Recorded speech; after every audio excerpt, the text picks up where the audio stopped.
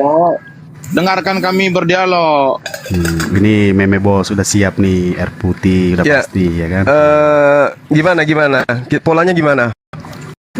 Yang lain jadi terus- penonton aja dulu ya. Siap, betul. Oke. Siap. Jadi Karena 2 versus 2 kan? enggak 2 versus 1 aja, enggak apa-apa.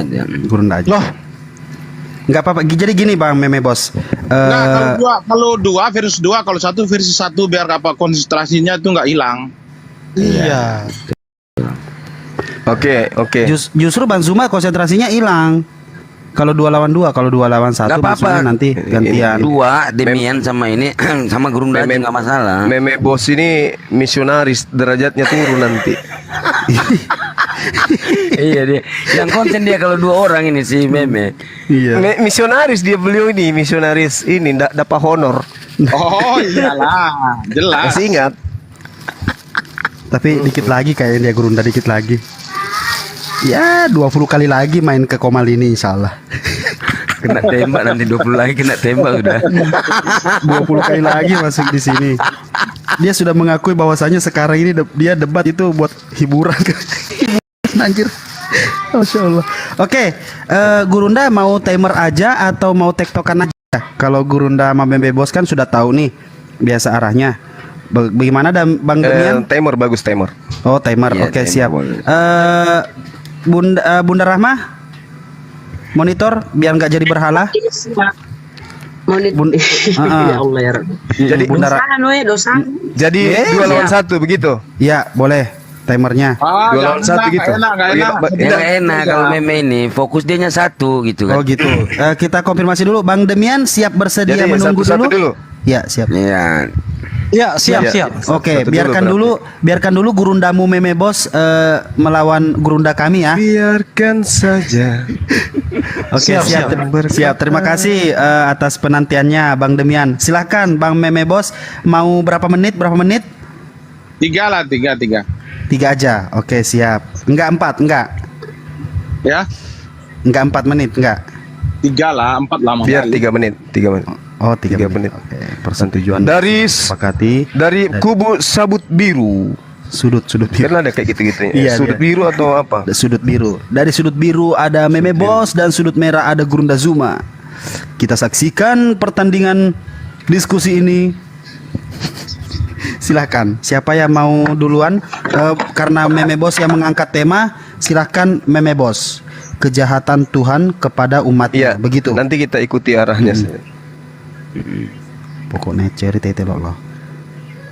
Oke, Bang Meme Bos, Bunda Rahma, jangan jadi Duinitas. Bunda Rahma ada di Komal sana, ada di Komal sini. Tolong.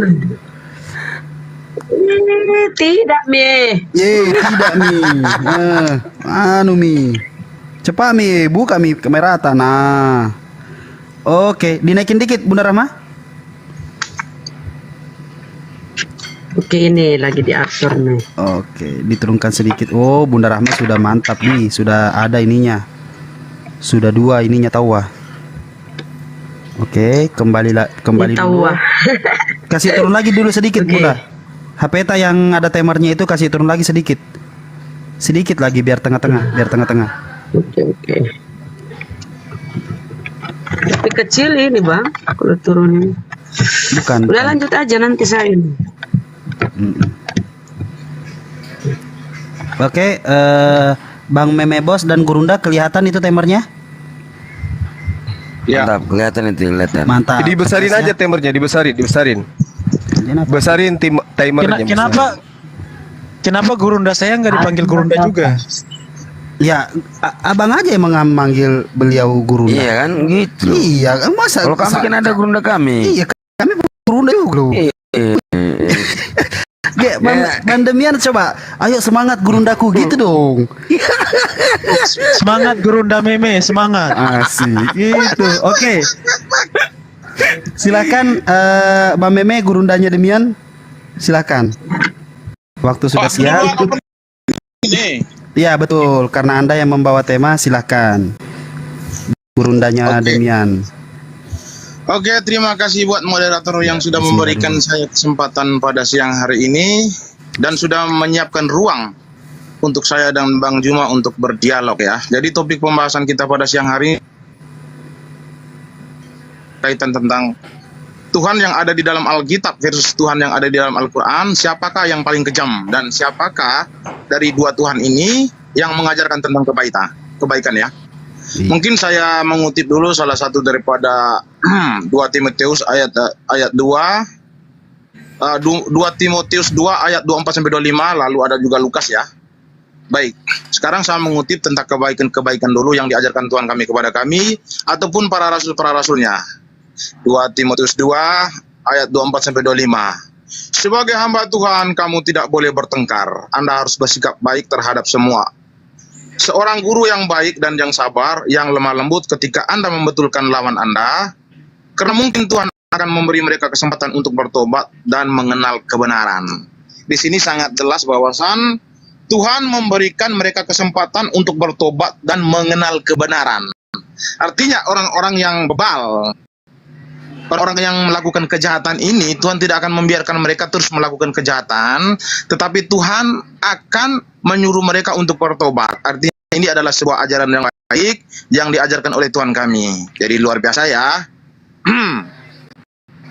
Lalu saya mengutip dari paparan Yesus di Matius 3 ayat 2, bertobatlah karena kerajaan surga sudah dekat. Wahyu 3 ayat 3, oleh itu ingatlah apa yang Anda terima dan dengar. Janganlah bertobat, sekiranya Anda tidak bangun, saya akan datang seperti pencuri, dan Anda tidak akan tahu jam berapa saya akan menentang Anda. Jadi ajaran-ajaran kebaikan yang ada di dalam Alkitab ini sangat luar biasa, dan Tuhan kami terus membimbing umat-umatnya supaya apa? Supaya melakukan sesuai dengan apa yang Dia kehendaki. Yang dikehendaki oleh Tuhan kami ini apa? Yang dikehendaki oleh Tuhan kami adalah manusia itu terus melakukan kebaikan terhadap sesama manusia. Maka Yesus mengatakan, kasihilah sesamamu seperti engkau mengasihi dirimu sendiri. Jadi kalau engkau mencubit orang lain sakit, maka cobalah cubit dirimu sendiri. Nah, inilah ajaran-ajaran kebaikan yang diajarkan Tuhan kami kepada kami, dan bukti orang Kristen terus menerapkan ajaran-ajaran itu dari dulu sampai sekarang, dan kami tidak pernah memerangi orang lain menggunakan agama. Kami tidak pernah membunuh orang lain dengan meneriakkan dalam nama Yesus kami penggal leher orang, tidak ada. Tetapi kita tidak tahu ajaran sebelah apakah ketika mereka memenggal leher orang, mereka meneriakkan nama Tuhan mereka atau tidak. Kita akan buktikan sebentar. Tetapi untuk sementara yang saya paparkan tadi bahwasan Kristen tidak pernah menjalankan ajaran agamanya ketika memenangi orang lain, memenggal orang lain, memenggal leher orang lain lalu meneriakkan nama Tuhan Yesus, itu tidak ada. Jadi kami tidak pernah mengatasnamakan agama ketika melakukan kejahatan terhadap orang lain, tetapi itu secara personal. Kalau secara personal saya katakan banyak sekali, tetapi secara agama saya pastikan saya belum pernah menemukan itu. Untuk sementara itu saja dulu. Mungkin Bang Juma bisa menjelaskan secara detail tentang ajaran-ajaran dia, dan teman-teman yang ada di atas komal, salam hormat.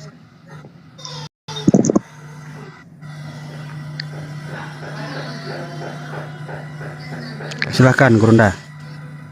Oke, baik. Bismillahirrahmanirrahim. Assalamualaikum warahmatullahi wabarakatuh. Waalaikumsalam. Damai sejahtera untuk kita semua, rekan-rekan yang ada di sini ya, sebangsa dan setanah air. Jadi ketika kita berbicara mengenai Tuhan yang datang melalui pengajaran para nabi, memperkenalkan dirinya sebagai Ar-Rahman Ar-Rahim, Tuhan yang maha penyayang, maha pengasih. Tuhan itu satu, tapi keyakinan di dalam kehidupan umat manusia itu berbeda-beda. Artinya ada manusia yang tidak menyembah kepada Ar-Rahman Ar-Rahim. Tetapi apakah kemudian Ar-Rahman Ar-Rahim ini membinasakan mereka yang tidak menyembah kepada dirinya? Ternyata tidak. Ar-Rahman Ar-Rahim itu ketika kemudian menyerukan sebuah pengajaran kepada kelompok tertentu, Allah tidak membebankan pengajaran itu kepada kelompok di mana kelompok ini tidak diutus utusannya kepada mereka. Itu poin pertama. Kemudian poin kedua, ketika kemudian ada utusan dari Ar-Rahman Ar-Rahim mengajarkan tentang keselamatan, lantas kemudian ditolak, Ar-Rahman Ar-Rahim tidak pernah kemudian putus asa untuk kemudian bisa menyelamatkan umatnya. Maka rentetan demi rentetan Nabi dan Rasul itu senantiasa diutus.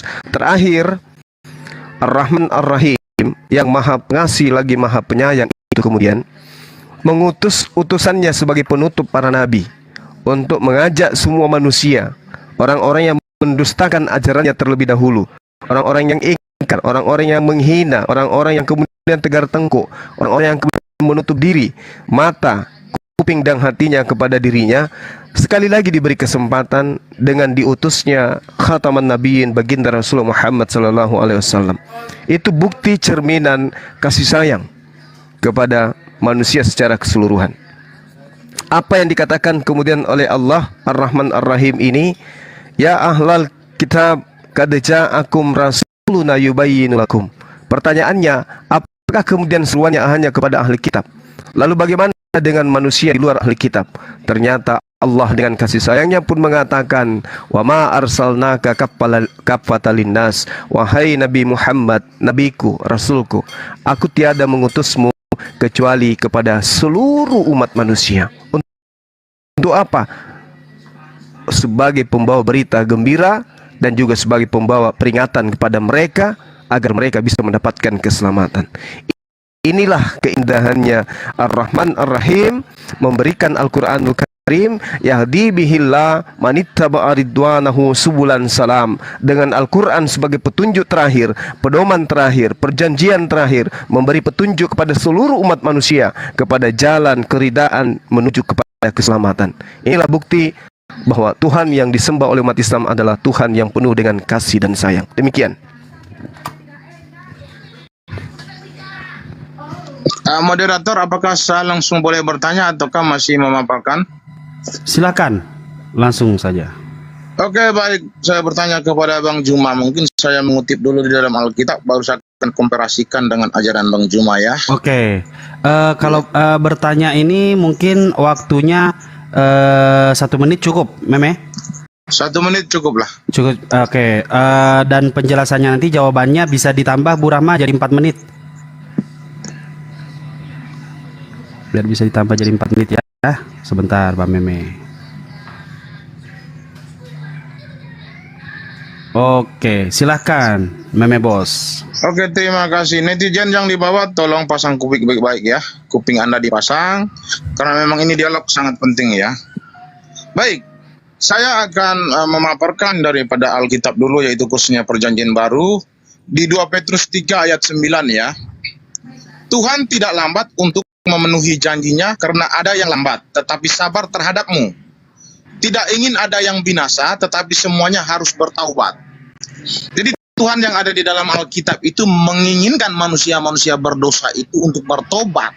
Supaya apa? Supaya mereka semua memperoleh keselamatan dan akan mendapatkan hidup yang kekal dan akan hidup bersama-sama dengan Dia di surga.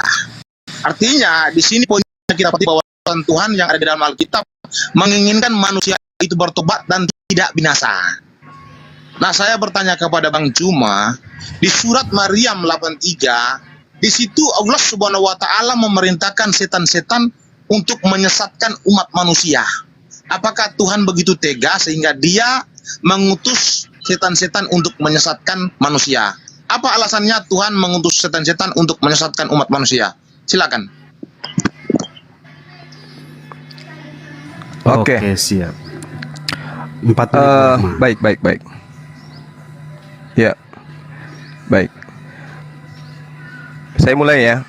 Al-Quran menjelaskan, Bismillahirrahmanirrahim, Alam tara anna arsalna syayatin alal kafirina ta'uzzuhum.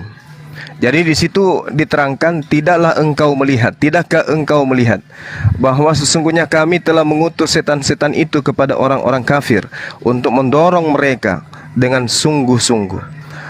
Jadi seperti yang kita ketahui, iblis yang tadinya itu adalah golongan yang suci meminta kepada Allah agar mereka dipanjangkan umurnya untuk kemudian mereka diberi izin untuk melakukan uji terhadap keturunan Adam, untuk membuktikan bahwa apa yang mereka sumpahkan, bahwa keturunan Adam akan dibuat semuanya sesat dan hanya sebagian kecil dari mereka yang beriman. Nah, adapun adapun iblis ini itu diutus oleh Allah sesuai dengan permintaan mereka. Tapi upahnya kemudian adalah neraka. Mereka kekal di dalamnya. Orang-orang yang kemudian ikut kepada iblis, mereka itulah kemudian orang-orang yang akan menjadi bahan bakar api neraka. Nah, kenapa harus seperti itu? Karena Tuhan yang menghendaki.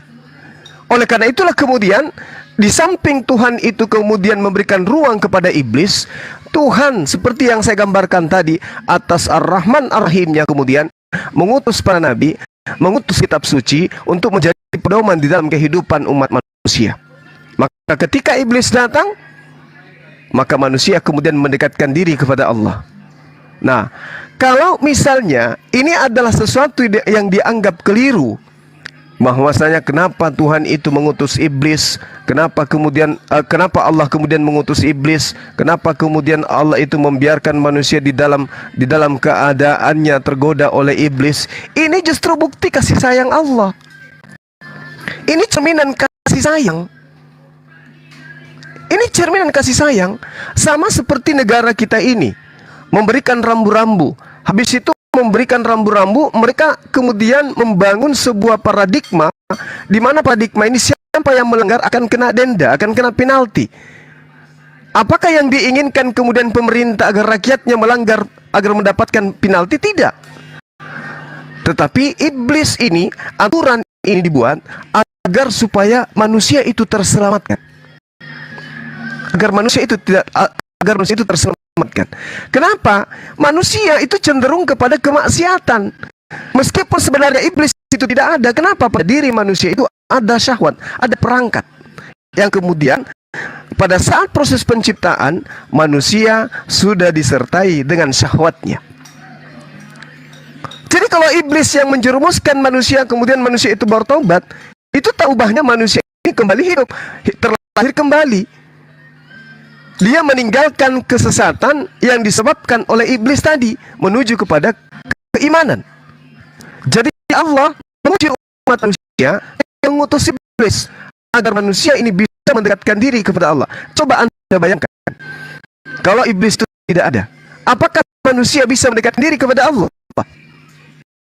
Adakah manusia kemudian yang ingin bertobat dari perbuatannya? Ketika iblis itu tidak ada yang menjerumuskan mereka, mereka yang terjerumus sendiri. Apakah mereka ingin mengatakan itu? Tidak.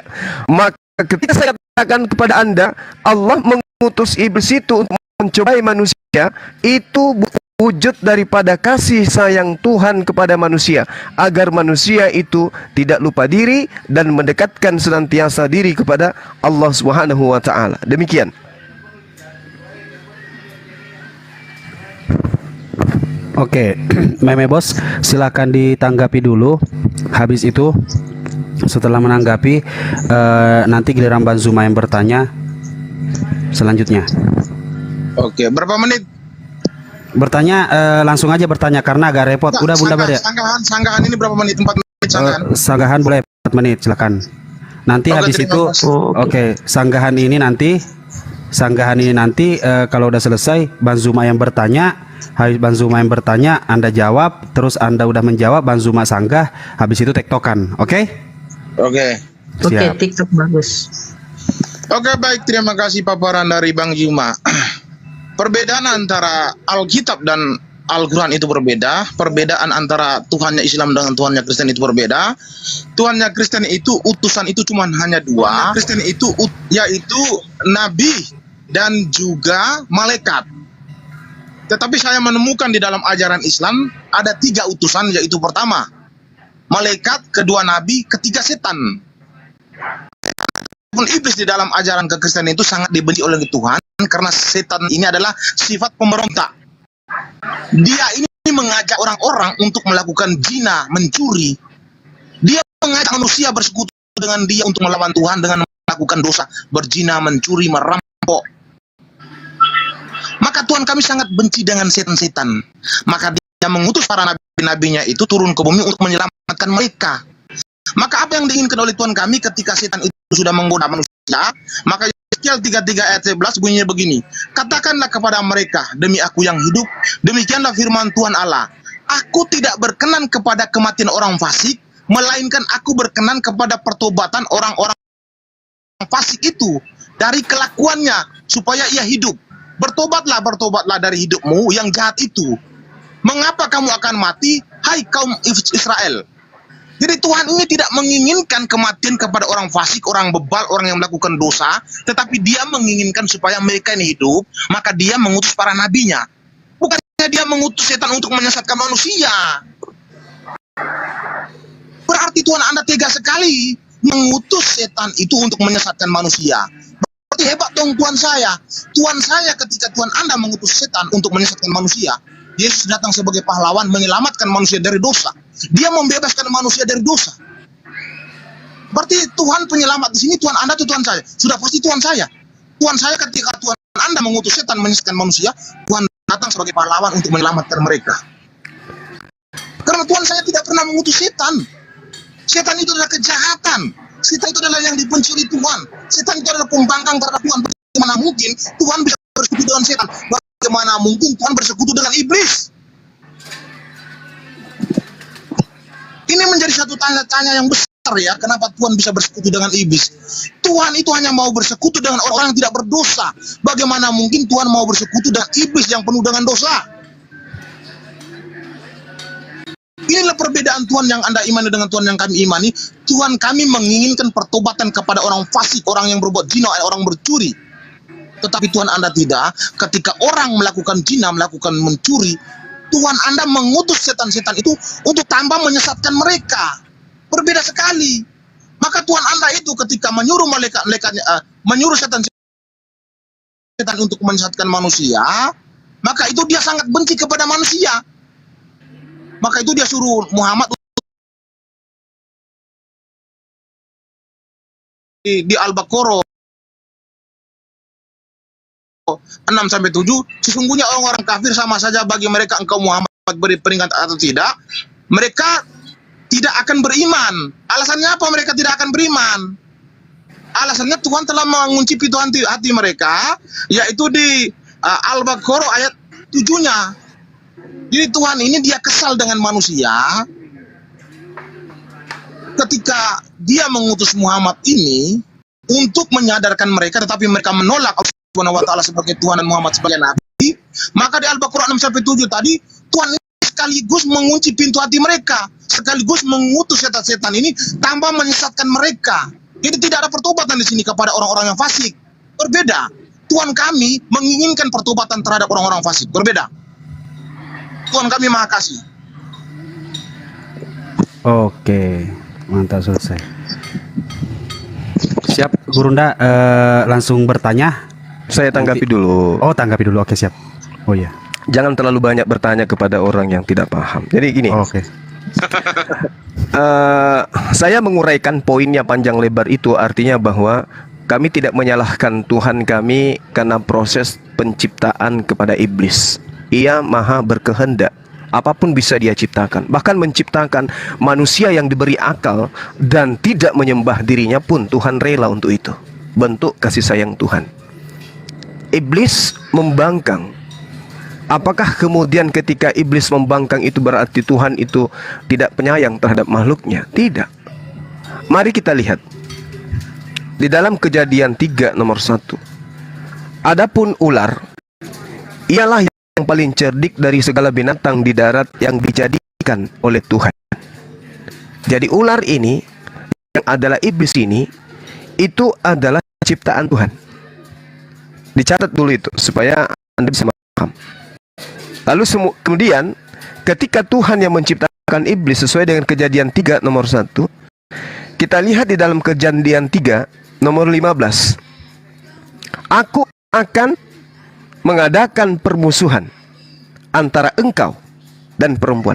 Siapa yang membuat permusuhan di sini? Tuhan. Tuhan yang membuat permusuhan antara iblis. Jadi yang membuat kekacauan sebenarnya siapa? Yang membuat iblis dan kemudian keturunan Adam bermusuhan itu siapa? Iblis atau Tuhan? Tuhan.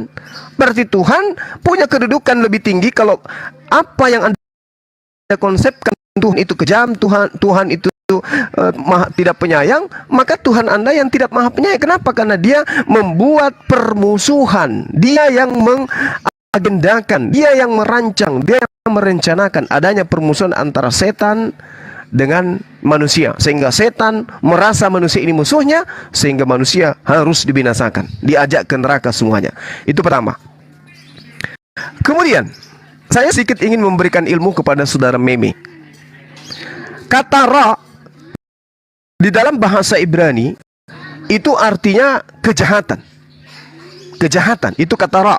Dalam bahasa Ibrani bisa diartikan dengan malapetaka, bisa diartikan celaka, bisa diartikan sesuatu yang buruk, bisa diartikan sesuatu buas, atau hal-hal yang mengerikan. Nah, apa poin yang ingin saya sampaikan kepada saudara? Di dalam Yesaya 54 nomor 7, di situ jelas dikatakan, akulah Tuhan yang menjadikan terang dan menciptakan gelap, yang menjadikan nasib mujur dan menciptakan kejahatan. Tuhan Anda, kalau Anda menuhankan yang ada di dalam perjanjian lama, dialah Tuhan yang menciptakan kejahatan. Masih mau mengatakan Tuhan Anda penyayang, pengasih gitu? Dia yang menciptakan kejahatan, dia yang membuat permusuhan, sehingga iblis dengan manusia bermusuhan.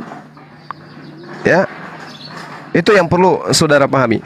Sedangkan yang saya terangkan kepada saudara tadi, tidakkah engkau melihat bahwa sesungguhnya kami telah mengutus setan-setan. Tujuan daripada setan diutus ini, karena dia dibawa kendali Tuhan, adalah untuk menguji. Bayangkan aja, Yudas masuk setan ke dalam dirinya. Apa akibatnya kemudian? Manusia diuji. Ada pembunuhan, lalu kemudian ada indikasi kebangkitan, lalu kemudian dibangkitkan lagi menjadi Tuhan, lalu muncul sekelompok manusia yang mempertuhankan sesamanya manusia. Ini adalah strategi Tuhan untuk uji. Apasnya kemudian justru Tuhan yang menciptakan permusuhan, justru tidak bermusuhan, tapi rangkulan, sama-sama mengiyakan menyembah selain daripada Tuhannya. Ini celoko. Celoko apa celaka? Ini celaka. Rangkulan dengan iblis, padahal disetting untuk bermusuhan. Demikian.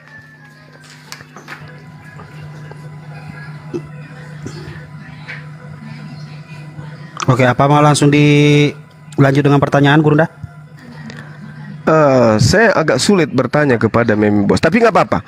Saya ingin mencoba untuk menarasikan sebuah hasil pemikiran saudara yang menyatakan Tuhan kami itu kejam, Tuhan kami itu menciptakan iblis. Oke lah, karena memang Tuhan kami itu maha pencipta, dia ciptakan segala sesuatunya.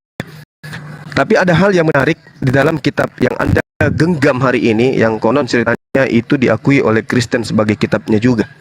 Di dalam Yeremia 19, di situ Tuhan Anda ya, mengatakan bahwa aku akan membuat mereka memakan daging anak-anaknya laki-laki dan daging anak-anaknya perempuan. Dan setiap orang akan memakan daging temannya sendiri dalam keadaan susah dan sulit yang ditimbulkan musuhnya pada mereka, dan oleh orang-orang yang ingin mencabut nyawa mereka. Saya ingin bertanya, apakah pola seperti ini cerminan daripada Tuhan yang memiliki kasih sayang, memerintahkan manusia memakan anak kandungnya sendiri, baik anak laki-laki maupun anak perempuan? Coba terangkan kepada saya, kasih sayang apa yang bisa dilihat dari keadaan seperti ini? Tuhan memerintahkan ciptaannya memakan anaknya sendiri. Silakan. Oke, siap. Meme Bos, kalau tiktokan nggak apa-apa, Gurunda? Blek. Oke, silakan. Udah Bu Rahmah, biarkan aja langsung ditanggapi Meme Bos. Nanti kalau udah selesai langsung tiktokan saja. Biar kita adil, kita selesaikan dulu sesi beliau menjawab, baru Oke, tiktokan. Sama seperti tadi saya. Oke, Yeremia berapa itu? Yeremia berapa? 4 menit. Yeremia berapa tadi aku sebut? Supaya saya lihat ayatnya di sini apa benar-benar itu perintah Tuhan atau bukan. Iya. Yeremia berapa ya tadi saya sebut ya? Yeremia 9 kali ya? Oke, ayat. Aduh. Meme bos. Coba lihat di data 9 coba. Tapi ingat ya, kalau Anda bertanya apakah ini firman Tuhan atau bukan, ingat kata-kata di dalam data pertama Yeremia 19 itu perintah yang jelas. Beginilah firman Theos kepadaku. Oke, berarti itu adalah firman Tuhan. Oke, silakan. Yeremia 9 ya, Yeremia 9 ayat 9 ya. Oke, Nike, lanjut. Masakan aku tidak menghukum mereka karena semuanya ini? Demikianlah firman Tuhan. Masakan aku tidak membalas dendamku kepada bangsa yang seperti ini? Itu bunyinya, Bang. Iya, perintahnya kan gini. Aku akan membuat kota ini menjadi kengerian dan menjadi sasaran suitan. Setiap orang yang melewatinya akan merasa ngeri dan bersuit karena segala pukulan dan yang dideritanya. Aku akan membuat mereka memakan daging anak-anak laki-laki dan anak-anak perempuan mereka. Ayatnya, Bang. 19, Yeremia 9 ayat 19 coba. Oke, 19 kita cari ya. Yeremia 9 ayat 19. Sebab terdengar ratapan dari Sion, wahai binasalah. Kami sangat dipermalukan, sebab kami harus meninggalkan negeri ini, karena rumah-rumah kediaman kami dirobohkan orang. Bukan kayaknya. Nomor 9, Martina. Oke, nomor 9. Oke, masakah aku tidak menghukum mereka karena semuanya ini? Demikianlah firman Tuhan. Masakah aku tidak membalaskan dendamku kepada bangsa yang seperti ini? Apanya dibaca ini? Ini gini, saudaraku ya, saya panggil Anda dengan julukan yang bagus. Saudaraku Deborah, Yeremia 19 nomor 9 itu tidak seperti itu. Oke, nanti kita akan bahas karena ini akan menghabiskan waktu saya, tetapi saya jawab dulu pertanyaan Bang Juma. Bentar. Saya jawab dulu sanggahan Bang Juma. Ini nanti kita akan lihat ayatnya benar atau tidak seperti yang diucapkan Bang Juma, karena di sini saya sudah buka Alkitab, tidak ada ya. Jadi saya jawab dulu ya. Tidak ada di Yeremia 9 ayat 9 dan Yeremia 19 nomor 9, Deborah. Oke, nanti kita akan buka itu. Oke. Saya sanggah dulu karena waktu saya ini sangat tipis ya. Jadi begini. Ketika Anda mengatakan bahwasan Tuhan kami itu mengadakan permusuhan antara manusia dengan iblis, saya sangat sepakat dengan Tuhan. Iblis itu patut untuk dibenci. Iblis itu patut untuk dihindari. Karena iblis itu mengajak manusia untuk bersekutu, untuk melakukan perlawanan terhadap Tuhan. Iblis menginginkan manusia itu berdosa, tetapi Tuhan tidak. Dan iblis itu tidak pernah menjadi utusan Tuhan. Iblis itu ingin menyamakan diri dengan Tuhan, sehingga dia mencari manusia-manusia yang bebal ini, dan manusia tersebut bersekutu dengan dia untuk melawan Tuhan. Jadi Tuhan tidak menginginkan hal ini akan terjadi, maka Tuhan menginginkan permusuhan antara manusia dengan iblis supaya apa? Tuhan membentengi manusia, tidak boleh dekat dengan iblis. Saya rasa ini sangat lazim, tidak ada masalah di sini. Yang menjadi masalah itu ketika Tuhan mengutus iblis untuk menyesatkan manusia. Ini yang menjadi salah. Konsep di dalam Alkitab itu sangat dijelaskan bahwasan Tuhan itu mempunyai utusan hanya ada 2, hanya ada nabi dan malaikat. Tidak ada iblis itu bersekutu dengan Tuhan, wahai manusia. Tidak ada iblis itu bersekutu dengan Tuhan, wahai manusia, sadarlah. Tidak ada. Iblis itu sangat dibenci oleh Tuhan. Maka Yesus itu sangat membenci Tuhan. Maka seperti berkata begini, iblislah menjadi bapakmu sebab engkau tidak menangkap firmanku. Berarti orang-orang yang bersekutu dengan iblis, dia juga termasuk salah satu adalah iblis. Orang yang mengutus iblis, dia adalah salah satu daripada iblis. Jadi orang-orang ini yang percaya terhadap iblis, dia telah menjadikan iblis sebagai bapaknya, dan dia telah menjadikan iblis sebagai tuannya. Jadi di dalam ajaran Kristen itu tidak ada Tuhan itu bersekutu dengan iblis. Tidak ada ya. Oke, coba langsung dibaca Yeremia 19 ayat 9. Biarlah, ini sudah waktunya tektokan. Oke, Yeremia 19 ayat 9. Oke, kita baca.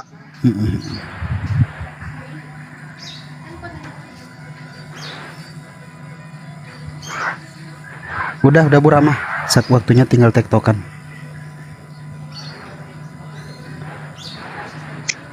Oke.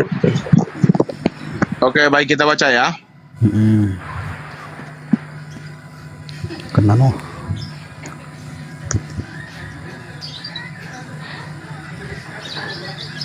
Yeremia 19 ayat 9 ya. Oke.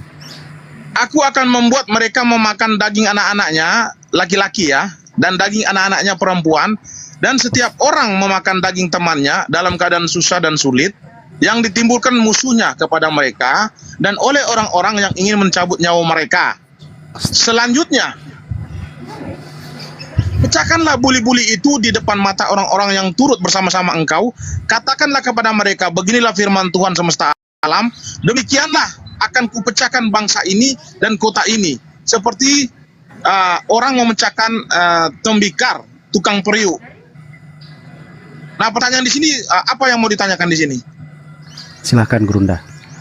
Iya, jadi kalau dikatakan kemudian Tuhan mengutus iblis, ya kan jelas di dalam Bible malaikat di dalam Bible Adam dan juga iblis diusir kan ke bumi. Kenapa harus di satu alam kan? Harusnya iblis diusir ke Pluto. Lalu kemudian Anda bangga dibuat kejahatan. Harusnya tidak seperti itu. Iblis diminta untuk sujud kepada Adam. Tidak mau sujud, ya sudah selesai.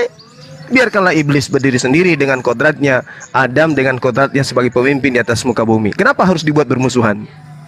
Kenapa? Itu satu. Kemudian ketika sudah dibuat bermusuhan, ternyata Tuhan mengambil bagian. Dia memerintahkan langsung, bukan lagi melalui iblis, tapi Tuhannya yang keiblisan memerintahkan kemudian manusia memakan anaknya sendiri. Bukan lagi iblis yang mengambil peran, tapi Tuhannya langsung yang memerintahkan. Tidak digoda, tidak kemudian dicobai, tapi dia langsung yang memerintahkan. Makan anakmu, yang laki-laki maupun perempuan. Bagaimana Anda bisa menjabarkan Tuhan Anda penyayang, pengasih, kalau seperti itu keadaannya? Silakan. Oke, baiklah.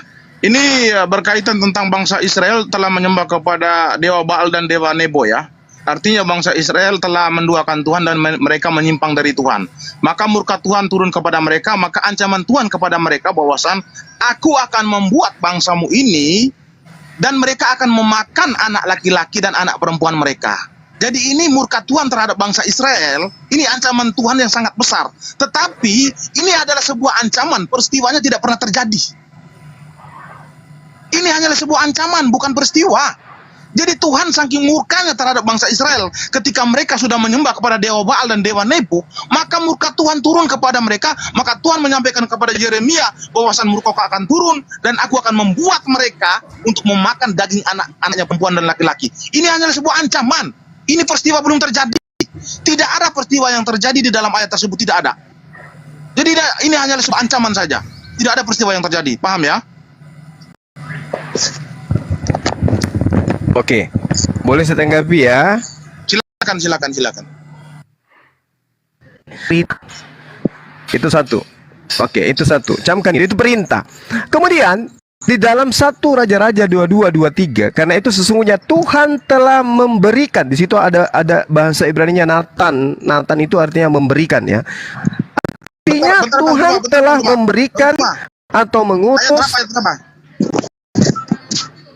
Ayat berapa? 1 Raja-Raja 22:23. 1 Raja-Raja 22:23. Harusnya ketika saya mengatakan begitu Anda sudah tahu ya. Tuhan mengutus roh dusta ke dalam mulut semua nabimu. Jadi ternyata nabi-nabi yang datang kepada Bani Israel itu di dalam utus roh iblis. Itu satu. Kedua, di dalam perjanjian orang Kristen di dalam kitab Lukas 22 nomor 3 dikatakan di sana, Bung, Shima. Putus-putus Gurunda, suaranya putus-putus.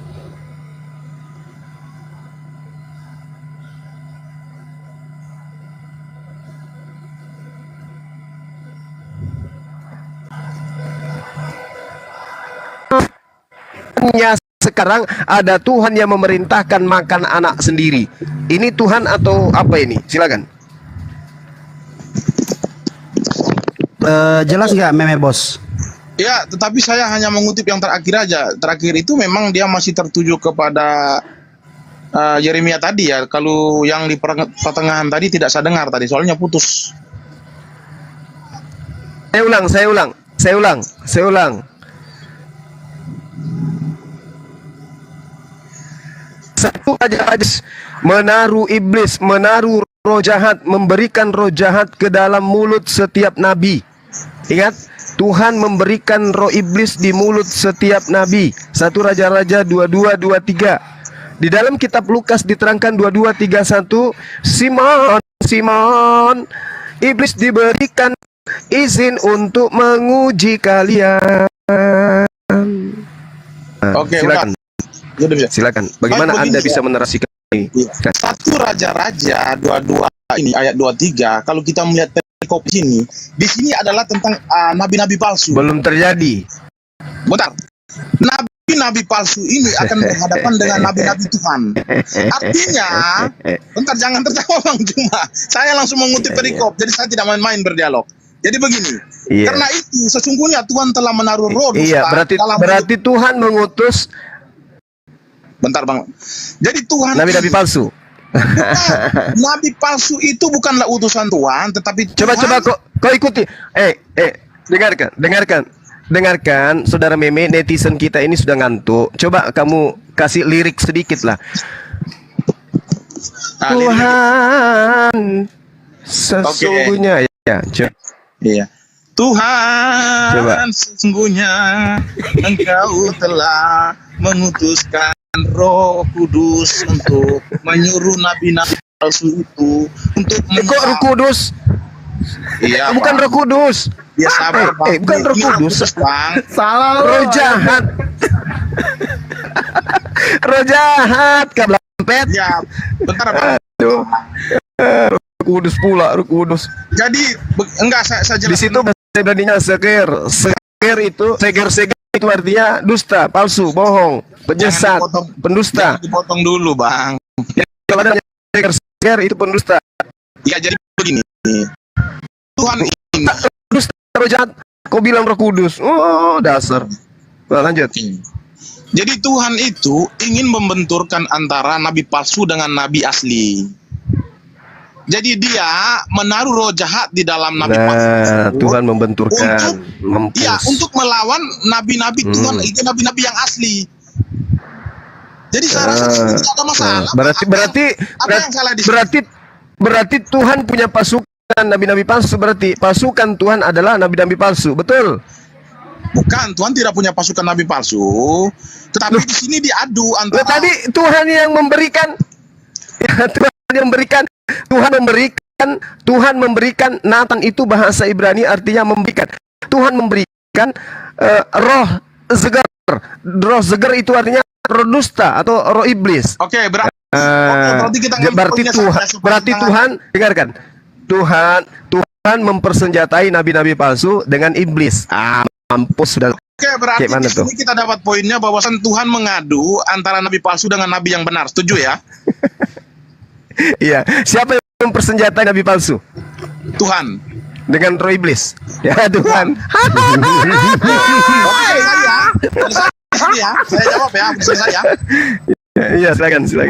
Tidak ada masalah lagi, udah selesai, saya sudah jawab. Kalau berkaitan Yeremia sudah. Iya, Itu ada selesai. Tapi saya sekali-sekali kalau nanti saya ngantuk, kamu kasih lirik yang agak syahdu sedikit biar mereka ngantuk. Ya, sekali-sekali tapi jangan seseringan. Poin Silakan. ini belum banyak, ini malas aku mau dialog ini, harus banyak koin dulu. Oke, saya lanjutkan ya.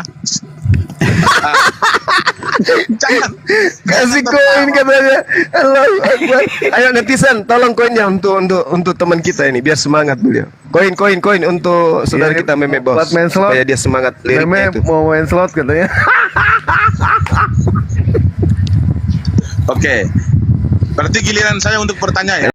Ayo, Meme Bos. Ya. Itu kencang tuh Meme Bos. Sabar, lanjut. Semangat. Wah, ini terima kasih. Ini ini dia membangkitkan aku. Ini dari tadi, jangan diam-diam aja. Dasar Ini baru mantap. dasar lucu. Oke. Itu orang ini tahu aja obatnya ya, tahu aja obatnya. Oke, saya lanjutkan. Sekarang giliran saya bertanya, Bang, ya. Ya, silakan. Oke. Baik, pertanyaan saya kepada Bang Juma, karena netizen sudah memberikan saya koin, maka saya memberikan apresiasinya dengan semangat ya. Oke, saya lanjutkan. Saya ingin bertanya kepada Bang Juma, ketika Tuhan Bang Juma mengutus iblis-iblis untuk menyesatkan manusia, lalu kami sebagai orang kafir dalam pandangan Islam, sebab Islam memandang bahwasan jikalau ada orang yang tidak mengimani Allah Subhanahu wa taala sebagai Tuhan dan tidak mengimani Nabi Muhammad sebagai nabi dan tidak mengimani Al-Qur'an sebagai jalan kebenaran, maka orang tersebut adalah kafir. Kafir itu siapa saja kategorinya? Yahudi, Kristen, Hindu, Buddha, itu sudah termasuk kafir. Artinya yang diutuskan Tuhan Anda untuk menyesatkan orang-orang tersebut adalah orang kafir.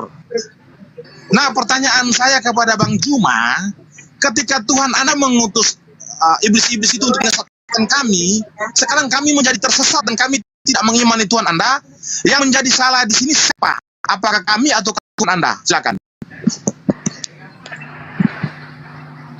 Mantap, Oke, pertanyaan tanggapan. bagus. Sabar ya, sabar. Oke, gimana Jangan pertanyaannya terlalu gimana? banyak koinnya, tidak kabur lagi. Kalau mau kabur baru kabur. Gak apa-apa. Ayo koin, semangat koin. Mantap sekali. Koin naik, Mas. Koin udah naik, hancur kalian. Oke. Koin naik hancur kalian. Wah, kurang ajar nih. Saya yang minta kau dikasih koin, kau hancurkan kami. Kayak mana ini? Apa pertanyaannya? Dikasih koin tapi mau ngancurin kami. Stop. Jangan kasih koin lagi ke dia. Enggak. Bercanda itu, bercanda. Tahu, Bang. Nah, Santai, saya Bang. lanjutkan dulu ya. Ya. Apa tadi pertanyaannya? Saya Ya. ulangi lagi pertanyaan. Yoi. Allah Subhanahu wa taala mengutus iblis untuk menyesatkan orang-orang kafir. Artinya Allah Subhanahu wa taala mengutus orang iblis untuk menyesatkan orang kafir dan mendorong mereka untuk giat lagi berbuat maksiat. Itu di surat Maryam 83 ya. Nah, sekarang kami orang-orang kafir ini, kami sudah melakukan sesuai dengan apa yang Allah Subhanahu wa taala inginkan. Karena yang diinginkan Allah Subhanahu wa taala adalah orang-orang tersebut lebih banyak lagi berbuat maksiat sesuai dengan surat Maryam 83. Nah, sekarang kami sudah menjadi tersesat ini. Allah Subhanahu wa taala sudah berhasil mengutus iblis untuk menyesatkan kami. Nah, sekarang kami sudah sesat ini. Sekarang yang menjadi pertanyaan saya, kami menjadi tersesat ini atas kesalahan kami ataukah atas kesalahan Allah Subhanahu wa taala? Silakan. Oke, baik. Jadi Al-Quran menerangkan kebenaran itu telah datang dari Allah. Jadi kebenaran itu sudah dinyatakan oleh Allah. Ya, barang siapa yang kemudian ingin beriman, silakan beriman. Barang siapa yang ingin kufur, silakan kufur. Makanya di dalam Al-Quran juga diterangkan, Bung, katakanlah kepada mereka, wahai Nabi Muhammad, aku didatangkan untuk kebenaran dari Allah. Maka barang siapa yang hendak mengimani dan mengikutinya, maka hendaklah mereka mengikuti baginda Rasulullah Muhammad SAW. Juga diterangkan di dalam Al-Quran surah Al-Isra, bagaimana kemudian perintah Allah datang ke atas muka bumi ini. Kebenaran telah datang dan yang batil telah lenyap. Sungguh yang batil itu pasti lenyap. Itu jelas dalam surah Al-Isra. Nah, ketika Anda mengatakan Tuhan telah mengutus sehingga kami tersesat, sebenarnya Allah sudah mengatakan kebenaran itu telah kunyatakan kepada seluruh umat manusia. Wa ma arsalnaka kaffatan linnas. Wahai baginda Rasulullah Muhammad SAW, engkau kuutus untuk seluruh umat manusia untuk memberi kabar gembira. Wa basyira, diterangkan, dan juga peringatan. Jadi ketika Rasulullah Muhammad SAW datang, beliau datang kemudian membawa kabar gembira dan juga memberikan peringatan. Nah, Anda muncul di saat sekarang bertanya, apakah kami ini disesatkan? Tidak, Anda tidak disesatkan. Anda yang menyesatkan diri Anda. Setelah Anda menyesatkan diri Anda, maka Allah memberi ganjaran kepada saudara untuk semakin bertambah kesesatannya setelah datang kebenaran. Jelaskan seperti itu. Makanya tadi ketika saya bertanya tentang kitab, menyatakan tentang kitab yang Anda pegang, Tuhan mengutus iblis. Tuhan memiliki kemudian memberikan iblis kemudian senjata untuk menyesatkan melalui lewat mulut nabi-nabi. Lalu kemudian di dalam Lukas 22:31 Tuhan memberikan izin kepada iblis untuk mencobai manusia. Sama seperti di Al-Quran. Berarti antara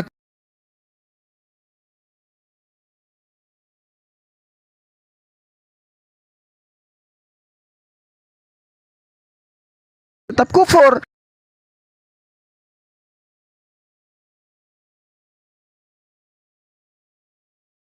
Kalau kufur berarti itu pilihan Anda. Kalau beriman juga pilihan Anda. La ikraha fiddin. Jadi tidak ada yang disesatkan. Coba, adakah umat Islam itu menutup diri tentang ajaran Islam kepada saudara? Tidak. Kami malam tempat ibadahnya menggunakan toa, di mana-mana terdengarkan la ilaha illallah Muhammad Rasulullah, Isa Rasulullah. Kami perdengarkan. Nah, apakah kemudian ada hal yang memaksa Anda untuk tidak memeluk ajaran agama Islam? Tidak. Semuanya silakan. Yang mau beriman silakan beriman, yang mau kafir silakan kafir. La ikraha fiddin. Tidak ada paksaan. Seperti itu. Silakan. Oke, saya tanggapi ya. Jadi begini Bang Juma, pada zaman Muhammad itu sudah banyak sekali orang-orang itu kafir.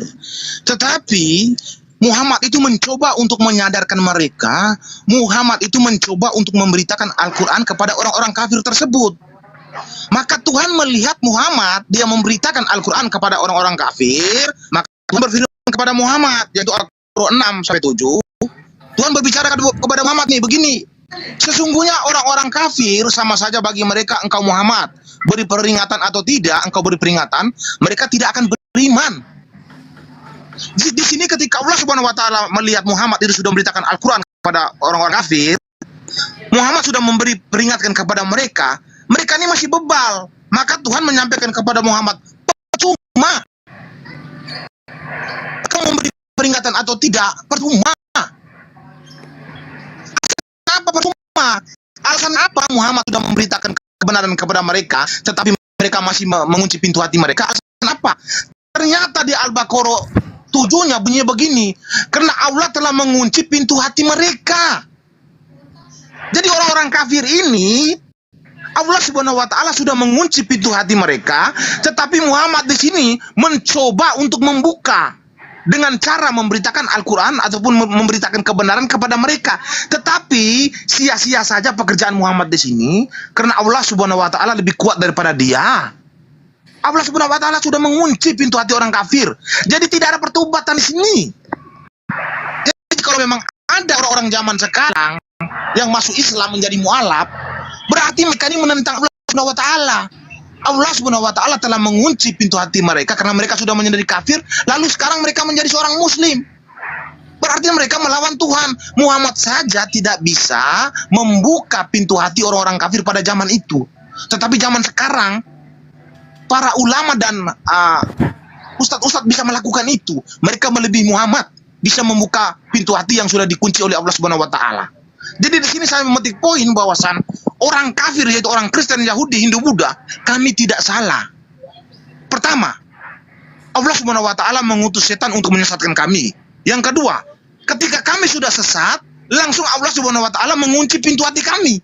Jadi percuma saja kalian itu menyadarkan kami, memberi peringatan ataupun tidak peringatan, itu sia-sia saja. Allah Subhanahu wa taala sudah mengunci pintu hati kami. Jadi di sini saya memetik poin, yang salah bukan kami, yang salah adalah Allah Subhanahu wa taala. Nggak usah dibolak-balik, nggak usah dibolak-balik, dijawab bentar sama Bang Juma, gampang. Jadi yang salah di sini adalah Allah Subhanahu wa taala yang telah mengutus setan untuk menyesatkan kami. Setelah kami sesat langsung dikunci. Jadi salah bukan kami. Saya memetik poinnya. Oke, Bang Juma silakan. Enggak begitu. Jadi saya kasih analogi sebelum saya masuk ke dalam ayat. Nabi Isa alaihissalam datang kepada Bani Israel, Yesus datang kepada Bani Israel. Yesus menerangkan, bukan hanya menerangkan. Yesus menjelaskan, bukan hanya menjelaskan. Bahkan Yesus membuktikan kenabian dan kerasulannya dengan berbagai macam mujizat. Apakah mereka beriman? Tidak beriman. Apakah karena iblis? Bukan juga. Tetapi memang karena kesombongan, ketamakan, dan kekufuran mereka sendiri. Demikianlah yang dimaksud dalam surah Al-Baqarah ayat 6 yang Anda maksud. Orang-orang kafir di sini adalah orang-orang Yahudi, ahli kitab, orang yang musyrik, yang sangat ingkar kepada kenabian Rasulullah Muhammad SAW. Mereka tidak mau beriman. Padahal Rasulullah sendiri yang datang kepada mereka, Rasulullah yang ada di hadapan mereka, tapi mereka tidak mau beriman. Itu yang dimaksud. Beda dengan kafir seperti Anda. Anda tidak pernah datang kepada Rasulullah, berarti ayat surah Al-Baqarah itu tidak seperti yang diterangkan tentang orang-orang ahli kitab dengan Anda ini. Anda masih punya potensi. Kenapa saya katakan masih punya potensi? Anda tadinya kan adalah orang muslim, lahir dalam keadaan muslim Anda itu. Artinya Anda masih suci pada saat lahir. Lalu Allah menerangkan, innalladzina amanu summa kafaru summa amanu summa kafaru. Artinya ada kesempatan untuk beriman. Ketika Anda kafir lalu kemudian beriman, itu ada kesempatan. Ini dalil. Ini dalil Allah Subhanahu wa taala menjelaskan itu. Malah Allah gimana? Malah Allah mengatakan, qad ja'akum basairu mir rabbikum faman absara fali nafsi wa man amiya fa 'alaiha wa ma ana 'alaikum bihafiz. Seperti itu ayatnya. Sungguh bukti-bukti yang nyata telah datang dari Tuhanmu. Barang siapa melihat kebenaran itu, maka manfaatkanlah baginya kebenaran itu untuk dirinya. Dan barang siapa buta tidak melihat kebenaran itu, maka dialah yang rugi. Dan aku, Nabi Muhammad, bukanlah penjagamu. Ini jelas ini. Ini jelas. Kata ja'akum, kebenaran itu sudah datang. Kebenaran itu sudah nyata. Barang siapa melihat kebenaran itu, maka segeralah manfaatkan bagi dirinya sendiri. Jangan ego, jangan menutup diri. Ini dalil surah Al-An'am ayat 104. Jadi kalau saudara bos melihat kebenaran, ya manfaatkan kebenaran itu. Jangan Anda tolak. Anda tolak lantas kemudian Anda mengatakan, wah Tuhan sudah mengunci hati kami. Anda yang menutup diri, bukan Allah Subhanahu wa taala yang menutup diri. Menutup diri Anda tidak. Setelah kemudian Anda membaca surah Al-Baqarah ayat yang tadi, itu adalah orang-orang yang telah datang kepada baginda Rasulullah SAW kepada mereka, tapi ditolak mentah-mentah, diberi peringatan, tapi tetap aja ditolak mentah-mentah. Kalau Anda kan tidak, masih punya kesempatan. Ya, Anda diberi peringatan tentang Quran, tentang keselamatan, tentang ahli kitab, tentang keadaan kitab-kitab terdahulu, tentang keadaan Isa atau Yesus. Anda sudah diberi, Anda sendiri yang menolaknya. Kenapa Anda menolaknya? Karena Anda tidak mau beriman kepada Allah dan tidak mau beriman kepada Rasulullah Muhammad SAW. Buktinya, banyak orang Kristen, banyak orang ateis, Hindu, Buddha yang menerima kebenaran Islam. Kenapa Anda tidak mau? Silakan. Oke, baik, saya tanggapi ya. Saya sudah mengatakan tadi bahwasan ulama ataupun ustadz tidak akan bisa membuka pintu hati kami karena Allah Subhanahu wa taala sudah mengunci. Kalau Allah Subhanahu wa taala sudah mengunci pintu hati orang-orang kafir, lalu ulama ataupun ustadz masih bisa membuka. Itu tolong di-mute dulu, siapa itu? Jadi kalau Allah Subhanahu wa taala sudah mengunci pintu hati kami tetapi masih ada yang bisa membuka, berarti dia adalah penentang Allah Subhanahu wa taala. Nah, saya sekarang memberikan satu poin yang paling gampang kepada teman-teman. Saya sudah menemukan jawaban-jawaban yang sangat mantap ya. Jadi begini. Allah Subhanahu wa taala mengutus iblis untuk menyesatkan kami. Setelah kami sesat, Allah Subhanahu wa taala itu mengunci pintu hati kami. Nah, setelah dia mengunci pintu hati kami, Muhammad itu diadu dengan kami. Jadi Nabi Muhammad ini dia mengutus untuk mengadu dengan orang-orang kafir. Jadi dia sudah mengunci pintu hati orang-orang kafir, lalu diadulah orang kafir dengan Muhammad. Maka di Sunan An-Nasai 3040 ini bunyi begini. Rasulullah telah bersabda, saya diperintahkan untuk memerangi manusia hingga mereka mengucapkan la ilaha illallah. Barang siapa yang mengucapkan la ilaha illallah, maka ia telah melindungi jiwa dan hartanya dari kecuali dengan haknya dan perhitungannya kepada Allah. Di sini Allah Subhanahu wa taala. Anak saya berapa itu, Me? Anak saya berapa itu, Me? Jangan dipotong dong. Nah, nomornya aja anak saya berapa? 3040. 3040, lanjut. Jadi Allah Subhanahu wa taala sudah mengunci pintu hati orang kafir, lalu diutuslah Muhammad untuk mengadu domba dengan orang-orang kafir. Jadi Muhammad ini diperintahkan untuk memerangi orang-orang kafir ini supaya mereka mengucapkan la ilaha illallah. Bagaimana orang kafir akan mengucapkan la ilaha illallah sedangkan Allah Subhanahu wa taala sudah mengunci pintu hati mereka? Jadi saya sudah menemukan jawaban di sini. Jadi orang kafir itu diadu dengan Nabi Muhammad. Setuju ya kalau orang kafir itu diadu dengan Nabi Muhammad ya, karena di sini Nabi Muhammad diperintahkan untuk memerangi orang kafir, sedangkan orang kafir itu sudah dikunci pintu hatinya, tetapi di sini harus dipaksa, harus mengucapkan la ilaha illallah. Itu bisa. Itu kamu bisa ucapkan. La ilaha illallah. Jadi itu Muhammad bisa. Ini diadu. Jadi itu Muhammad di sini diadu dengan orang kafir, setuju ya? Itu kamu bisa mengucapkan, tadi katanya dikunci. Ya, tapi kan Muhammad diadu dengan orang kafir, setuju di sini ya? Tunggu. Sebelum saya jawab, sebelum baginda Rasulullah Muhammad SAW diutus pada abad ke-7, pernah tidak kemarin-kemarin kamu mendengarkan di dalam kitab saudara, Tuhan mengutus roh iblis ke dalam mulut nabi-nabi? Nabi-nabi yang datang sebelum baginda Rasulullah SAW. Pernah enggak kamu mendengarkan data itu, entah kemarin atau besok? Pernah enggak? Pernah. Kapan? Kepada nabi-nabi palsu tapi. Iya, aku tanya, kapan kau dengarkan itu bahwa Tuhan mengutus roh jahat ke dalam mulut nabi-nabi palsu? Itu kapan? Tadi. Tadi. Mana duluan baginda Rasulullah Muhammad SAW datang dengan nabi-nabi palsu itu? Berarti saya memetik poinnya, Tuhan saya mengutus roh jahat masuk ke dalam nabi palsu untuk melawan nabi, lalu Tuhan Anda mengadu domba antara Muhammad dengan orang-orang kafir, setuju ya? Nabi palsu tadi. Oke. Ya. Nah, sekarang siapa orang yang mengajarkan Anda menyembah manusia yang pernah mati lalu menjadi Tuhan? Siapa yang mengajarkan itu? Nabi dari mana itu? Kok jadi lari ke ketuhanan Yesus, Bang? Anda jangan lari dong. Enggak, bukan. Dengarkan saudara, Anda menuduh Allah. Anda menuduh Allah, padahal ada terlebih dahulu yang mengajarkan Anda mempertuhankan manusia demi untuk menolak kebenaran Allah, kan gitu. Siapa nabi yang mengajarkan Anda untuk melakukan itu? Saya kasih clue-nya. Kisah Para Rasul 13 nomor 1. Nabi siapa yang ada di sana yang Anda kenal? Di situ ada namanya Nabi Sidik, Nabi Petalempu, Nabi Handi, Nabi Saulus. Yang mana yang Anda kenal sebagai pengajar? Bukan, Bang. Topik kita ini adalah kekejaman Tuhan yang ada di dalam Alkitab dan juga Iya, tahu. Satu raja-raja. Dengarkan.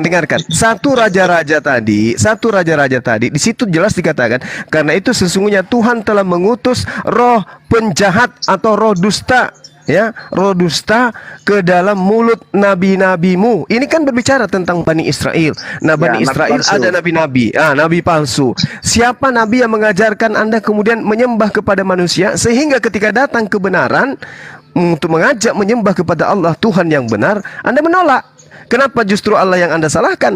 Allah telah mengunci hati kami. Padahal bukan Allah kami yang mengajarkan, bukan Tuhan kami yang mengajarkan Anda menyembah manusia.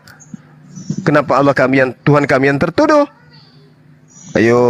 Oke, saya jawab ya. Oke, Jadi silakan. kalau Anda korelasikan tentang nabi-nabi palsu yang diutus roh masuk ke dalam nabi palsu untuk melawan nabi-nabi yang benar, itu kalau Anda korelasikan ke Paulus, apakah Paulus mengajarkan kami menyembah kepada manusia? Saya katakan Paulus mengajarkan kami itu menyembah kepada manusia. Roma 14. Roma 14. Tunggu. Roma 14 nomor 9, coba Anda baca. Oke, silakan. Iya, Roma 10 nomor 11, nomor 9, nomor 10. Ayo baca. Iya, silakan baca. Anda lah yang baca. Oke, sekarang begini aja, sudah saya memetik poinnya bahwasan Paulus mengajarkan ke kami untuk menyembah Yesus ya, oke? Itu yang Anda maksud? Iya, sehingga Anda hatinya tertutup untuk menyembah kepada Allah Subhanahu wa taala. Betul? Oke, kalau begitu saya jawab. Saya rasa Paulus tidak pernah mengajarkan kami untuk menyembah manusia dan kami untuk menyembah Yesus. Yang menginginkan kami untuk menyembah Yesus adalah Yesus itu sendiri. Paulus hanya melanjutkan aja. Di mana Yesus mengajarkan menyembah dirinya? Oke, Yohanes 16:26. Enggak ada Yohanes. Oh ya, oke, Yohanes 16:26 ya. Yohanes. Oke, Yohanes, oke. Yohanes. Oke, Yohanan aja lah, udah Yohanan aja, bahasa Ibrani aja. Yohanan. Ya. Oke, Yohanan 16:26. Apa kata Yesus kepada murid-muridnya? Pada saatnya nanti kamu akan berdoa dan meminta segala sesuatu dalam namaku. Yohanes 14 ayat 14. Jikalau kamu berdoa dan meminta segala sesuatu dalam namaku, aku akan melakukannya. Apa arti melakukan? Mengabulkan. Artinya yang menyuruh kami untuk menyembah Yesus dan berdoa kepada Yesus adalah Yesus, bukan Paulus. Iya, tapi kan dalilnya ada, Bung. Ya. Dalil kelanjutan daripada pernyataan Yesus dalam Yohanes 16 itu kan ada. Bahwa apa yang kami untuk menyembah Yesus, Apa yang dilakukan Yesus itu berdasarkan apa yang diminta oleh Tuhan untuk ia kerjakan. Makananku adalah melakukan pekerjaan yang diperintahkan. Jadi kalau Bapa memerintahkan Yesus, itulah yang Yesus lakukan. Nah, sedangkan di dalam Roma 14 jelas sekali nomor 9, sebab untuk itulah Yesus telah mati dan hidup kembali supaya ia menjadi Tuhan. Baik untuk menjadi Tuhan untuk siapa? Untuk orang Kristen. Jadi begini, sebelum Paulus mengajarkan bahwasan Yesus adalah Tuhan, Yesus terlebih dahulu sudah mendeklarasi dirinya Tuhan. Jadi saya rasa tidak ada Yesus mendeklarasikan. Jadi kesimpulannya gini, dengarkan. Kesimpulannya gini. Di dalam surah Al-Baqarah itu tidak diterangkan bahwa orang Kristen sebagai orang kafir yang ada di sana. Di data nomor 6-nya itu berbicara mengenai ahli kitab yang ada hidup berdampingan dengan baginda Rasulullah Muhammad SAW pada masa itu. Berbeda dengan Anda yang sekarang ini. Kristen yang ada sekarang ini adalah Kristen yang masih diberi ruang untuk kemudian bisa taat kepada Allah. Qad ja'akum basairu mir rabbikum. Kebenaran dan bukti-bukti nyata telah datang dari Tuhanmu. Barang siapa melihat bukti itu, maka manfaatkan bukti itu untuk dirimu. Dan barang siapa buta terhadap kebenaran, maka dialah yang rugi. Anda rugi setelah Anda ada pengajaran seperti ini, Anda belum mau nerima, Anda yang rugi. Ini pengajaran, Bang Suma sudah datang menyatakan tentang Allah. Berarti Allah memberi ruang kepada Anda untuk kemudian bertaubat. Tetapi karena ada nabi palsu yang di mulutnya sudah diajarkan roh dusta, maka kemudian Anda lebih percaya kepada dia daripada kebenaran yang telah datang kepada Anda. Jadi jangan menuduh Allah yang kemudian menutup hati Anda. Anda yang menutup diri Anda karena sudah kudu jatuh cinta kepada ajaran Paulus. Bayangkan Roma 10 nomor 9. Barang siapa yang berkata dengan mulutnya Yesus itu adalah Tuhan, maka dia akan diselamatkan. Teng. Tapi bohong, tak gitu. Coba Anda baca situ. Gitu kan bunyinya? Oke, saya tambahin. Saya tidak menyangka, tetapi saya tambahin aja. Artinya kita dua di sini bukan berdebat, tetapi kita di sini edukasi. Partner. Kita partner. Oke, mantap. Partner. Nah, oke, saya lanjutkan ya. Jadi saya sudah katakan tadi. Apa perlu koin? Ya koin dong. Kalau koin nggak ada, ini lemah-lemah gini aja. Iya. Ayo teman-teman di bawah pinjam sama tetangga, kasih koin kepada tamu kita Meme Bos. Oke, saya lanjutkan ya. Ya, saya lanjutkan. Semangat dia, semangat langsung. Oke, saya lanjutkan. Jadi begini, kalau tuduhan teman-teman Muslim kepada, oh mantap ini hancur lah ini. Oke. Jadi begini ya, tuduhan teman-teman Muslim kepada Rasul Paulus bahwasan Paulus mengajarkan kami untuk menuhankan Yesus, saya katakan ini ada keliru. Karena memang di dalam Alkitab sudah terkonfirmasi bahwasan Yesus sendiri memberikan amanah ataupun bernubuat kepada murid-muridnya bahwasan pada saatnya nanti kamu akan berdoa dan meminta segala sesuatu dalam namaku, Yohanes 15:14, dan aku akan melakukannya. Berarti yang memerintahkan di sini untuk menuhankan Yesus adalah diri Yesus sendiri, tetapi Paulus hanya melanjutkannya. Maka di Kisah Rasul para ayat 9 Yesus mengatakan begini bahwasan orang ini aku akan jadikan dia sebagai alatku untuk memberitakan namaku kepada bangsa-bangsa. Artinya Paulus ini dijadikan Yesus sebagai alat untuk memberitakan nama dia kepada bangsa-bangsa. Jadi ketika Paulus mengajarkan bahwasan Yesus adalah Tuhan, dia mengutip daripada paparan-paparan Yesus di dalam Injil. Karena Yesus sudah memerintahkan kepada murid-muridnya ataupun bernubuat bahwasan pada saatnya nanti kamu akan berdoa dan meminta segala sesuatu dalam namaku. Berarti dia adalah Tuhan. Dan dia bisa mengabulkan permohonan-permohonan manusia. Berarti dia adalah Tuhan. Berarti yang mengajarkan Yesus Tuhan di sini siapa? Paulus atau siapa? Ya Yesus dong. Paulus hanya meneruskan apa yang sudah diajarkan oleh Yesus. Nah sekarang kita kembali kepada topik ya, yaitu topik pembahasannya. Tuhan siapa yang kejam di sini? Saya sudah katakan kepada Anda dari tadi bahwasan Tuhan yang kejam di sini adalah Tuhan yang diimani oleh Bang Juma. Kenapa saya katakan? Karena Tuhan yang diimani oleh Bang Juma, Tuhan yang tidak mengingini manusia itu bertobat, tetapi dia menginginkan manusia itu terus tersesat. Maka ketika itu dia mengutus iblis untuk menyesatkan manusia, dan dia telah mengunci pintu hatinya, maka dia menyuruh Muhammad untuk memerangi mereka dengan mengatakan di KS 2 ayat 191, bunuhlah mereka di mana saja kamu jumpai dan usirlah mereka. Nah setelah dia sudah mengunci pintu hati orang-orang kafir, maka Tuhan menyuruh Muhammad apalagi di KS 5 ayat 33, bunuhlah yang memerangi Allah Subhanahu wa taala dan rasulnya. Setelah Allah Subhanahu wa taala sudah mengunci orang-orang kafir, sudah mengunci pintu hati mereka, Allah Subhanahu wa taala menyuruh Muhammad di QS 9 ayat 5, perangilah orang-orang musyrik di mana saja kamu ketemui. Jadi banyak sekali ayat-ayat di sini kekejaman Tuhan yang diimani oleh Bang Juma ini. Dia mengadu domba antara orang-orang kafir dengan Nabi Muhammad. Maka Nabi Muhammad mengatakan bahwasan aku diperintahkan untuk memerangi orang-orang sampai pada saatnya mereka harus mengucapkan la ilaha illallah. Jadi yang kejam di sini, yang jahat terhadap manusia itu bukan Tuhan kami. Tuhan yang Anda imani ini memang sangat kejam. Sehingga dia menyuruh orang-orang yang beriman, itu orang muslim, ketika jalan itu kalau bertemu umat Yahudi Nasrani, pepetlah mereka sampai ke pinggir. Jangan dikasih ruang untuk mereka lewat, tapi pepetlah mereka. Sudah. Kan Sudah. sangat luar biasa ini. Sudah. Sudah. Semangat saya kan, Bang. Iya, Semangat iya, kan? oke. Oke, jadi saudaraku Meme Bos, inilah bukti bahwa Anda menutup diri terhadap Islam. Kebenaran Islam itu sudah datang, tapi Anda mencoba untuk menutup diri dari kebenaran itu dengan mengambil data-data tentang perang. Itu masa peperangan itu. Sedangkan masa sebelum perang itu Anda bisa lihat yang telah dipraktekkan oleh penjajah Belanda atau Portugis yang datang di Nusantara. Di dalam Ulangan 20 yang dipraktekkan adalah apabila engkau mendekati sebuah kota untuk berperang melawannya, maka haruslah engkau menawarkan perdamaian kepadanya. 1. Apabila kota itu menerima tawaran perdamaian,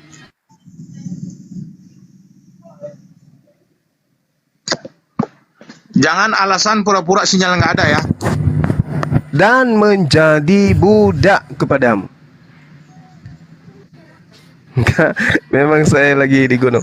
Oke. Cek berakokok, cek cok. Oke, Aman ya. Gurunda? Jadi yang pertama adalah apabila kota itu menerima tawaran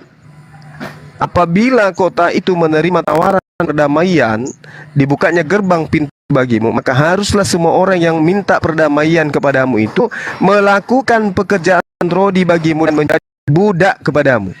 Coba, kalau ada orang yang minta damai, jadikanlah dia budak. Itu satu. Tetapi apabila kota itu tidak mau berdamai dengan engkau, melainkan mengadakan pertempuran melawan engkau, maka haruslah engkau mengepungnya. Coba, harus engkau mengepungnya. Apa yang terjadi kemudian? Tidak ada yang boleh hidup, semua harus mati. Apapun yang ada yang bernapas di dalamnya harus kau lenyapkan. Ini yang dipraktekkan kemudian oleh penjajah Belanda setelah datang ke Indonesia. Di Islam, mana yang mempraktekkan itu? Enggak ada. Jadi data yang saudara bawa itu adalah data ketika Islam diperangi. Itu masa peperangan. Anda jangan menutup diri dengan Islam. Lalu kemudian dalam 1 Samuel 15 nomor 3, pergilah sekarang, kalahkanlah orang Amalek. Kok orang Amalek enggak ngapa-ngapain? Kenapa mau dikalahkan? Tumpaslah segala yang ada padanya, dan janganlah belas kasihan kepadanya. Bunuhlah semuanya, laki-laki maupun perempuan, anak-anak maupun yang menyusui. Bahkan hewan-hewan pun harus kau lenyapkan. Ini ajaran apa, Bung? Belum lagi Yesaya 14:21, dirikanlah bagi anak-anaknya tempat pembantaian. Untuk anak-anak, diminta untuk didirikan tempat pembantaian bagi anak-anak.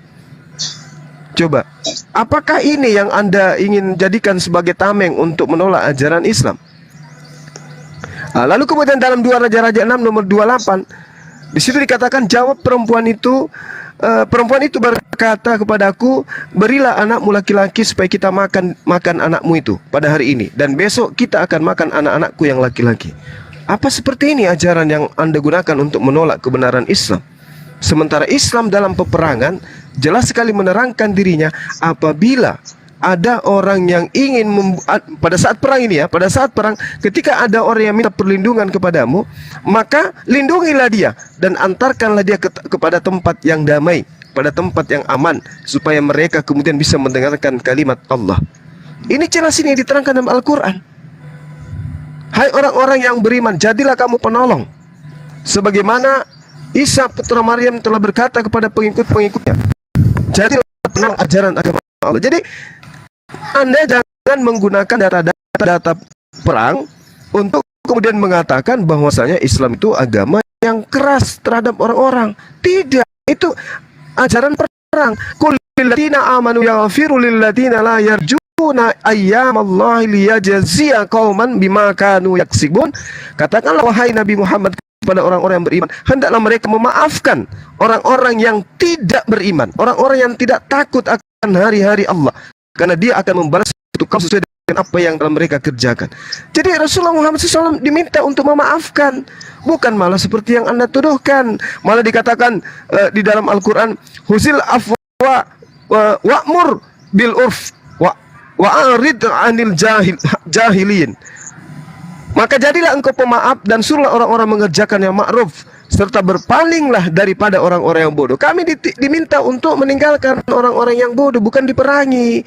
Jadi ayat yang Anda katakan tadi itu ayat-ayat perang. Sedangkan di dalam perang, kaidahnya, aturannya dalam perang Islam, wa in ahadum minal musyrikin astajaraka fa'ajir hatta yasma'a kalam Allah thumma ablighu ma'mana dzalika bi annahum qaumul la ya'lamun. Ya, sahabat-sahabat sini kalau saya salah baca ayat tolong ditegur ya. Di situ diterangkan, dan jika di antara kamu ada kaum musyrikin yang meminta perlindungan kepadamu, ini dalam perang, ini dalam keadaan perang, maka lindungilah mereka agar mereka dapat mendengarkan firman Allah. Kemudian bukan cuma dilindungi, apa kata Allah? Antarkanlah dia ke tempat yang aman baginya. Coba, ini dalam keadaan perang loh. Dalam keadaan perang ada musuh yang memohon maaf, maafkan, lindungi, antarkan ke tempat yang aman, selamatkan dia. Padahal musuh loh, dalam keadaan perang. Nah, sementara di dalam kitab Ulangan 20 bukan dalam keadaan perang. Apabila engkau mendekati sebuah kota, tawarkanlah perdamaian kepada penduduknya. Kalau penduduknya menerima tawaran perdamaian, perbudaklah mereka, suruhlah mereka bekerja rodi untukmu. Tapi apabila mereka tidak mau, maka lenyapkanlah mereka, habiskanlah mereka. Jangan kau biarkan apapun yang bernapas. Gimana ceritanya mau kasih sayang? Nah, apa fakta dalam kehidupan kita? Nusantara sebelum berbentuk Republik Indonesia, tentara mana yang datang menjajah di negara kita? Tentara mana dan apa kitabnya? Apa nama agamanya? Itu yang perlu saudara pahami. Sementara Islam menjadi mayoritas, tentara Islam mana yang datang kemudian menjajah Nusantara ini? Raya nggak ada, ndek nara. Nah, itu yang perlu saudara Meme Bos pahami dengan baik. Kembali kepada konsep kita, Tuhan mana yang kejam? Kita dari awal sudah membuktikan ada Tuhan memerintahkan makan anaknya. Makanlah anakmu, baik perempuan maupun laki-laki. Dan itu saya rasa tidak ada bantahan. Saya kira begitu sementara, silakan. Wah, luar biasa ya. Sangat bergelora Bang Juma pada sore hari ini. Oke.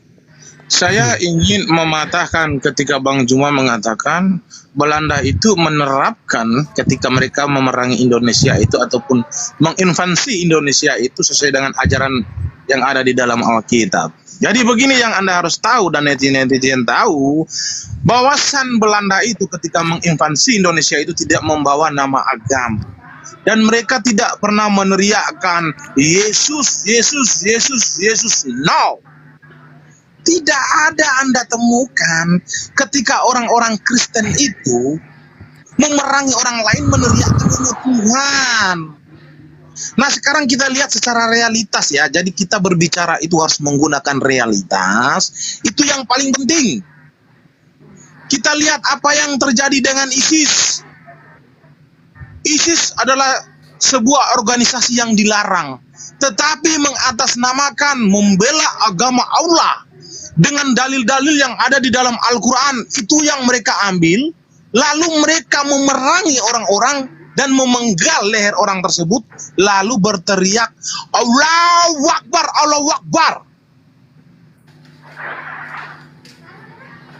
Maka ayat Al-Quran yang terkonfirmasi di dalam Al-Quran QS 47 ayat 4 ini, pancunglah batang lehernya.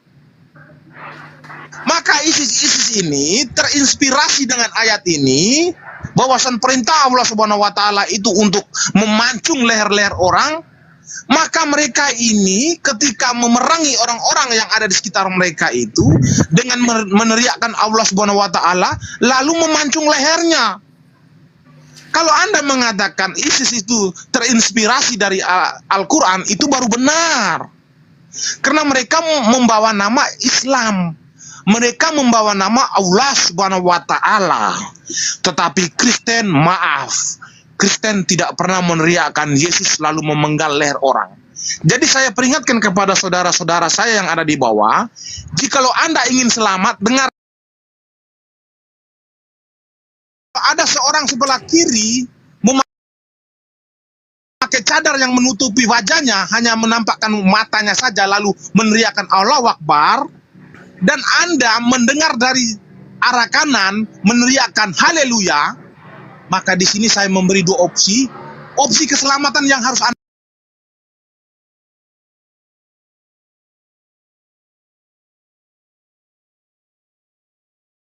akan meledak di situ.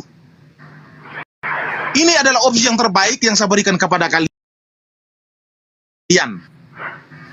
Jadi ajaran-ajaran inilah yang diterapkan oleh orang-orang kepada orang-orang kafir.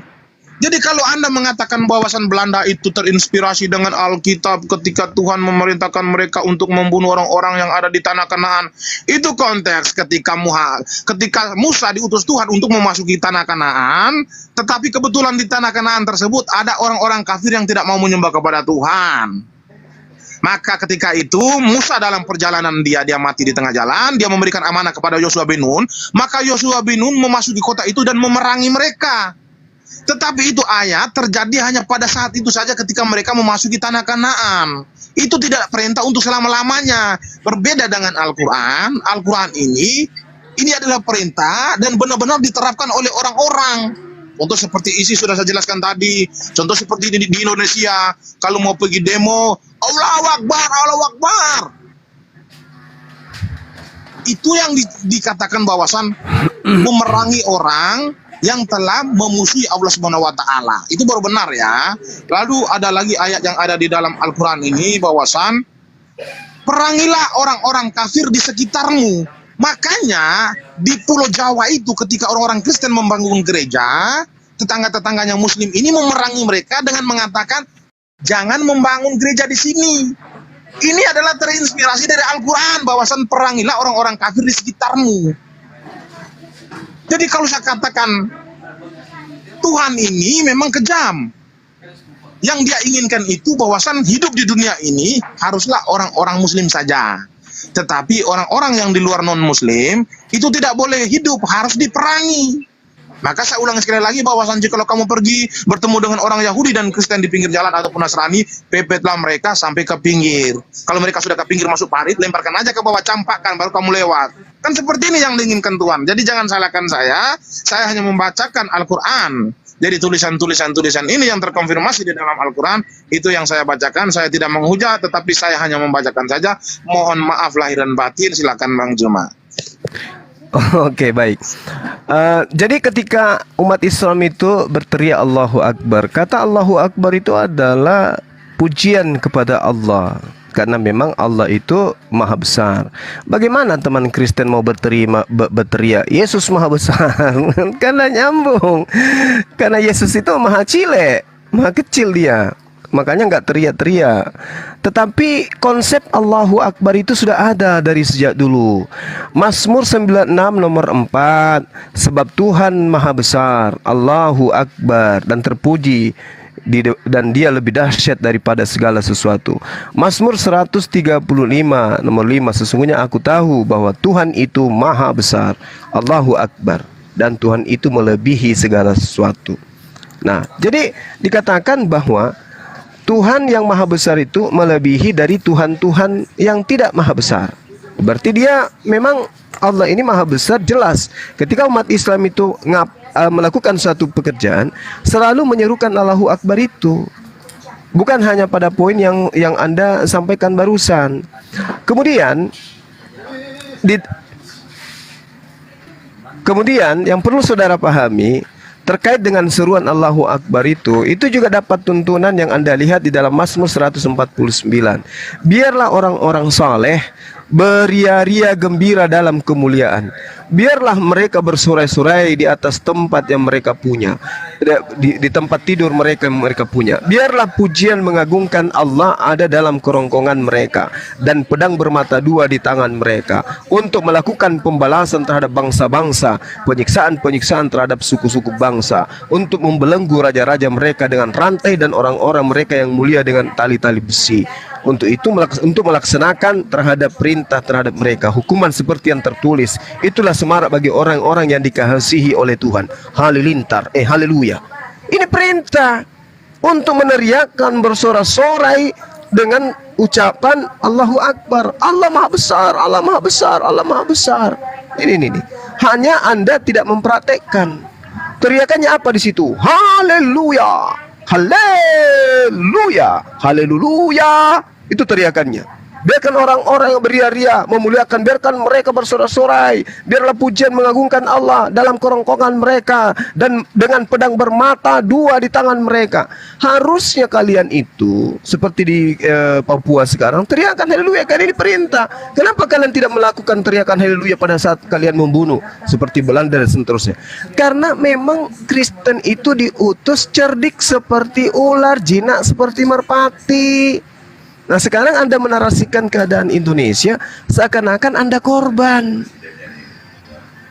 Seakan-akan Anda adalah korban dan kami ini adalah pelaku. Kebalik, saudara Meme, kebalik. Kalian itulah pelaku tindakan penjajahan, kriminalitas, pembunuhan secara frontal, pembunuhan secara organisasi, pembunuhan secara masif, dan itu berkesinambungan sampai berabad-abad. Yang korban kami.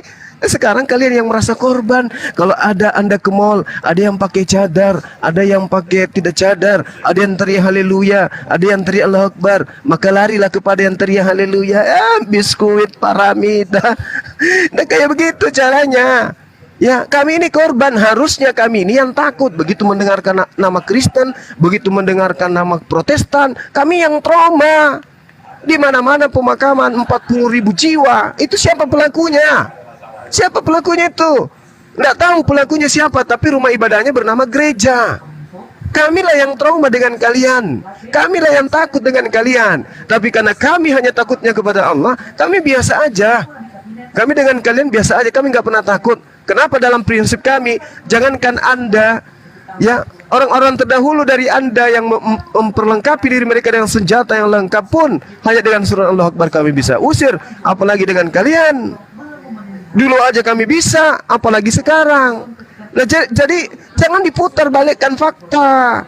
Yang teriak Allahu Akbar itu begini, ada bom. Yang teriak haleluya itu tidak ada bom. Siapa bilang? Andai saja Mazmur 149 itu mau diperhatikan, maka di Indonesia ini selama 350 tahun bergemuruh haleluya, haleluya, haleluya, haleluya, terus di saat mereka membantai.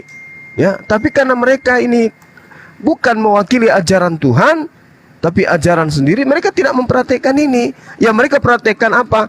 Perlihatkan sisi kasih, perlihatkan kelembutan, jinaklah seperti merpati, ya, cerdiklah seperti ular untuk memenangkan jiwa-jiwa yang ada. Kan gitu poinnya. Sekali lagi saya katakan, kamilah orang Islam di negara ini yang harus takut dan trauma kepada kalian. Setiap mendengarkan nama Kristen, setiap mendengarkan nama Protestan, harusnya kami itu menggigil ketakutan. Ingat itu. Bayangkan 3 abad itu bukan sehari, Bung. Sementara kalau bom cuma sekali ledakan. Boom, sekali. Kalau 350 tahun setiap hari dibom, diberondong dengan peluru, dan itu tidak sembunyi-sembunyi, secara masif diadakan terang-terangan. Lalu trauma seperti apa yang akan kami jelaskan kepada kalian? Kami ini takut sebenarnya. Kami ini trauma sebenarnya. Cuman karena kami ada Allah, ya kami pasrahkan semuanya. Kalau ada yang ingin memerangi kami lagi, kami siap angkat senjata. Tapi selama kalian itu masih hidup berdamai, kami akan lindungi kalian. Kami akan sayangi kalian. Begitu Meme Bos. Jangan mengatakan kalau ada yang pakai cadar lari. Oh, nggak begitu cara belajarnya. Nggak begitu, saudaraku. Silakan. Host, mungkin Oke, terima kasih. mungkin sudah panjang lebar kita ini, host. Kayaknya udah ketahuan poinnya bahwa Tuhan mana yang kemudian mengajarkan makan manusia, anaknya sendiri. Tuhan mana yang mengajarkan melindungi anak-anaknya. Oke, Iya, iya. sekarang kita mau closing atau gimana? Di closing aja karena Berarti- sudah sampai kepada poin iya. Oke. Saya yang duluan aja ya, udah ya, karena saya juga Iya, masih ada nah. keperluan ini. Iya, enggak mau poin lagi. Memang saya lihat Bang Juma juga nggak semangat juga, memang saya lihat memang koin tipis ini kayaknya. Gua saya lanjutkan.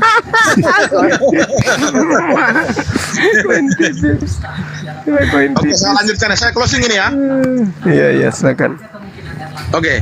Jadi memang pada sore hari ini memang kita harus minum Panadol ya. Kenapa? Memang fakta di sini terbalik yang dipaparkan Bang Juma ya. Jadi Panadol. Anda di bawah memang harus siapkan Panadol. Saya lanjutkan ya.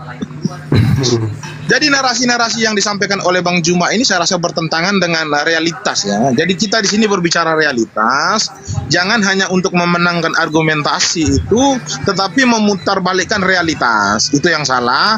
Maka saya sarankan kepada anda-anda yang di bawah itu harus siapkan Panadol, karena memang realitas itu dibalik. Oke, saya lanjutkan ya. Oke, saya lanjutkan. Oke, saya lanjutkan ya. Praktek teriak Allahu Akbar ini bukan hanya terjadi pada saat ini. Jadi praktek teriakan Allahu Akbar ini sudah terjadi di zaman Nabi Muhammad ketika mereka memerangi orang-orang kafir dan memaksa mereka untuk masuk ke dalam Islam. Jadi ini sejarah ini jangan Anda balikkan lagi faktanya ya. Ini fakta realitas. Saya mengutip daripada salah satu ulama besar di Indonesia di YouTube-nya. Saya tidak mau buka di sini nanti takut apa-apa nanti ya. Tetapi beliau menyatakan bahwasan jangan pernah malu ketika orang kafir menyatakan bahwasan Nabi Muhammad itu memerangi orang-orang kafir itu dan memaksa mereka masuk Islam. Jangan pernah malu mengakui bahwasan ajaran kita itu menggunakan pedang. Jadi ini adalah sebuah realitas dan ini mendapatkan pengakuan-pengakuan daripada para ulama.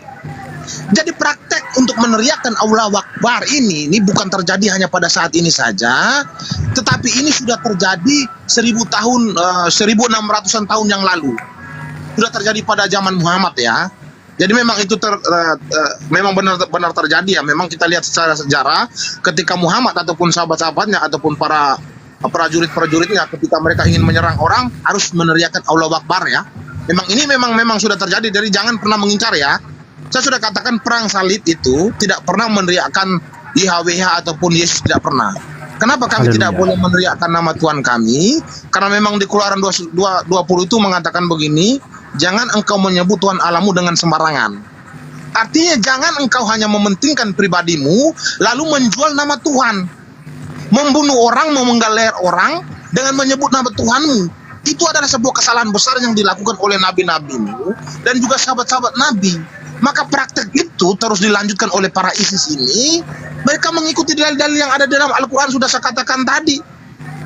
Penggalah leher mereka, bunuhlah orang kafir, bunuhlah mereka di mana saja kau jumpai. Jadi praktek ini sudah dilakukan oleh 2000 tahun yang lalu ataupun 1600 tahun yang lalu. Ini diteruskan oleh generasi-generasi penerus. Nah, generasi-generasi penerus ini sudah pasti mereka menjadikan kitab suci mereka sebagai landasan. Jadi jangan memutarbalikkan fakta. Kalau Anda memutarbalikkan fakta, maka saya sarankan teman-teman di bawah siapkan Panadol untuk siang hari ini ya. Saya lanjutkan lagi. Kita lihat secara realitas di Indonesia. Saya mengutip salah satu QS 9 ayat 73, bersikap kasarlah kepada non-muslim. Ini perintah ini. Jadi Allah Subhanahu wa taala ini memerintahkan orang-orang bersikap kasarlah kepada non-muslim. Non-muslim ini siapa? Orang Kristen, Yahudi dan Hindu. Kita lihat secara realitas apakah benar-benar mereka melaksanakan? Benar, mereka mempraktekkan itu. Di mana? Di Indonesia ini orang Kristen itu belum merdeka di Indonesia, masih dijajah. Orang membangun gereja, mereka larang. Orang mempiara anjing, mereka kafir-kafirkan.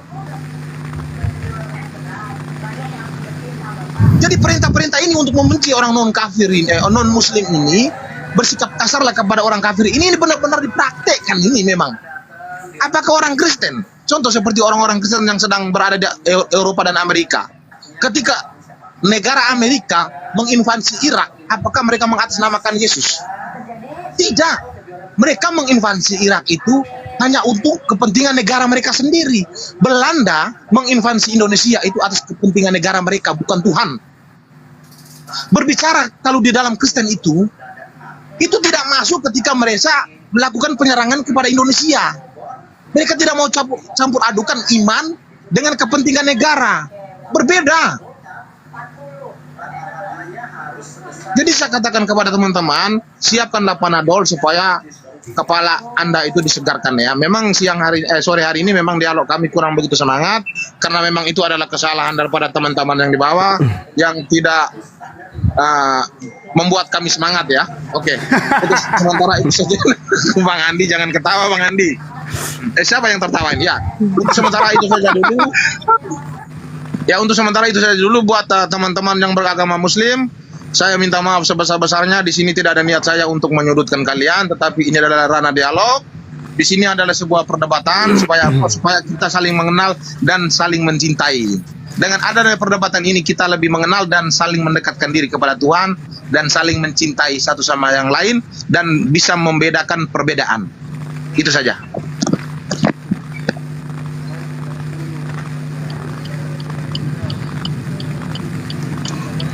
Izin host. Ya, silakan. Oh, kirain. Ya, assalamualaikum sebelumnya ya. Oke. Ini cuma ada mau closing atau boleh ngomong dulu? Ya silakan Dek, silakan, enggak apa-apa. Oke, mungkin aku bentar aja ya. Jadi Ya. meme bos ini lucu memang. Jadi dia ngomong realita, ya. Dia ngomong fakta. Padahal fakta sejarah kita tahu lah. Islam ya memang punya sejarah perang. Itu fakta. Tetapi umat muslim dianjurkan, disuruh, diperintahkan untuk menawarkan Islam dulu. Kalau memang tidak bisa, barulah ada yang namanya peperangan. Kenapa ditawarkan Islam dulu? Supaya bumi ini tidak rusak. Bayangkan kalau kita nggak menawarkan Islam, seluruh bumi dijadikan seperti Sodom and Gomora. Maka Allah akan melaknat seluruh manusia. Sodom and Gomora sudah jadi contoh ya, itu cuma kota loh. Bayangkan kalau seluruh dunia, seperti yang terjadi sekarang, di mana LGBT itu seperti sudah hal yang biasa. Bahkan di Jakarta ini mau dibuat parade LGBT juga kan, pertemuan LGBT sedunia. Bayangkan, mereka merasa bahwa yang mereka lakukan itu benar, dan ini akan dilaknat oleh Allah. Itulah kenapa umat muslim disuruh ya untuk menjelaskan lagi kepada manusia-manusia yang tersesat ini akan kebenaran dari Allah. Ya, jadi tujuannya itu beda dengan kekristenan. Kalau kita lihat sejarah, kenapa zaman dulu ya Vatikan menyuruh kerajaan-kerajaan itu untuk menyerang benua-benua lain, wilayah-wilayah lain. Silakan dicek apakah itu tujuannya supaya menyenangkan hati Tuhannya atau apa? Silakan dicek. Bagaimana 2/3 dunia ini sudah merasakannya.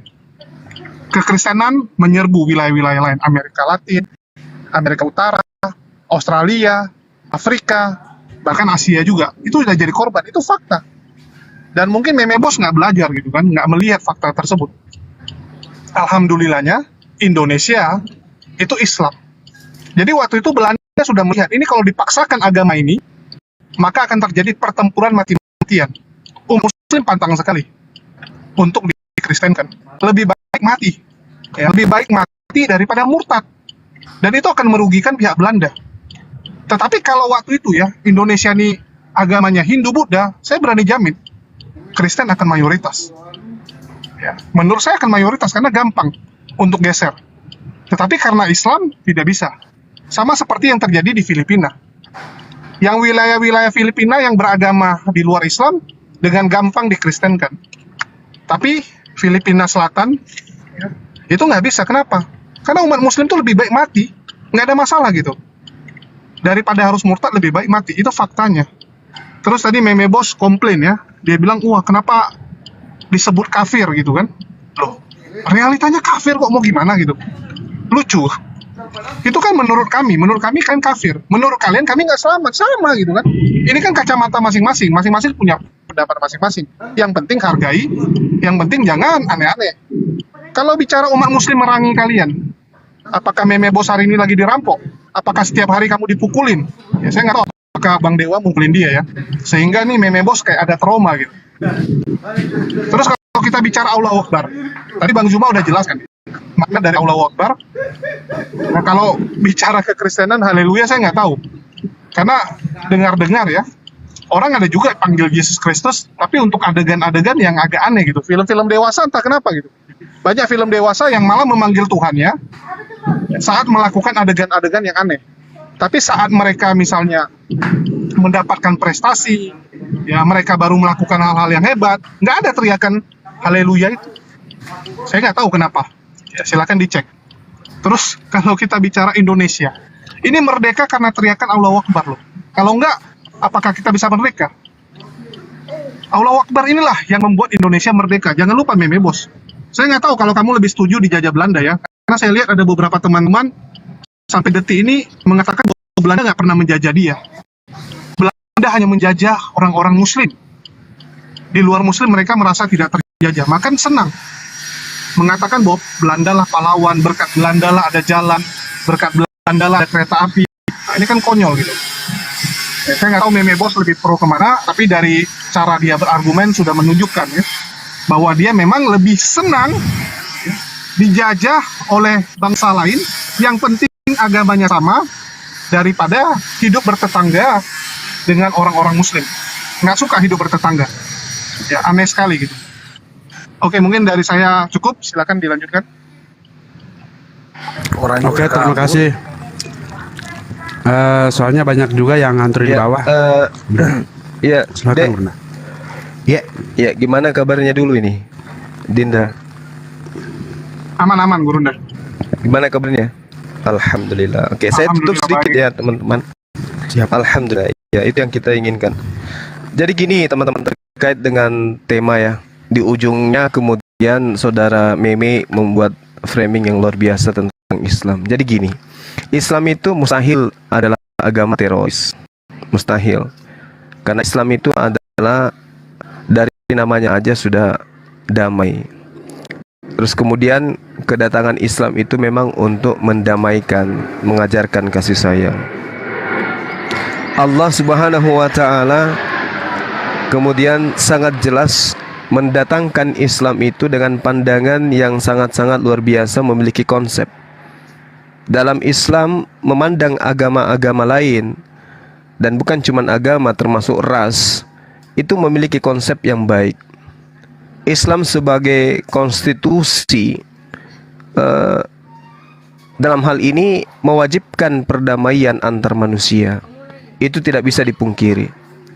Islam menyatakan Allah itu memberikan informasi melalui Islam bahwa Allah menciptakan dan menjadikan manusia itu berbangsa-bangsa dan bersuku-suku, tidak lain untuk kemudian memudahkan saling berkenalan dan kemudian saling berdekatan antar sesama manusia.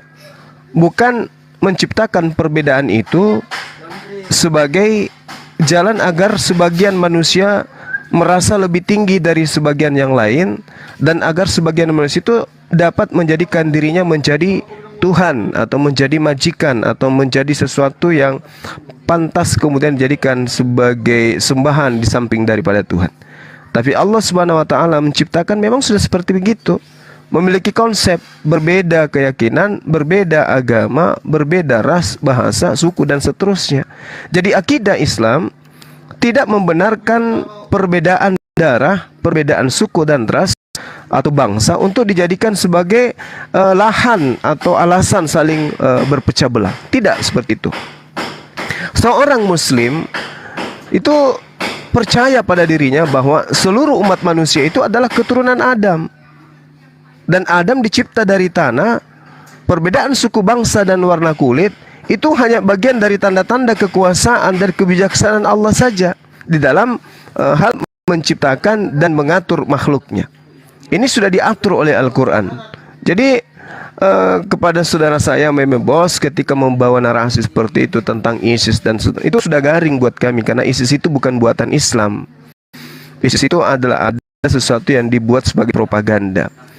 Nah, bagaimana kemudian Islam sebagai damai sejahtera ini kepada orang non-Muslim di luar Islam?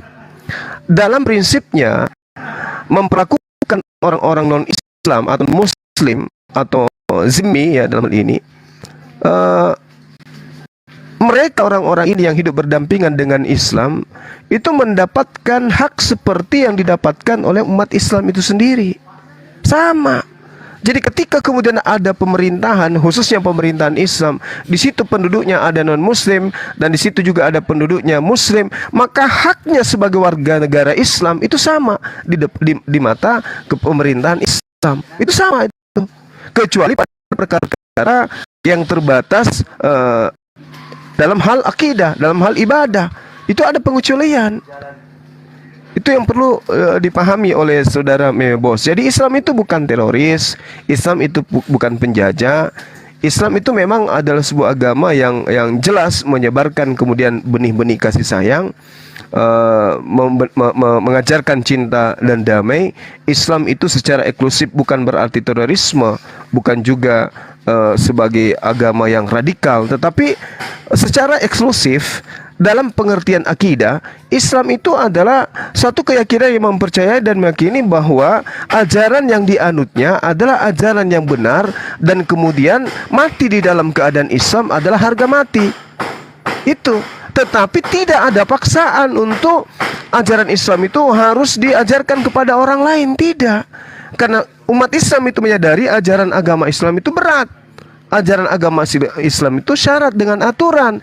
Sementara banyak di antara manusia itu yang ingin hidup bebas seperti binatang, yang tidak mau diatur oleh Tuhan, yang tidak mau kemudian dikekang oleh penghambaan, yang tidak mau kemudian diikat oleh ketetapan Tuhan. Mereka maunya merdeka, mereka maunya menang dari hukum yang Tuhan berikan. Sehingga mereka membutuhkan tumbal atau penebus atau semacam surat gadai kepada Tuhan, supaya aturan-aturan Tuhan itu dibebaskan kepada mereka. Dan itu konsekuensinya Islam paham bahwa memang di kalangan manusia, makhluk, itu ada dua golongan iblis, itu ada dari golongan jin, ada dari golongan manusia. Jadi tidak semuanya manusia itu harus Islam. Ada juga yang golongan iblis. Nah, golongan iblis ini biarkanlah mereka menjadi iblis selama mereka itu tidak sadar. Tugas kita hanya menyampaikan bahwa kebenaran itu telah datang dari Allah. Barang siapa yang beriman silakan beriman, barang siapa yang mau kafir silakan kafir. La ikraha fiddin, tidak ada paksaan. Tapi kalau ada yang mengatakan Islam itu teroris, kalau Islam itu teroris, negara ini tidak jadi. Negara ini tidak jadi. Indonesia tidak berdiri kalau Islam itu agama teroris. Tidak berdiri. Kenapa? Bagaimana mungkin non-muslim yang ikut berjuang bersama untuk menegakkan kemerdekaan Republik Indonesia ini bisa hidup berdampingan dengan umat Islam yang teroris? Tidak mungkin. Bagaimana mungkin gereja-gereja yang ditinggalkan oleh penjajah masih berdiri kokoh sampai hari ini kalau Islam itu teroris? Bagaimana mungkin ada pemerintahan yang dipimpin oleh non-muslim di negara kita ini kalau Islam itu adalah teroris? Tidak mungkin. Jadi salah kalau ada pandangan Islam itu adalah teroris. Jangan bodoh, jangan kemudian dungu di dalam menerima informasi-informasi tentang Islam. Justru karena dengan adanya Islam, ya, rakyat Indonesia bisa bersatu kemudian membangun negara ini dalam panji ketuhanan yang Maha Esa. Jadi jangan disampaikan sesuatu yang tidak sesuai dengan fakta. Kalau kita melihat siapa yang menjajah 350 tahun, itu agama apa Tuhannya, apa agamanya, apa nama kitabnya, siapa nama rasulnya dan seterusnya, kan ketahuan itu, ketahuan. Pun bisa diperdebatkan, Bang. Artinya gini, saya setuju dengan yang tadi Abang katakan bahwa Islam itu tidak identik dengan teroris. Itu kan nanti masuk di dalam perdebatan dalam Islam. Sebentar, Bang. Sebentar. Sebentar, Pak John. Tahan dulu. Oke, siap, dulu, Kakak. Pak. Iya. Sorry. Jangan dipotong dulu. Iya. Silakan. Yang pada intinya adalah kedatangan penjajah di Nusantara ini itu korbannya adalah Islam. Yang jadi korban di sini Islam, bukan Kristen yang jadi korban pada saat itu. Ya, pelakunya adalah beragama Kristen, beragama Protestan, beragama Katolik. Mau tidak mau, kita harus terima keadaan itu. Mau tidak mau. Ya, itu fakta yang dibantahkan. Iya. Kalau itu penjajahan yang Abang maksudkan itu penjajahan dalam hal apa? Kalau kita kembali kepada sejarah kan jelas bahwa penjajahan yang di masa lalu itu kan ada kaitan dengan rempah-rempah, mereka cari Iya. rempah-rempah di sini Baik. dan sebagainya, lalu Oke. terjadi penjajahan seperti itu.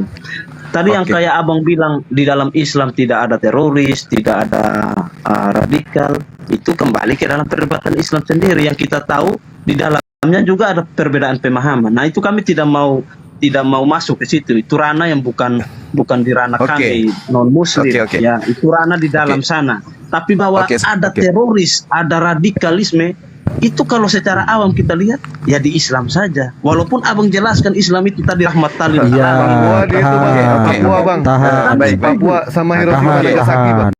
Saudara John, saudara John, yang Tapi lain dia. kalau abang lagi Saudara- kembalikan saudara John. framing bahwa yang menjajah itu Kristen, yang menjajah itulah harus lihat dalam konteks lagi bahwa penjajahan Oke. itu dalam hal apa. Baik. Gitu. Kalau kita lihat ke sejarah itu semua berkaitan dengan Nah, kayaknya nggak bisa karena diam. agamanya yang mendorong dia untuk menjadi penjajah, bukan. Itu harus Oke, dibedakan dong bang. Gitu. Oke, baik. Ya. Dengarkan Tapi saya. saya sangat setuju dengan yang tadi ini abang jelaskan bahwa Iya, diam. John, diam. Ini host ngomong. Host ngomong, harus kamu diam. jelas bahwa di Oh. dalam wujud ada radikal. Anda tidak akan pernah bisa, Bung, membersihkan Kristen dari sejarah kekekalan ya terhadap perbuatan-perbuatan Kristen di atas muka bumi itu tidak bisa Anda hilangkan. Mau seperti apapun Anda mencuci dan membalut Kristen itu sebagai ajaran kasih. Kenapa demikian? Satu, ketika Yesus datang ke Yerusalem, oke, pemerintahan yang terbentuk, dengarkan dulu, dengarkan dulu. Dengarkan dulu.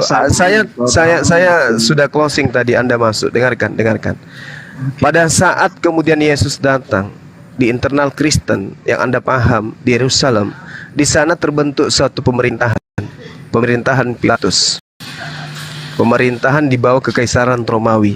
Siapa pemberontaknya yang muncul pada saat itu?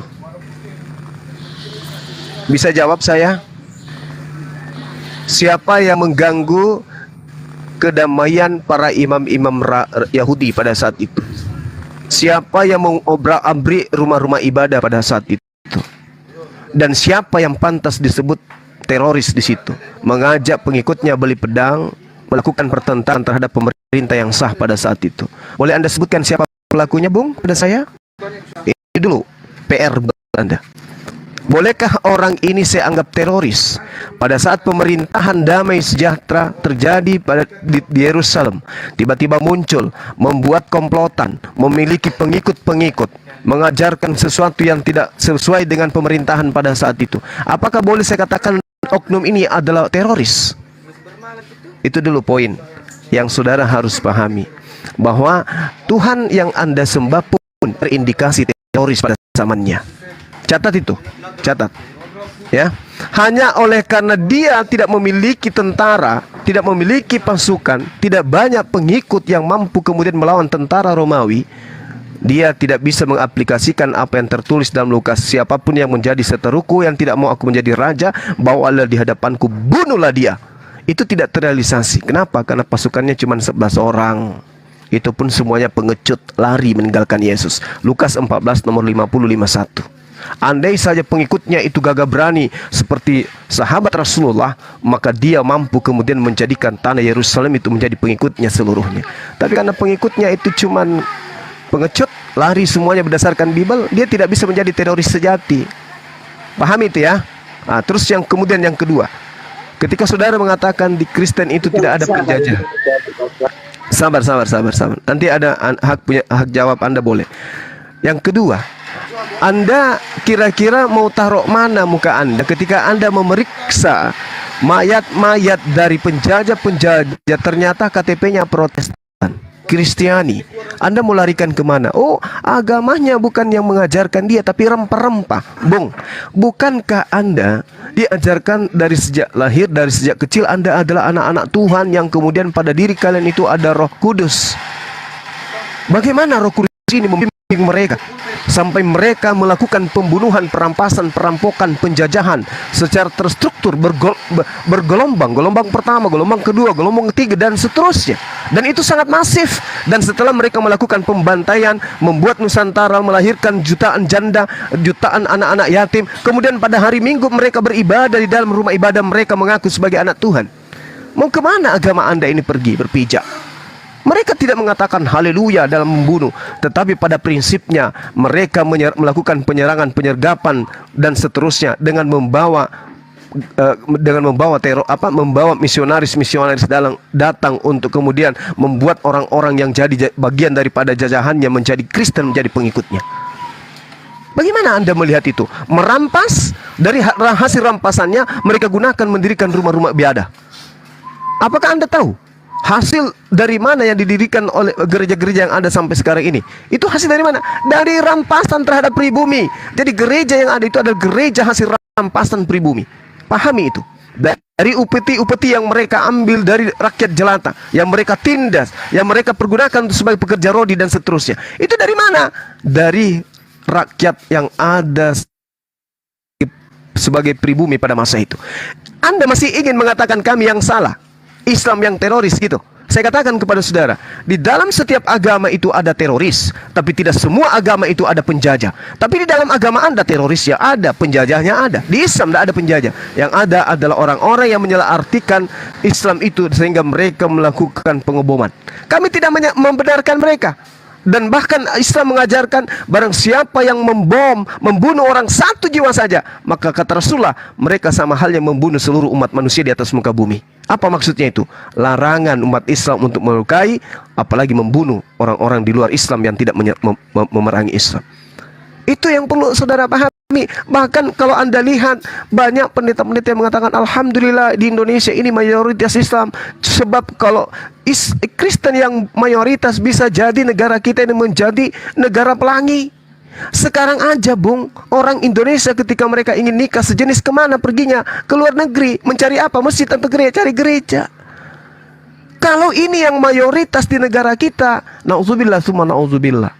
Oleh karena itulah bersyukurlah, karena di negara kita ini masih ada Islam sebagai benteng utama di dalam menjaga etika dan moral rakyat Indonesia. Demikian, silakan. Aku boleh ngomong lagi bentar nggak? Soalnya mau digantikan nih. Ya. Oh, atau apa, peta lempu? Izin peta lempu. Nggak apa-apa, aku turun aja, cuman aku ngomong sedikit aja. Ya mungkin Bang John harus ngecek lagi sejarah Tordesillas ya. Kenapa bisa terjadi penjajahan yang dilakukan oleh orang-orang Eropa, terutama yang awal-awal itu adalah Spanyol dan Portugis ya. Itu gara-gara keresahan dari Paus Alexander VI, Paus saat itu, yang melihat ya kekhalifaan Ottoman yang sudah masuk ke wilayah Eropa. Jadi mereka takut kalau Ottoman ini masuk terus, lama-lama kekristenan bisa musnah. Jadi mau nggak mau ajaran ini harus diamankan. Bahkan mereka sudah merencanakan kalau sampai nanti kota Roma jatuh, mereka akan geser ya. Vatikan itu akan dipindahkan ke wilayah Argentina. Jadi Tordesillas itu dibuat bukan hanya karena penjajahan, bukan hanya karena rempah-rempah, tapi awal mulanya adalah bagaimana menyebarkan agama kekristenan. Dan jauh sebelum itu bagaimana wilayah-wilayah Eropa, kerajaan-kerajaan di Eropa itu bisa jadi Kristen. Padahal kayak Inggris, ya Romania, Jerman, itu dulu bukan kerajaan Kristen. Tidak memeluk Kristen sebagai agama mayoritas. Mereka sudah punya agama masing-masing. Bagaimana Romawi, ya, yang saat itu sebagai kerajaan paling kuat, memaksakan agama Kristen sebagai agama di wilayah-wilayah yang dia jajah. Itu fakta. Seperti Bang Zuma bilang, kalian nggak bisa menghapus kekelaman masa lalu. Kalian coba bisa bayangkan nggak? Seandainya penjajahan itu nggak dilakukan, menurut kalian, apakah Kristen bisa menjadi agama mayoritas di dunia ini? Coba saya tanya, apakah Kristen akan sebesar sekarang, atau hanya akan diimani oleh sebagian orang Yahudi? Bukan mayoritas Yahudi ya, tapi menjadi agama minoritas di kalangan orang Yahudi. Yang dimana orang Yahudi pun jumlahnya ya minoritas juga gitu. Silakan dicek gitu. Kalau nggak disebarkan kepada orang-orang di seluruh Eropa, di seluruh dunia, apa jadinya ajaran itu? Ajaran yang sebenarnya ya kita juga masih bingung, ini ajaran dari Yesus atau ajaran dari siapa? Walaupun teman-teman Kristen mengimani ya, oh ini ajarannya Yesus kok, yaitu iman kalian, silakan. Cuman bagi kami masih dipertanyakan. Ya, mungkin sekian dari saya. Ya silakan diganti host ya. Dan ya assalamualaikum buat semua teman-teman. Selamat siang. Assalamualaikum warahmatullahi wabarakatuh. Waalaikumsalam. Aku tambah sedikit ya. Oi, Boleh ya, Assalamualaikum. host? Boleh Waalaikumsalam sedikit. warahmatullahi wabarakatuh. Host, Si Iya, Jul silakan. masih hidup. sedikit sekali, Alhamdulillah. host. Oke, Silakan aku tambah silakan. sedikit ya. Host diberikan ruang Gini kepada ya, teman-teman kita. Iya, Silakan. siap Gurunda. sedikit 1 menit Gurunda. Kalau kita lihat ya kekejaman Belanda di Sulawesi Selatan ya, ada namanya Jalan Korban 40.000 jiwa. Itu ya diberi nama Jalan Korban 40.000 jiwa. Itu apa? Itu kekejaman Belanda loh di Indonesia yang disebut DST ya. Pimpinannya adalah Raymond Peer, Paul Westerling. Dikenal dengan sebutan pembantaian Westerling ya di Indonesia, di Makassar, di Sulsel. Nah itu apa? Lubang itu digali ya. Lubang itu digali di belakang mereka tuh, lubang digali sepanjang lubang dan berjejer di apa ya, pribumi itu disuruh berjejer berdiri. Kemudian ditembaki loh. Ditembak itu kekejamannya tuh penjajah kafir ya. Ditembak itu mereka terus langsung dikubur, ditanam. Dikubur namanya ditanam ya. Itu kekejamannya ya, korban 40.000 jiwa oleh Westerling di Sulawesi Selatan. Makanya sampai sekarang diabadikan dengan Jalan Korban 40.000 jiwa. Ya, itu kekejamannya ya penjajah. Itu sekian, terima kasih. Saya tambahkan sedikit ya dari simpulan tadi yang dipaparkan Gurunda itu, masya Allah ya. Nah, coba kita lihat di dalam aturan-aturan Islam seperti bentar ya, kafir zimmi ya. Wah, Izin menjawab Pak. Tadi saya ada yang telepon, makanya saya keluar. sabar Pak John. Jadi di sini ya, coba kita Oke. lihat aturan-aturan Islam, masya Allah ya, di dalam Al-Quran. Jadi di sini penyimpulan dari Gurunda tadi sebenarnya udah apa ya, udah komplit ya. Itu menjelaskan tentang kafir harbi, kafir musta'min, kafir muahad, dan kafir zimmi. Nah, di dalam Al-Quran ini udah ada aturan. Tetapi kalau kita lihat di dalam Bible itu nggak ada aturan. Nah, contoh kafir harbi yaitu kafir yang memusuhi, menyerang dan memerangi Islam. Quran surat At-Taubah ayat 29 dan Quran surat An-Nisa ayat 89. Nah, mereka senantiasa berupaya menyusupkan atau menyampurkan kekufuran dalam akidah dan syariah, menghasut dan memecah belah orang-orang mukmin, menghina dan memperolok-olok Allah, Muhammad dan Al-Quran, serta saling bekerja sama dalam memerangi Islam. Mereka yang harus diperangi adalah mempunyai peranan dalam pengaturan strategi dan pemikiran, keterlibatan aktif komando dan pasukan dalam peperangan, dan pemberi bantuan persenjataan, logistik dan informasi. Nah, kalau kita masuk di dalam kafir musta'min yang diatur di dalam Al-Quran, yaitu kafir yang meminta perlindungan keamanan pada umara atau ulama atau muslim lainnya. Quran surat At-Taubah ayat 6. Mereka tidak boleh diperangi selama mereka terputus atau tidak berhubungan dengan kafir harbi yang di atas ini, serta dan tidak membantu musuh yang menyerang Islam. Nah, terus di dalam kafir mu'ahad, yaitu kafir yang mempunyai perjanjian damai dengan Islam yang telah disepakati, itu diatur di dalam Quran surat At-Taubah ayat 4. Mereka tidak boleh diperangi selama tetap berpegang pada janji tanpa menyalahinya sedikit pun, tidak mencela Islam dan tidak membantu musuh yang menyerang Islam. Kafir zimmi yaitu kafir yang tunduk pada kepemimpinan dan hukum Islam dan membayar jizya upeti. Quran surat At-Taubah diatur di dalam Quran surat At-Taubah ayat 29. Mereka tidak boleh diperangi selama tidak membantu musuh yang menyerang Islam. Nah, kalau kita lihat di dalam Bible, coba kita lihat. Ini nggak ada aturan loh. Di dalam kita masuk, coba kita lihat di 2 Samuel 6 ya, 2 Samuel 6 dan ya 2 Samuel 6 dan 7, terus Ulangan 13 6 sampai nomor 11 dan Ulangan 17 2 sampai 5. Ini bunuhlah pengikut agama lain. Nah, ini nggak ada aturan di sini, nggak ada aturannya. Nah, seperti kalau kita lihat di dalam Perjanjian Baru punya gini. Di dalam Perjanjian Baru kalau kita lihat Matius 10:34. Jangan kamu menyangka bahwa Yesus datang untuk membawa damai di atas bumi. Yesus datang bukan untuk membawa damai melainkan pedang. Kan gitu. Lukas 12:49 lagi. Aku datang untuk melemparkan api ke bumi, dan betapa aku harapkan api itu telah menyala-nyala.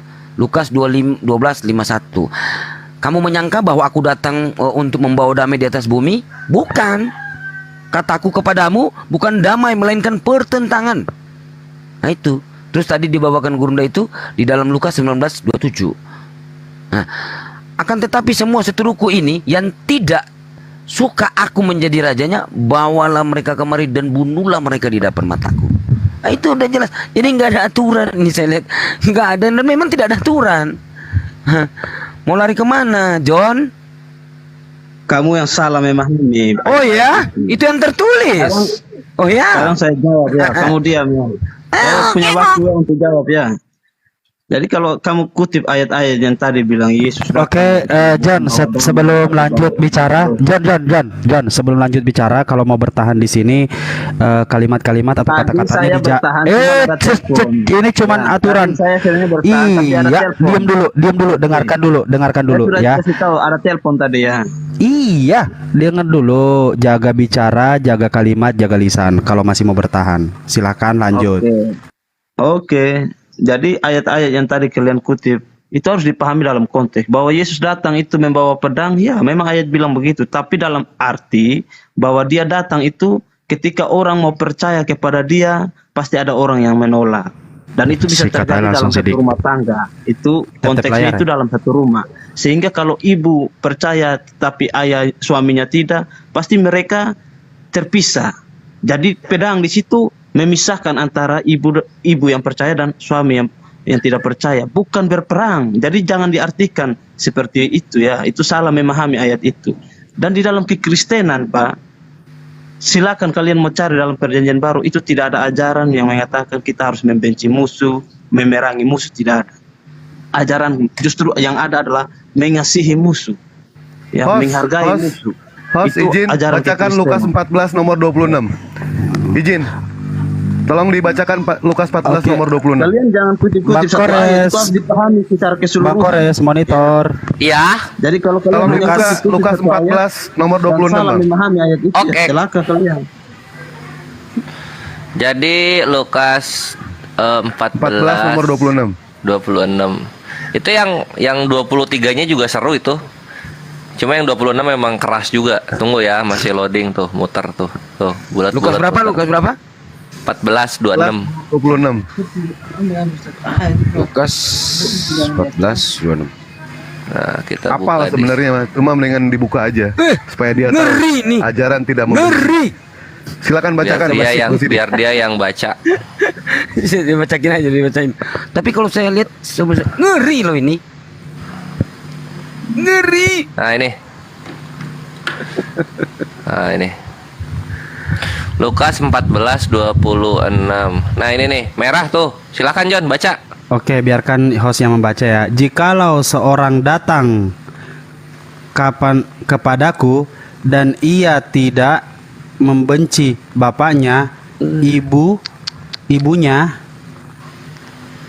istrinya, anak-anaknya, saudara-saudaranya, saudara laki-lakinya atau perempuan, bukan nyawanya sendiri, bahkan nyawanya sendiri, ia tidak dapat menjadi muridku. Wis, John.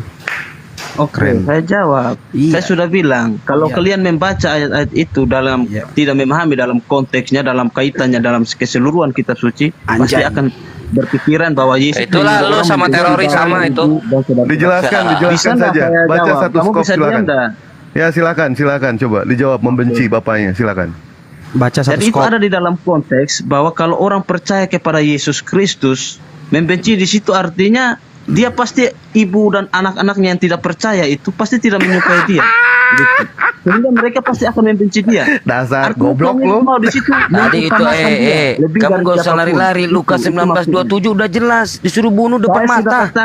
Disuruh bunuh depan mata, Dek. Lalu bagaimana kamu artikan ajaran Yesus yang menyuruh kita mengasihi musuh? Ya itu dari kamu. Saya mau tanya. Yang tertulis gimana sih? Bagaimana mengartikan? Nih bunyinya, akan tetapi semua seteruku ini yang tidak suka ini Hotel bawalah mereka dan bunuhlah mereka.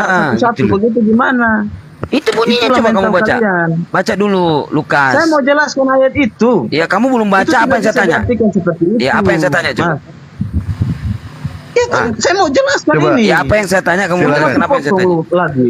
Aduh. Biar nggak apa-apa. Silakan diartikan Jelaskan Lukas dulu. 14 nomor 26. Bagusnya seperti yang semalam itu kita pakai waktu aja 3 menit.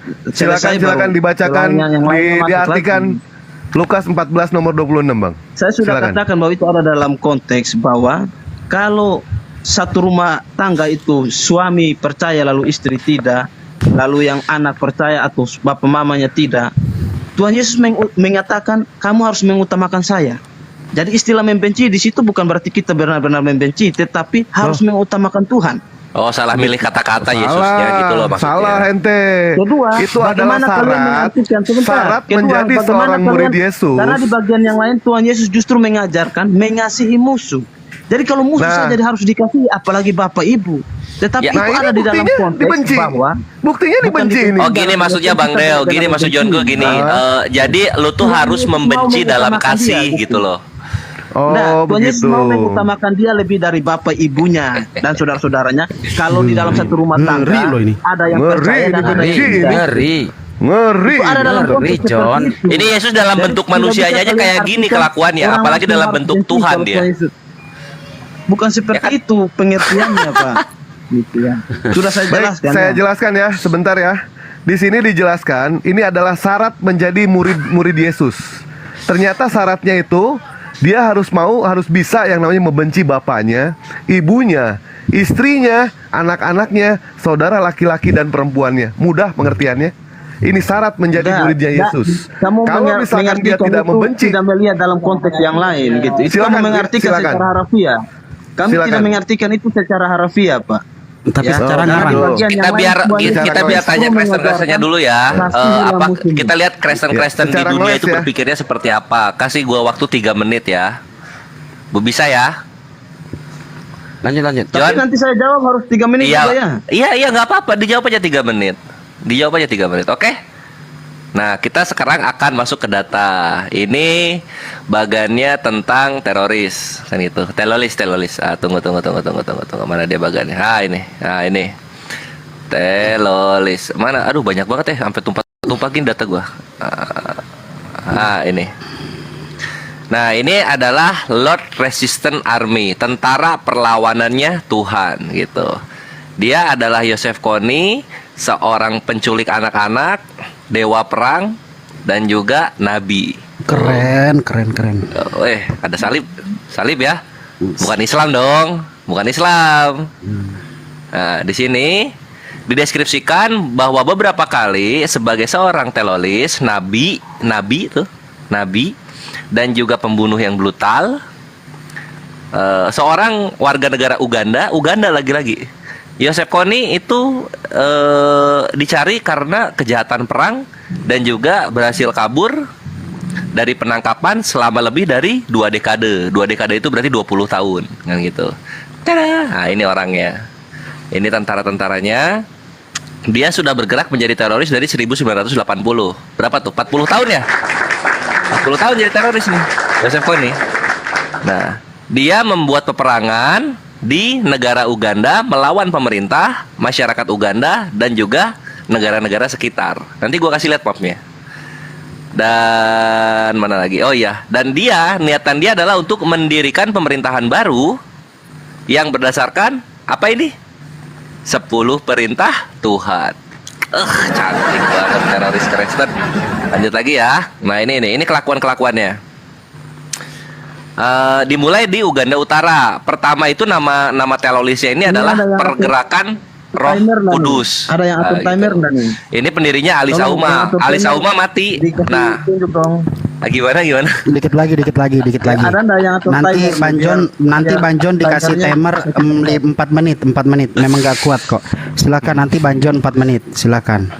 Nah, jadi di sini itu tadi kan satu ya, Lord Resistance Army itu teroris Kristen. Nah, di sini ada lagi nanti Holy Spirit Movement, Pergerakan Roh Kudus. Tentara Pergerakan Roh Kudus. Pendirinya Ali Sauma, seorang pendeta dan merupakan saudara jauh dari Joseph Kony. Pemimpin pemimpin tentara perlawanan Tuhan. Nah, gitu. Nah, terus ini mana ya? Nah, di sini ya. Ini lihat kelakuannya. Mereka melawan agama-agama lain, melawan sekularisme, ini nilai positifnya, melawan sodotit, melawan penggunaan narkoba dan dosa. Mereka melawan itu. Dalam pergerakan terorisnya, mereka membunuh bidat dan juga menghancurkan tempat-tempat ibadah agama-agama lain. Uganda nih, pindah ke sono, pindah ke sono. Nah, lalu kemudian, nah ini berita ketika mereka mengebom pasar sampai ada 83 orang tewas dan 6 polisi mati. Nah ini, ya ini baru satu, bre. Jangan lu kira data gua satu, data gua banyak. Ini baru satu. Lagi ya, gue kasih lagi. Nah ini korban-korbannya, ini korban-korbannya. Ini yang nggak mau jadi tentara dimutilasi hidung, bibir dan jari-jarinya oleh ini. Nah ini adalah wanita-wanita Afrika, Uganda terutama yang dijadikan ini. Asep Koni bahaya ya, Asep Koni. Nah lanjut lagi. Jangan, ini nanti gue di ban. Nah berikutnya ada ini. Nah ini korban-korbannya ya. Dari tahun 1987 sampai 2006 korbannya 20.000 orang Uganda. Kalah jauh. Teroris yang mengatasnamakan Islam kalah jauh, bre. 20.000 orang Uganda tewas. Nah itu, lanjut lagi. Nah ini datanya. Ini data map penguasa, teroris penguasa di Afrika nih segini. Ya, nih. Ini Afrika, ini Sudan Selatan yang berpisah dari Sudan. Sudan negara Islam. South Sudan ini yang memberontak kemudian membuat negara sendiri. Nah, ini masa depannya KKB nanti, masa depannya KKB ini. Tapi dia termasuk negara termiskin di dunia, sama kayak Timor Leste pisah dari Indonesia jadinya melarat. Nah, ini sama nih. Tapi ada terorisnya, sesama Kristen juga. Nah, ini dari South Sudan ke Kongo, ke Republik Afrika Tengah, ke Sudan juga kena. Ugandanya mana ya? Uganda. Ugandanya di sini. Nah, dia udah nyebar sampai sini gitu. Ini perkembangannya, penyebarannya udah sampai sini dia. Si Yosef Kony tadi. Itu ya, yang ini ya. Yang kedua sekarang, yang kedua, teroris yang kedua. Ini Ikhwan catat ini, yang ini karena ini sangat-sangat Islamofobia ini. Woi, apa tuh di palanya tuh? Woi, di lehernya apa tuh? Ya, anti balaka. Nah, di sini dikatakan anti balaka itu adalah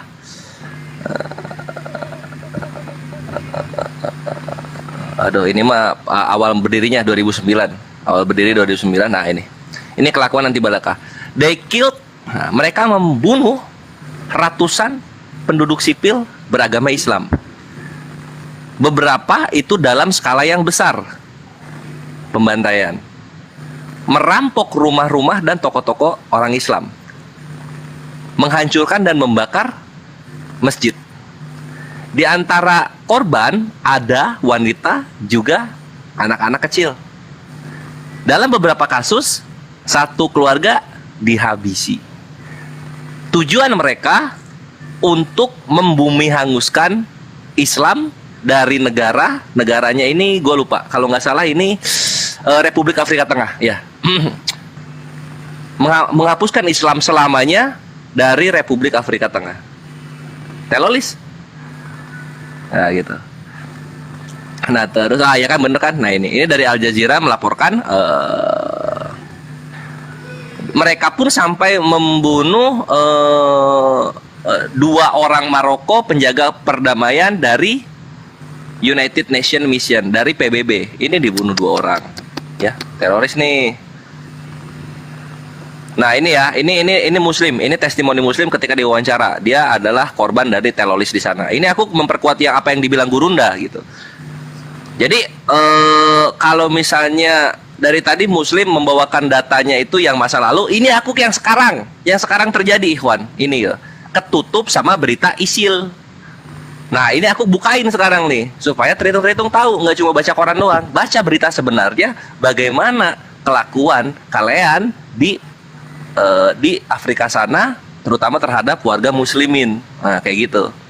Ini Syed Abdurrahman ya, Abdurrahman Saudi, umur 45 tahun, yang mempunyai beberapa banyak bisnis di Republik Afrika Tengah. If you are Muslim and you try to leave PK5, maksudnya kalau lu adalah seorang Muslim dan lu mencoba keluar dari PK5, PK5 ini nama tempat ini apa? Nama pengungsian, nama pos pengungsian. Kalau lu mau coba keluar dari PK5, lu adalah orang mati. Ini adalah penjara. PK5 ini penjara. Jadi kalau keluar dari sini, lu mati. Dia bersumpah, buat kami ini udah cukup segini. Dari sekarang kita tidak akan menjadi korban lagi, karena kami akan menyerang juga orang-orang Kristen itu. Kita akan membela apa yang menjadi milik kita. Dari saat ini dengan komunitas internasional kita tidak peduli. Kita tidak dilindungi oleh mereka, jadi kami akan juga menyerang mereka gitu. Nah, itu yang dibilang oleh Muslim di sana. Yang menarik itu nanti tuh ada loh kawan. Jadi warga sipil Kristen yang di sana ketika orang ini kepada Muslim itu mau keluar, itu tuh ini di-taunting sama Christian mob. Maksudnya ini, wah, lihat aja lu kalau berlari keluar dari pengungsian sana, lu mati, lu bakal mati, di-taunting gitu, diceng-cengin gitulah di sana. Oke. Oh, masih banyak datanya, tunggu, masih banyak datanya. Ini baru 2. Berikutnya ada tuh anti balaka, nih Christian Militia, separatis Kristen, ya. Tuh. Lanjut lagi. Nah, ini mapnya nggak sedikit udah Bang Gores, pada ribu. kasih kesempatan ke dia, tetapi Iya. kita ingin menampilkan datanya seperti apa yang Bang Gores tampilkan seperti itu. Silakan Bang John, tampilkan datanya. Potong. Iya, tampilkan datanya open cam sesuai dengan apa seperti Bang Gores itu. Kita di sini berbicara datanya, bukan katanya. Silakan. Dibesarkan si John host dan open cam dia nggak tampilkan bisa di datanya. open cam, nggak bisa open cam. Oh, kalau gitu kita minta situsnya Semua aja yang nanti. tadi Bang Sapa, jadi yang tadi ditunjukkan data-data itu memang benar terjadi. Kami juga mengakui bahwa itu memang pernah terjadi. Bahwa radikalisme di dalam agama itu ada di dalam semua agama, Bang. Kami tidak menyangkali itu. Tetapi kita harus bisa bedakan antara ajaran suatu agama yang berdasarkan pada kitab sucinya masing-masing dengan perilaku hidup. Kalau kita berbicara konteks ajaran agama berdasarkan kitab suci masing-masing tiap agama, dalam hal ini saya sebagai Kristen, di dalam kekristenan itu tidak ada ajaran yang seperti itu, yang harus membantai musuh atau menganiaya musuh dan sebagainya. Itu di dalam ajaran tidak ada. Bahwa nanti dalam perilaku itu kembali ke orang-orangnya, apakah dia salah memahami, itu kita tidak tahu bagaimana mereka mengartikan. Tetapi berdasarkan ajaran kitab suci kami, berdasarkan ajaran Tuhan Yesus, justru dia mengajarkan kasihilah musuhmu, berdoalah bagi mereka yang menganiaya kamu, mintalah berkat bagi orang yang mengutuk kamu, dan masih banyak lagi, ya. Contoh-contoh dalam kitab suci yang menunjukkan bahwa Yesus memang mengajarkan kita harus mengasihi dan bukan berperilaku seperti itu. Bahwa di sana ada kasus seperti yang tadi Abang tunjukkan data-datanya, itu yang kami bilang di dalam agama orang bisa salah mengartikan itu lalu dengan semena-menanya. Itu pun harus kita teliti lagi dalam konteks mungkin ada politisasi di sana, ada kaitan-kaitan dengan budaya di sana yang hanya dibawa sebagai sebutkan data bisa, sebutkan data bisa, John sebutkan data bisa, sebutkan data, nanti dibaca bareng-bareng datanya. Sebutkan di mana data yang Anda baca. Kalau cuman di sini mau mendengarkan karangan Anda, mending Anda tulis di buku, habis itu di print, habis itu disusun rapi, habis itu Anda jual. Insya Allah nggak laku. Coba. Jadi data yang saya maksudkan sini data kitab suci yang mendoakan musuh itu ya. Oke, saya tunjukkan ya sebentar. Oke. Tapi apakah tadi sudah dijelaskan bahwasanya data-data yang disebutkan Mahadewa itu sudah itu kurang lengkap?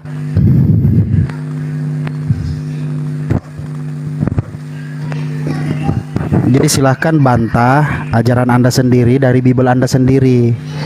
Silahkan Anda berusaha mengarang dengan apa yang Anda ingin selamatkan. Aku bisa masuk lagi. Ini aku mau ngasih. Sekarang teman-teman coba biar baca aja Bang, biar nggak ngambek. di dalam Lukas Ya. pasal 6 ya. Ya, apa dibilang? Teman-teman baca dalam Lukas pasal 6, Tuhan Yesus mengajarkan begini, tetapi kepada kamu yang mendengarkan aku, Yesus, aku berkata, kasihilah musuhmu, berbuatlah baik kepada orang yang membenci kamu, Mintalah berkat bagi orang yang mengutuk kamu. Berdoalah bagi orang yang mencaci kamu. Barang siapa menampar pipimu yang satu, berikanlah juga kepadanya pipimu yang lain. Dan barang siapa yang mengambil jubahmu, biarkan juga ia mengambil bajumu. Dan seterusnya dan seterusnya. Itu ajaran Tuhan Yesus tentang kasih. Jadi kalau abang tuntut data di mana Yesus mengajarkan tentang kasih, banyak di dalam gospel. Silakan teman-teman baca nanti di dalam Lukas pasal 6 itu. Yang tadi abang tunjukkan itu kami tidak bantah, itu memang benar terjadi. Itu sama juga seperti di dalam Muslim. Ya. Di dalam Muslim juga banyak teroris. Itu kan silakan saja. Itu yang tadi saya bilang ada perdebatan juga di dalam Muslim. Di dalam tadi lu bilang di awal apa coba? Tadi lu bilang di awal apa tadi? Lu bilang di awal katanya iya kalau misalnya penjajah itu kan begini dan begitu ada pasti yang jahat gitu. Cuma kalau teroris cuma di Islam, tolong diralat lagi itu dan meminta maaf. Kalau yang tadi kamu berbicara soal penjajahan Belanda itu kan ada konteks. Demikian iya, juga enggak tadi lu bilang di awal teroris cuma ada di Islam. Tadi kan lu bilang gitu. Nah, ini datanya udah gua bubukin nih, baru 2. Gue bisa tampilin 8 lagi kalau lu mau. 8 lagi. Kalau kamu kaitkan dengan ajaran kitab suci, itu yang saya mau bantah bahwa di secara tadi lu bilang teroris cuma ada di Islam. Minta maaf dulu. Ajaran seperti itu. Loh, kamu tadi kan ngomong soal penjajahan Belanda itu masuk, itu kan ada konteks. Enggak, tadi lu di awal masuk sini lu ngomong teroris cuma ada di Islam. Minta maaf dulu.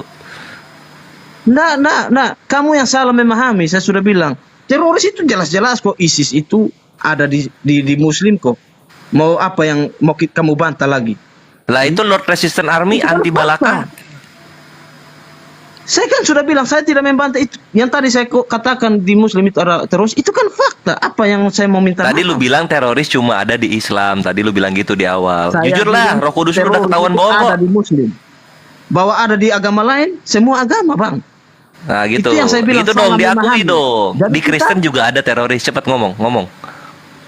Jadi kita di sini harus Nggak ngomong dulu. Di Kristen juga ada teroris. Kamu dengar dulu, saya masih jelaskan. Nggak ngomong dulu. Bisa bedakan antara ajaran dengan perilaku hidup. Iya, di Kristen juga ada teroris. Cepat ngomong dulu. Timpalin aja Bang Kores terus, timpalin dia. Masing-masing itu karena dia salah memahami. Iya, di Kristen juga ada teroris. Cepat bilang. Terorisme yang mengataskan nama agama bagi kami dalam ajaran kitab suci tidak ada. Lah tadi terus apa tuh? Yang mau mendirikan negara berdasarkan 10 perintah Tuhan itu apa tuh? Melihat dalam konteks mereka itu pasti ada konteks politisasi di sana. Loh, tadi enggak kok itu benar-benar Kristen yang ingin membumi hanguskan Islam, Kristen yang ingin mendirikan negara berdasarkan 10 negara 10 perintah tertinggi dari Tuhan. Kamu juga harus bisa bertanya kepada mereka dasar mereka melakukan itu apa. Sedangkan dari kitab suci saya sudah ini dasarnya. Ini loh dasarnya loh. Tidak ada dasar ajaran untuk membenci musuh atau itu jalur Kristen tidak. Ini loh dasarnya, ini loh dasarnya loh. Karena kita bisa melihat bahwa ISIS di Suriah sana itu setiap ini dasarnya loh.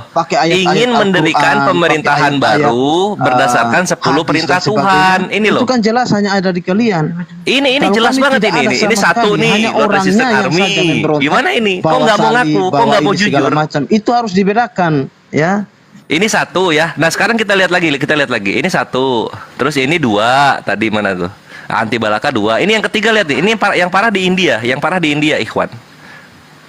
Nah di sini ada namanya ini Papua. National Liberation Front of Tripura. Tapi ini Papua New Guinea ya. Apa dibilang di sini? Mereka mendirikan teroris ini di tahun 1989. Untuk apa? Dari India. In order to create an independent Christian fundamentalist state of Tripura. Jadi misinya itu untuk menciptakan negara Kristen independen dan juga berdasarkan kitab suci di Tripura. Kristen nih, kok nggak ngaku? Oi, sakit ya, sakit hati ya. Lagi nyari data dia mungkin. Nah, tuh. Buka mute-nya. Tuh, National Liberation Front of Tripura gitu. Tuh, ini pemimpinnya, Rajiv Gandhi. Oi. Ngomong. Nanti ada lagi di sini. Nah, ini kelakuannya. The Baptist Church of Tripura was initially set up by missionaries from New Zealand gitu. Jadi ini yang tadi itu nasionalis Tripura itu yang Kristen itu datangnya dari gereja Baptis yang dibikin oleh orang Selandia Baru tahun 1940. Lihat. ininya, lihat ya kelakuannya itu. Di tahun 2000 NLFT itu mengancam untuk membunuh orang-orang Hindu yang merayakan festival keagamaan di Durga Puja. Setidaknya 20 orang Hindu di Tripura sudah di-EO oleh NLFT dalam 2 tahun terakhir selama perlawanan dan pemaksaan pemindahan agama ke dalam Kristen. Nah itu, ini gimana nih? 3, ini yang ketiga loh, ini yang ketiga. Woi, tuh, ini NLFT di India. Tuh, forced conversion to Christianity. Pemaksaan pindah agama ke dalam Kristen. Woi, sini loh. Ayo sini belajar data sini.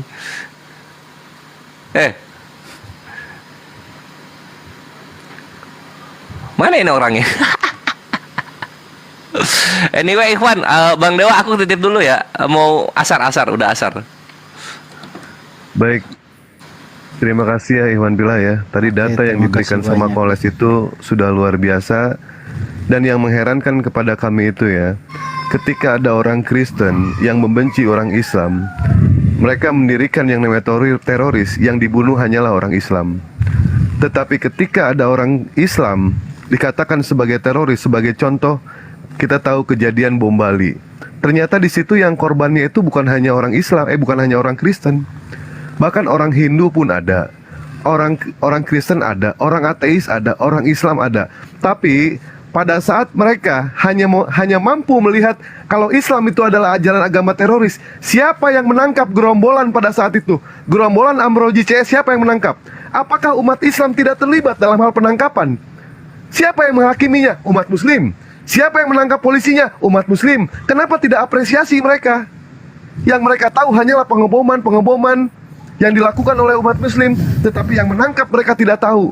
Umat Muslim terlibat itu semua. Hakimnya umat Muslim, jaksanya umat Muslim, polisi yang menangkapnya umat Muslim. Tolong dong apresiasi kepada kami. Umat Muslim melakukan kesalahan, umat Muslim langsung yang menangkap. Beda halnya yang dilakukan sama sebelah.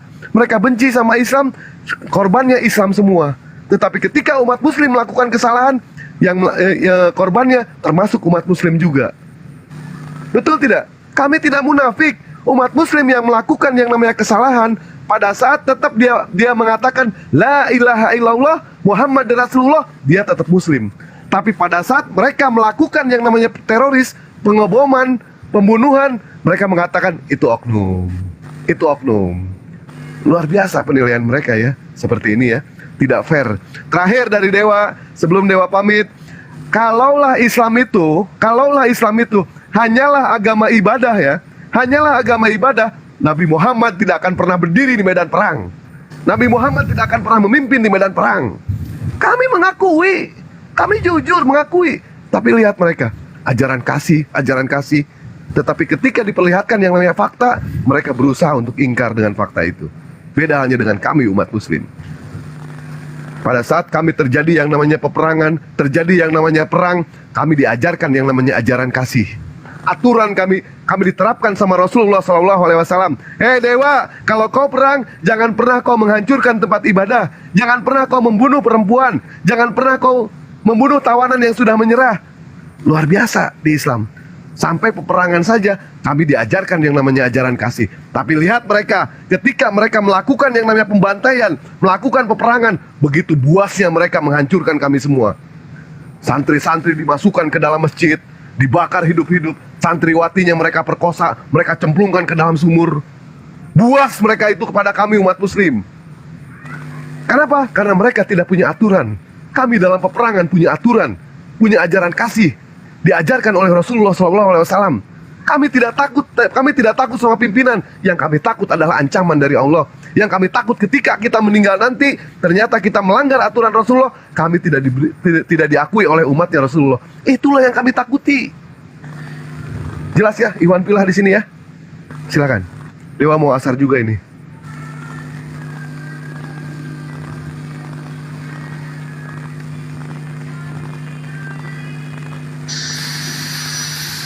bẹp nan tắm mày tốn tâm mày chạy chân lúa mòn tòn tim mày tu tua ta chống trăng chủ chui chẳng mong bẹp nan tâm mày tu tâm mày chẳng chẳng mong tuần này mày tu ta lo chẳng cha u chẳng tong mau tâm mày ta man nong chung tong Udah dulu gue lah. mong con suy nara tuệ mong man tâm sang lệch quăng nan Hebatnya nang Gurunda. montong tim mai nang rutu ta tôi trăng cháu chu trăng chay chân cụ mong bay năng bập bấm bay năng na nan tam mai tu tam mai trong chung trăng lanjut. Cakala Deno nih otakku langsung melek lagi. Masya Allah. Tadi Memi mau diajari lagu Thailand tapi dia lari kabur langsung. Gimana ceritanya? Ini pelat naplopai. Tapi masih enak didengar loh walaupun lagu Thailand. Nggak jelas. Tapi masih enak suaranya. Tergantung siapa yang menyanyikan. Ayo, Iya, itulah. ada yang mau bertanggung jawab atas 3G yang di atas? Ferry Setiawan. Oten Kak Ferry? Oke. Patalapo kung ka ba to elok menrek useleki di. Na dampeng ka teperaja dampeng.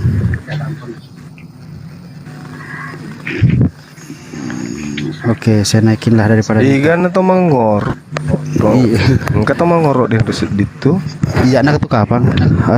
Mati kak sedih. Dia. Oh, Jiwa Sabah. Selamat siang. Astagfirullah. Jiwa Sabah. Masya Allah. Jiwa Sabah, selamat siang. La ilaha illallah, begitu getolnya Anda tadi meminta antrian selama 4 jam. Ya. Malaysia aja ini Pak susah sinyal. Ya. Iya Pak. Gimana? Sehat? La ilaha illallah. Oh, lagi di jalan. Bapak pegangan Pak, hati-hati Pak di jalan. Nanti kalau udah ini baru naik lagi Pak. Masya Allah, luar biasa orang-orang ini semuanya. Gatul. Masya Allah, luar biasa. Nah ceri nih agak senai bangkian santang yang kayak pada naik mas sempaja nggak? Engkau naik ngantri. Habis sudah punah habis. Iya sudah habis oten. Ayo Habis. dong. Udah gulung tikar. Ilo. Kita coba ya.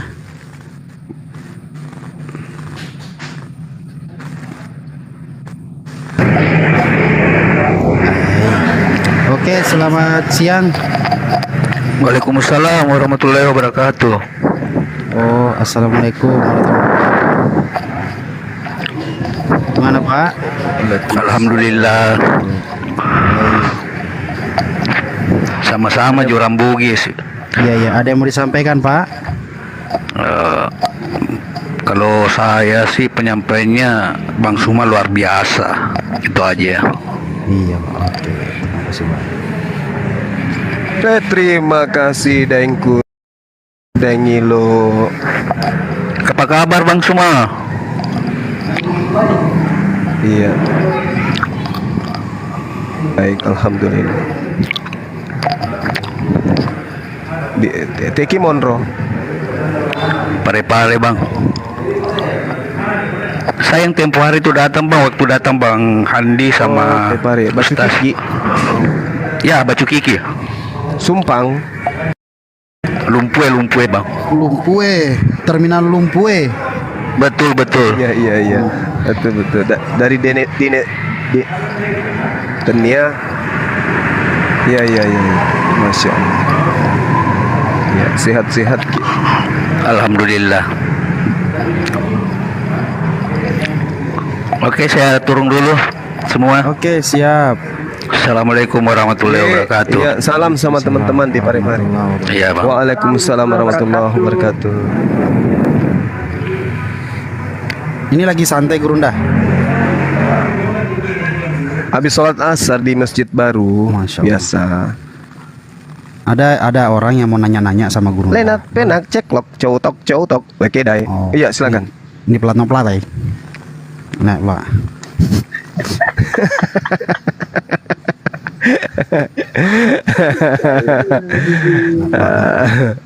Mulai. Beliau sudah Lonteng toma baik kalau beliau sudah ngobrol.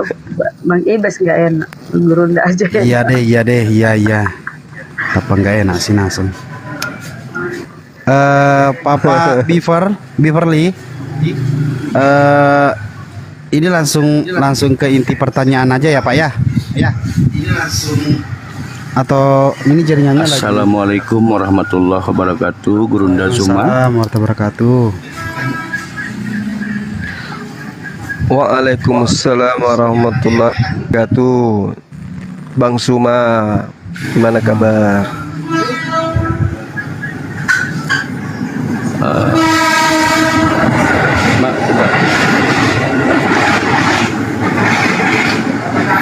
Maaf Bang Zuma, wah boleh saya mempertanyakan sesuatu?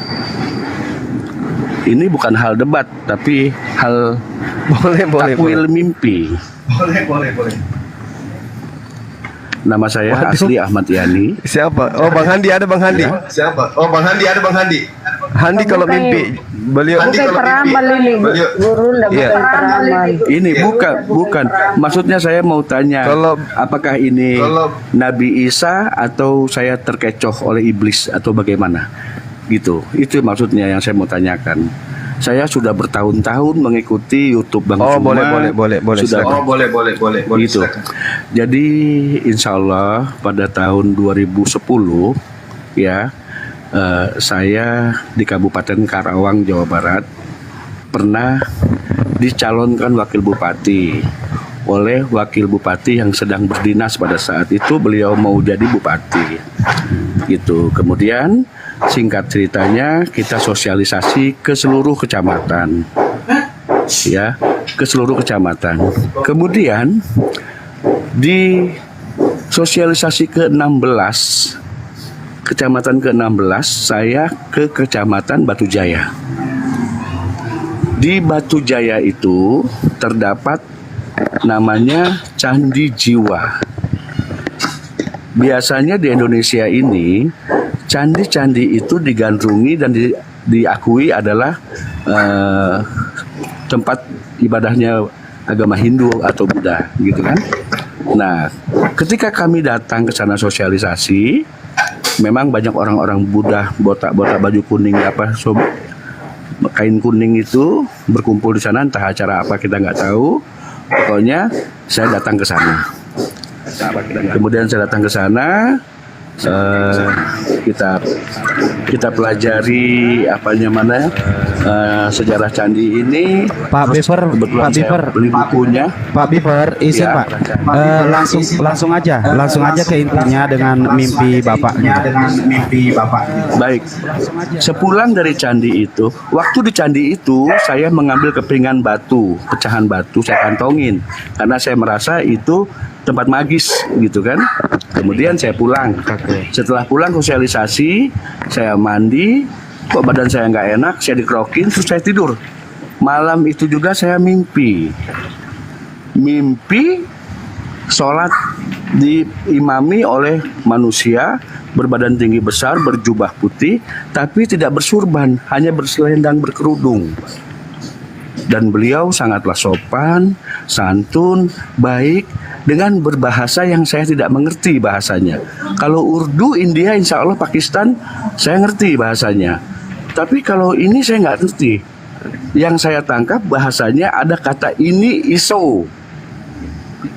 Nah, di tahun 2020, ya, mimpi itu saya sampai 7 kali mimpi.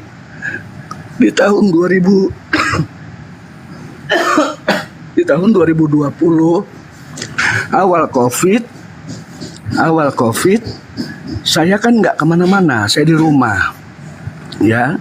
Kemudian saya buka-buka lah YouTube, jumpalah saya dengan debat Bang Zuma, ya kan? Lalu di situ saya mendengar dari beberapa debat Bang Zuma dengan oten.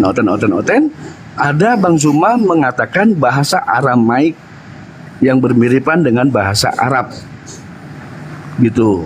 Kemudian Bang Zuma ada mengatakan kata ini iso, bahwasannya Nabi Isa alaihi salam kita ini, ya, kalau dalam bahasa Aramaik disebut iso.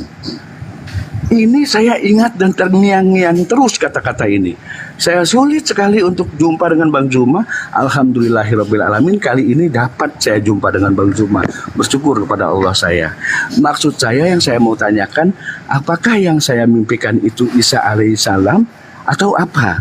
Karena saya sempat bersuuzon, ini jin Islam, karena sampai 7 kali gitu kan.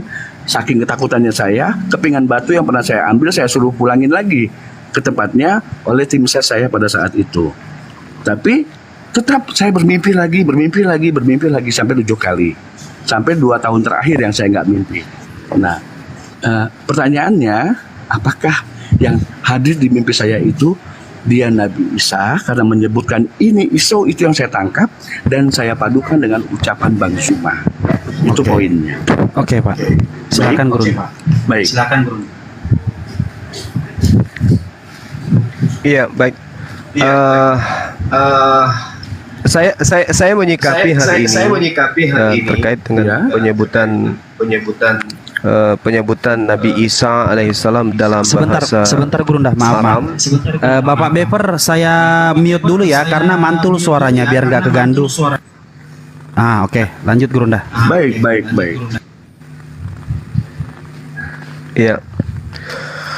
Jadi kalau kita melihat dari penyebutan dalam bahasa Aram, Isa itu memang disebut Iso ya.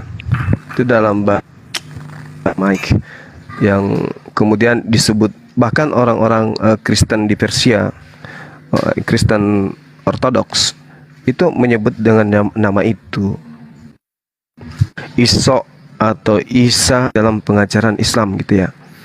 Jadi beliau ini adalah orang yang sama dalam bahasa Arab, sama dengan Iso dalam bahasa Aram.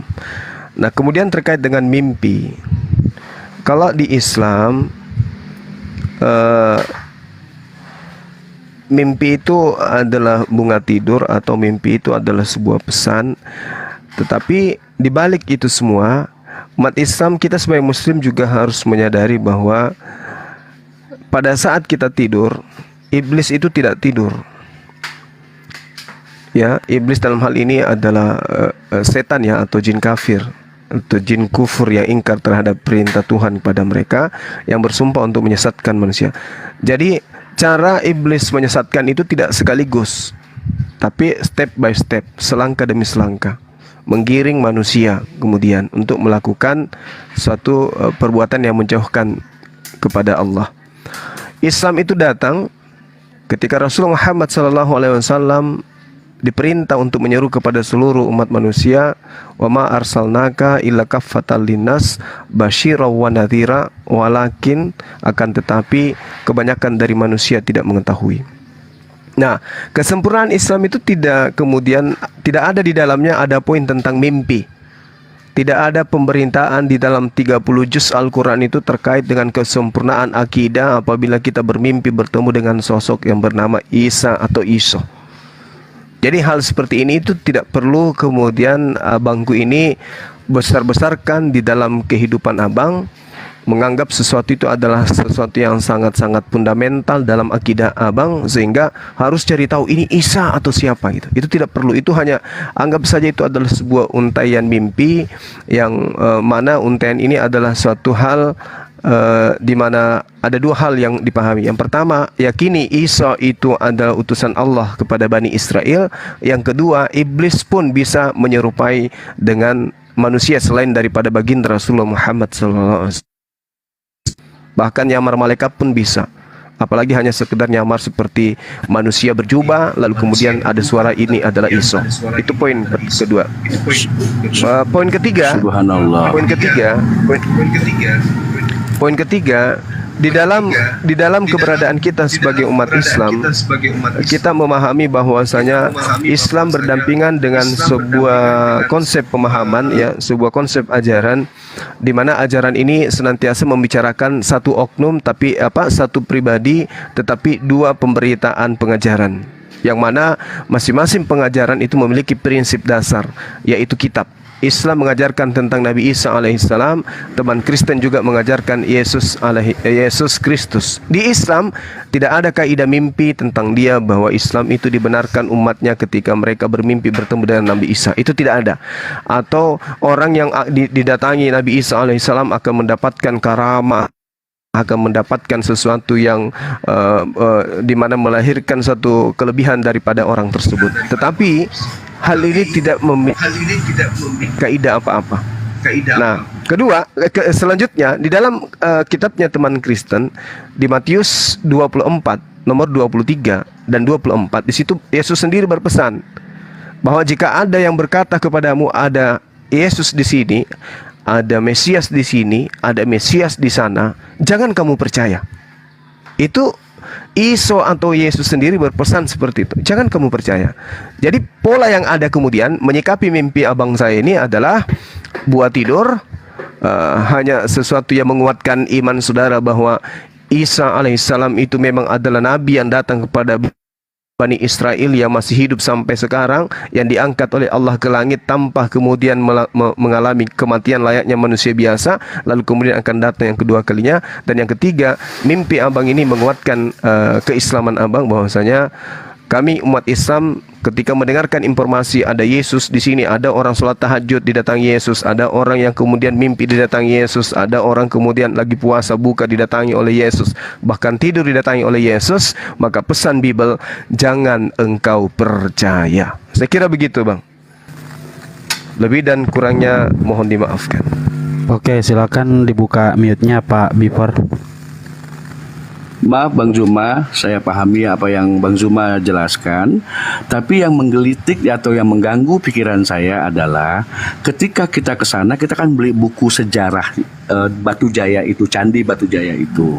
Nah, saking saya ketakutannya, saya tidak pernah buka buku itu, ya kan?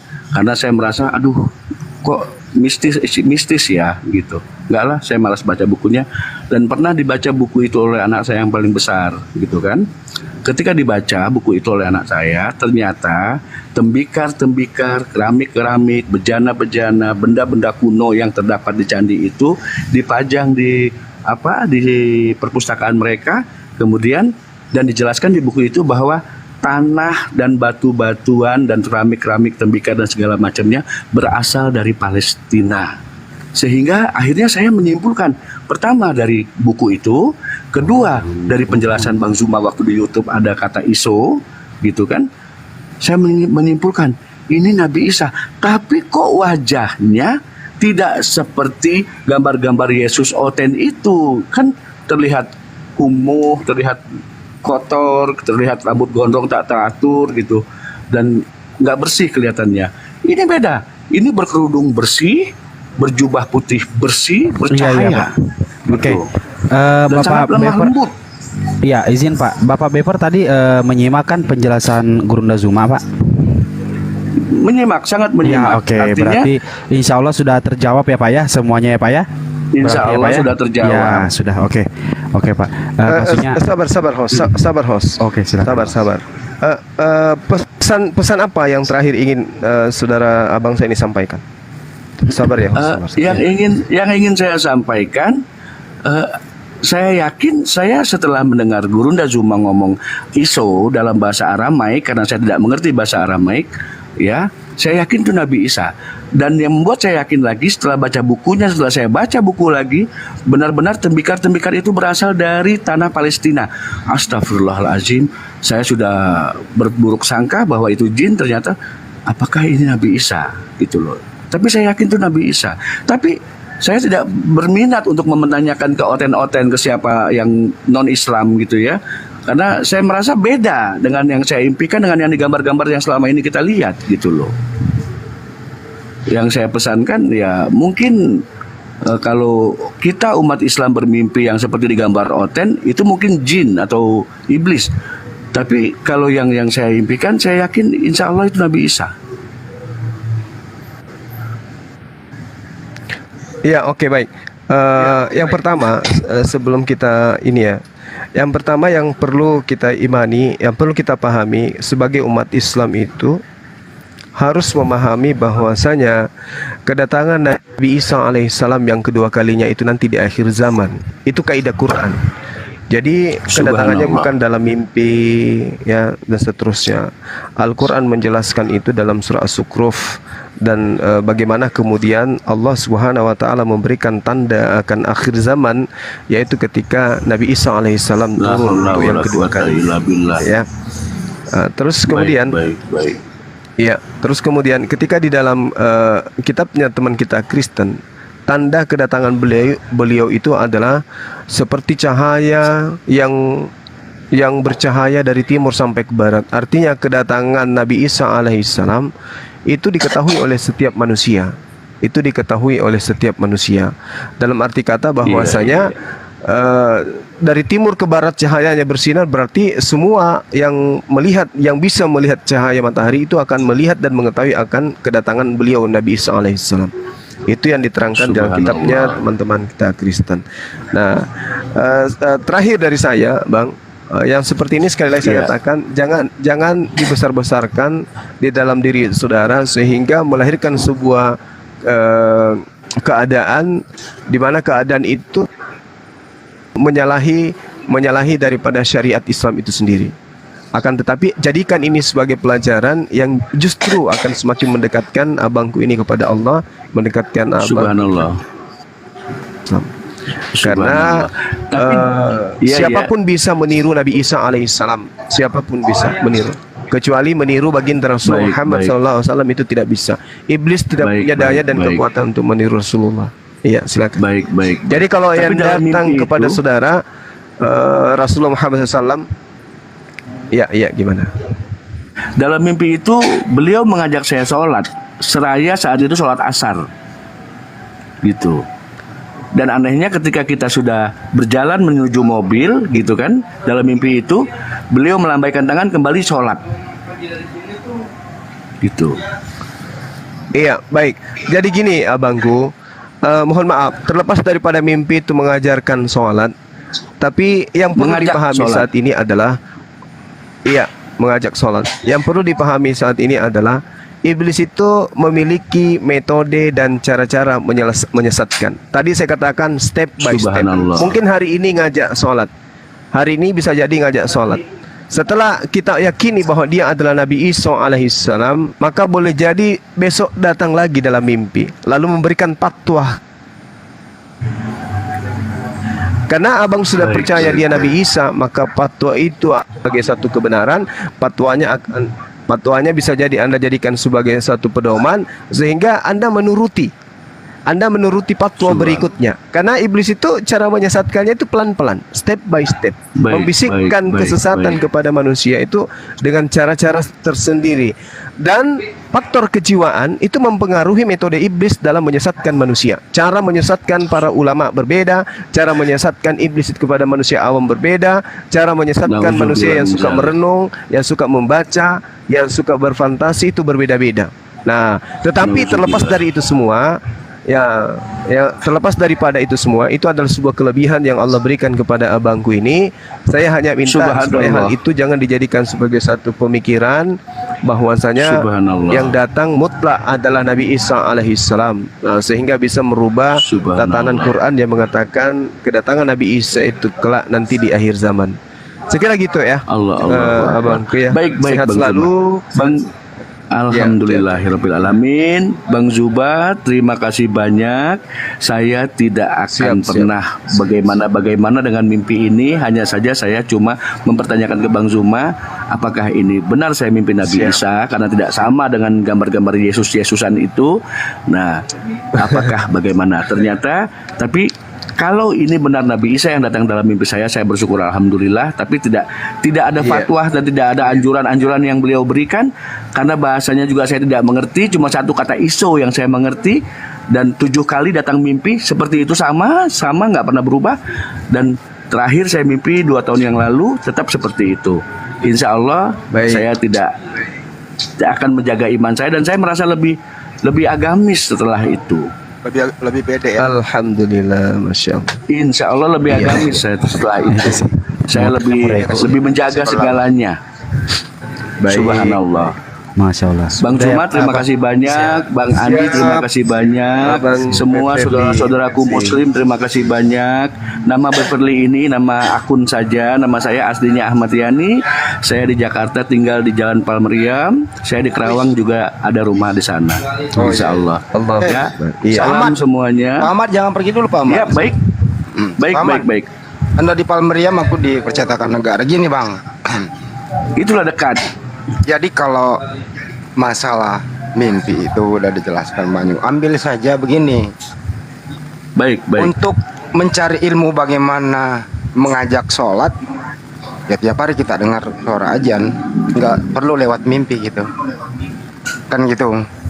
Iblis itu berbagai macam cara menyesatkan manusia, baik melalui mimpi maupun tidak.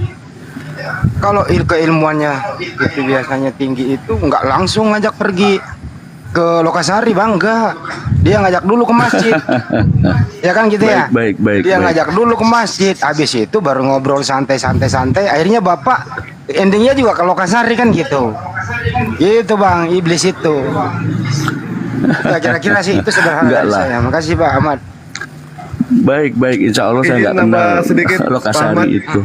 Pak Ahmad, izin nambah sedikit ya mengenai soal mimpi. Iya. Baik. Iya. Baik Pak Ahmad. 1000 mimpi itu sangat sulit untuk diwujudkan Pak ya, kalau kita tidak mengerjakan. 1000 janji sangat sulit untuk ditepati kalau kita itu memang dasarnya itu adalah tukang ingkar. Tapi alhamdulillah 1000 rupiah bisa beli gorengan Pak. Beli gorengan 1, beli gorengan 3, 1 ngaku 3 gitu kan. Nah, mengenai soal mimpi di sini yang tadi menarik itu, di sini ada angka 7 Pak ya. Ada angka 7. Ya. Yang dimana angka 7 kali 7 saya itu, mimpinya. ya, pembahasannya itu luas Pak ya. 7 itu. Surah pertama Al-Qur'an itu ditulis 7 ayat itu Pak. Allah menciptakan 7 lapis langit. Allah menciptakan 7 hari. 7 hari yang baik. Nah, begini Pak. Pada saat Bapak bermimpi, kita tahu yang namanya mimpi itu adalah tipuan setan. Karena tidak ada orang yang bisa menafsirkan mimpi, karena dunia makin kesini makin kotor. Apa bukti makin kotor itu? Banyak yang namanya anak membunuh orang tua, banyak yang namanya adik membunuh kakak, ya seperti itu. Jadi dunia itu benar-benar kotor. Tetapi yang menarik di sini, Bapak di sini diajak untuk melaksanakan yang namanya sholat. Sholat Pak ya. Nah, saya bisa menyimpulkan Pak, kalau Bapak selama ini banyak meninggalkan sholat. Banyak meninggalkan sholat. Saya bisa menyimpulkan seperti itu. Ya, terlepas itu benar atau tidak, saya tidak paham. Tetapi yang jelas di dalam 7 hari itu, karena mimpinya bertemu dengan saya tidak tahulah itu Nabi Isa atau tidak atau apa. Yang jelas kita tidak diberitahu wajahnya seperti apa. Andaikan itu bisa dilukiskan pun harus sesuai dengan apa yang ditulis dalam hadis. Tetapi hadis tidak menjelaskan ciri-cirinya seperti apa. Apakah wajah Rasulullah itu bisa digambarkan? Bisa Pak. Allah misalkan pelukis itu harus sesuai dengan apa ciri-cirinya yang ada di dalam hadis. Kalau misalkan tidak sesuai, celaka kita nanti. Begitu, makanya kami tidak boleh melukiskan, tidak boleh mengkultuskan. Untuk itu, Bapak jaga keimanan. Jelas itu 7 hari, Bapak diperintahkan untuk sholat. Bapak banyak meninggalkan yang namanya sholat. Jaga makanya sholatnya Pak. Jaga. Itu aja pesan dari Dewa. Makanya tidak ada alasan seorang Muslim ketika mereka berkomitmen untuk bersumpah, untuk mengucapkan 2 kalimat syahadat, dia meninggalkan sholat. Tidak ada alasan sama sekali. Makanya saya pun sering menantang kepada umat muslim yang ada di bawah, siapapun dia, apa alasan sampean tidak sholat? Saya tantang satu-satu. Apa alasannya? Hanya 5 menit Pak, hanya 10 menit, Surga tidak akan bisa dibayar dengan sholat, Pak. Untuk mendapatkan surga, kita harus dekat dengan Allah, mendekatkan dengan Allah. Sholat, Pak, konsekuensinya. Mungkin itu saja dari Dewa Baik, penambahannya. Selama 7 hari Bapak Baik Bang Dewa, terima kasih banyak. Baik Bang Dewa, insya Allah terima kasih banyak. Bang Zuma terima kasih banyak. Semua Bang Andi terima kasih banyak. Saya Sama-sama, hanya Bang. akan Sama-sama. menyimak saja. Ya. Siap, Pak. Subhanallah. Yang jelas kita di Jakarta ini, Pak. Itu kalau Jakarta Ya. itu ya macam-macam itu ujian, Pak. Mimpi dulu di rumah, endingnya ke masjid, kemana, kesimpulannya ada di Alexis. Jangan, Pak, Jakarta banyak, Pak. Makanya mimpi-mimpi kayak ini Sudah mempengaruhi tutup, orang. Ji. Ya. Alexis sudah tutup, Ji. Udah buka kembali, Pak. Udah buka kembali. Oh, Karena buka iblis kembali. Iblis buka lagi, Pak. Oh iyalah. Nama yang berbeda. Hati-hati Pak di Jakarta, Pak. Mimpi-mimpi Gila. kayak gitu, Pak. Oke, lanjut. Tapi insya Allah enggak lah. Saya keturunan Minang dan insya Allah kuatlah kami gitu menjaga keluarga besar kami. Insya Allah kuat kami, ya. Hanya saya ingin mempertanyakan ini aja untuk memuaskan hati saya aja kepada Bang Zuma, gitu.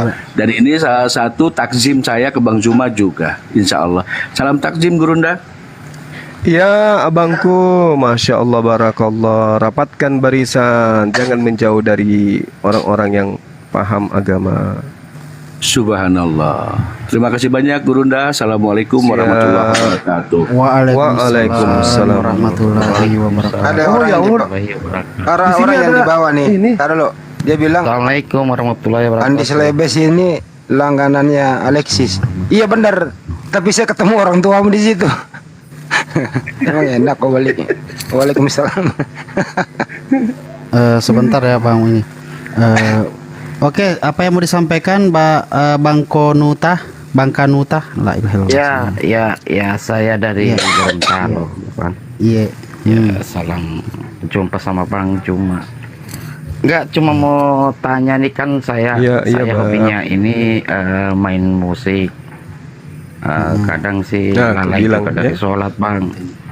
Iya. Jadi mau tanya itu gimana itu hukumnya, Bang? Kalau saya lagi show, misalkan saya lagi konser, terus saya nggak sempat lagi sholat, ini yang jadi beban buat saya. Terus ada lagi teman saya kan yang itu yang agama ya, yang oten gitulah. Mereka itu mempertanyakan hukum-hukum kita untuk kencing berdiri ini bagaimana itu, Bang? Saya nggak ngerti kok. Katanya kalau di Islam kita kencing itu harus jongkok duduk gitu. Nah, kebetulan saya waktu itu buang air kecil itu saya sempat berdiri, kemudian saya ditegur. Kok kan kalau di Islam itu harus kencing harus jongkok gitu. Nah, terus saya mau jawab apa? Saya juga nggak ngerti. Mohon pencerahan ini, Bang. Saya mau belajar ilmu ini, Bang. Gitu, Bang Zuma. Iya.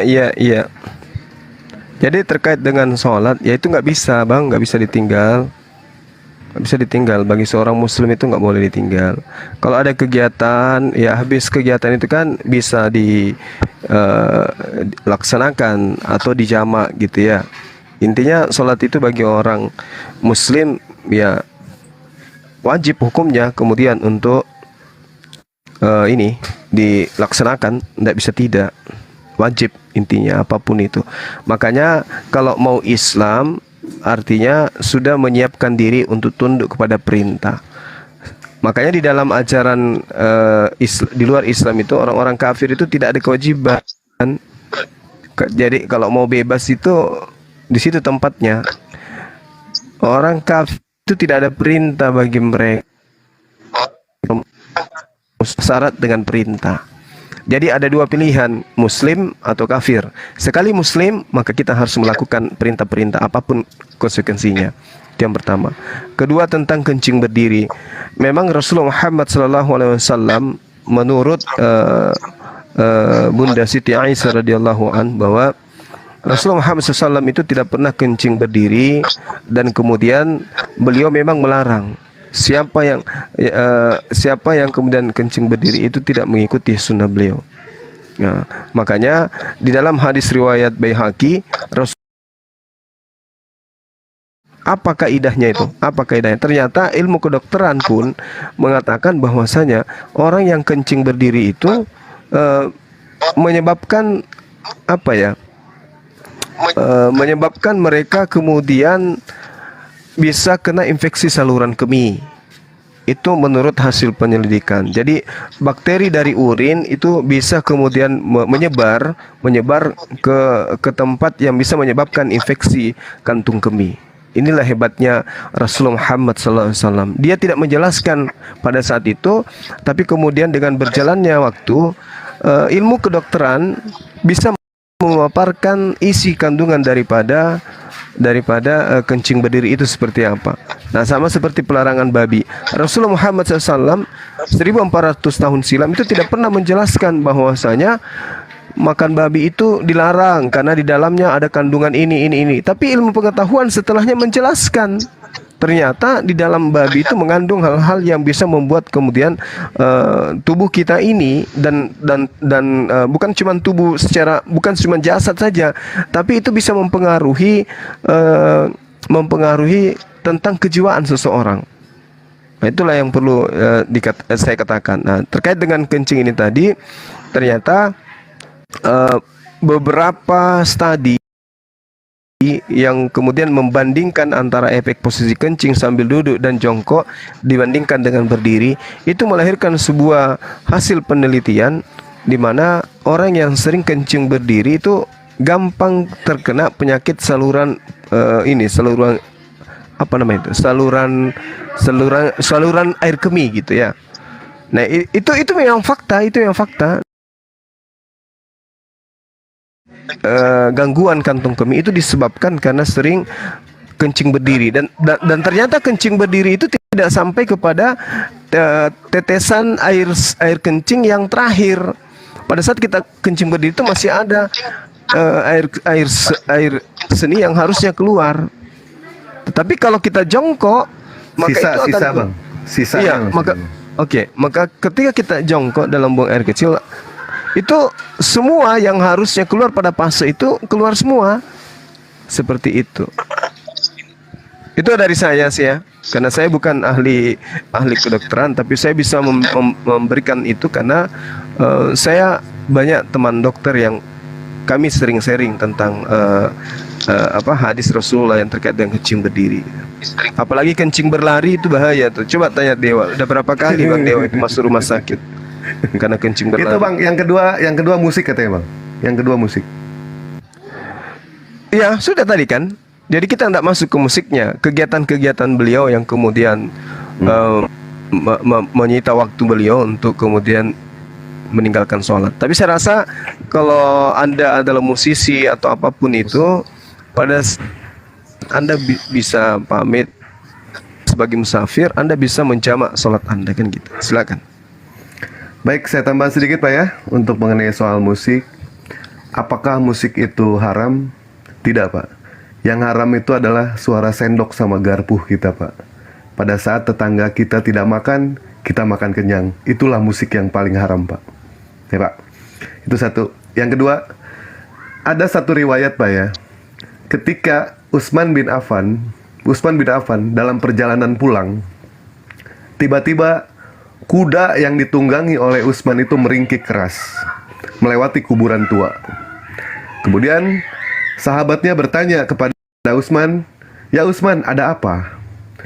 Utsman bin Affan mengatakan, "Aku mendengar teriakan jeritan orang di alam kubur. Sedang terjadi yang namanya penyiksaan, siksa kubur." Lalu Utsman pun pada saat itu menangis. Sahabat bertanya kepada Utsman, "Wahai Utsman, bukankah Rasulullah telah berjanji kepadamu bahwa dia berjanji akan menyelamatkan engkau dari neraka?" Kemudian Utsman mengatakan, "Ya, Rasulullah memang pernah berjanji kepadaku untuk menyelamatkan aku dari neraka. Tetapi Rasulullah tidak pernah berjanji kepadaku dari yang namanya siksa kubur." Ternyata salah satu penyebab siksa kubur adalah kencing berdiri. Ini hal yang sangat mudah. Hati-hati dengan yang namanya kencing berdiri ya. Hati-hati. Soalnya pada saat orang melakukan kencing berdiri, kita sholat, pada saat kita ruku, pasti itu akan keluar tetesan. Itu tidak sah. kencingnya. Hati-hati, makanya jangan sampai yang namanya kencing berdiri. Usahakan kencing jongkok, kita hidupkan yang namanya sunnah Rasul. Jangan hidup dari sunnah Rasul, tetapi hidupkan sunnah Rasul sama kita sendiri. Salah satu penyebab dari ajab kubur adalah kencing berdiri. Jangan sampai berdiri, jangan seperti Bang Juma, kencing berlari ke sana ke sini, padahal pakai pampers dia. Silakan. Allah. Makasih ini Bang Dewa, Bang Juma, makasih banyak. Menurut buku yang belum saya rilis, Pak, Gorontalo. Pojok kiri kanan atas. Halo Bang Juma, saya mau bertanya Bang Juma. Assalamualaikum. Waalaikumsalam. Pak, entar dulu Pak, menurut buku yang saya rilis, musik itu tidak haram, Pak.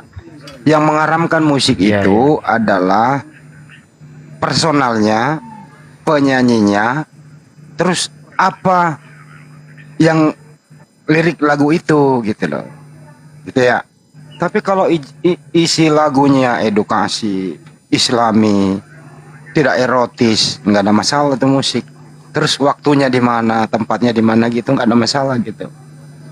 Tapi kalau yang saya perhatikan dangdut selama ini kan mengandung apa ya, syahwat gitu. Wah, ini yang nggak baik, bukan musiknya gitu loh, pelakunya ini loh Bang. Termasuk Dewa kan ini pimpinan musik nih. Dia kan bosnya di Bogor ini gitu. Nah kalau butuh penyanyi hubungi dia aja gitu. Kira-kira begitu. Wah, satu buat gua ya. Ntar malam. Boleh. Yang namanya musik itu, Pak, sama Bang Dewa. Sebentar Pak, saya tambahin sedikit. Yang namanya musik itu bisa dikatakan haram, bisa dikatakan bermanfaat, dan bisa juga dikatakan sebagai mubah. Sama halnya seperti handphone kita, Pak. Handphone ini bisa haram, Pak. Handphone bisa juga mendapatkan yang namanya pahala, dan endingnya nggak baik ini. Nggak benar ini, benar. Ini mah benar kalau untuk pengajaran Islam ya.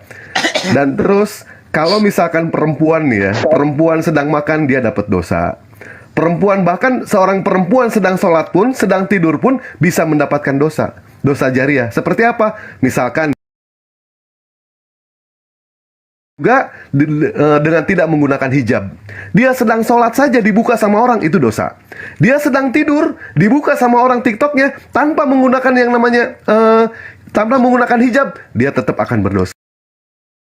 Makanya malu, gunakan yang namanya hijab. Hati-hati. Soalnya kenapa? Bencong aja sekarang sudah pakai hijab, Pak. Hati-hati lu ngomong, kena lu peringatan lo kalau itu.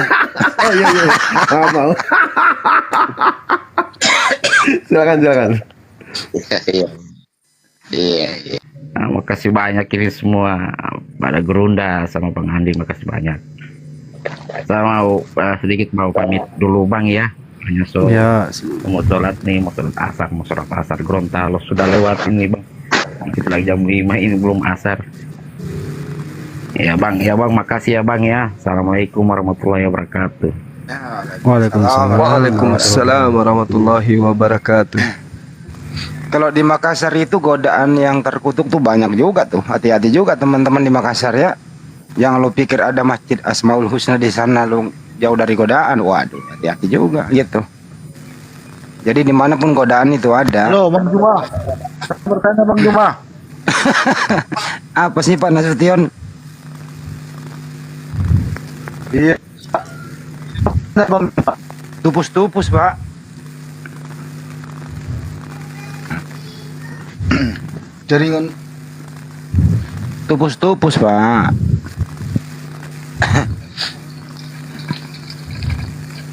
Assalamualaikum.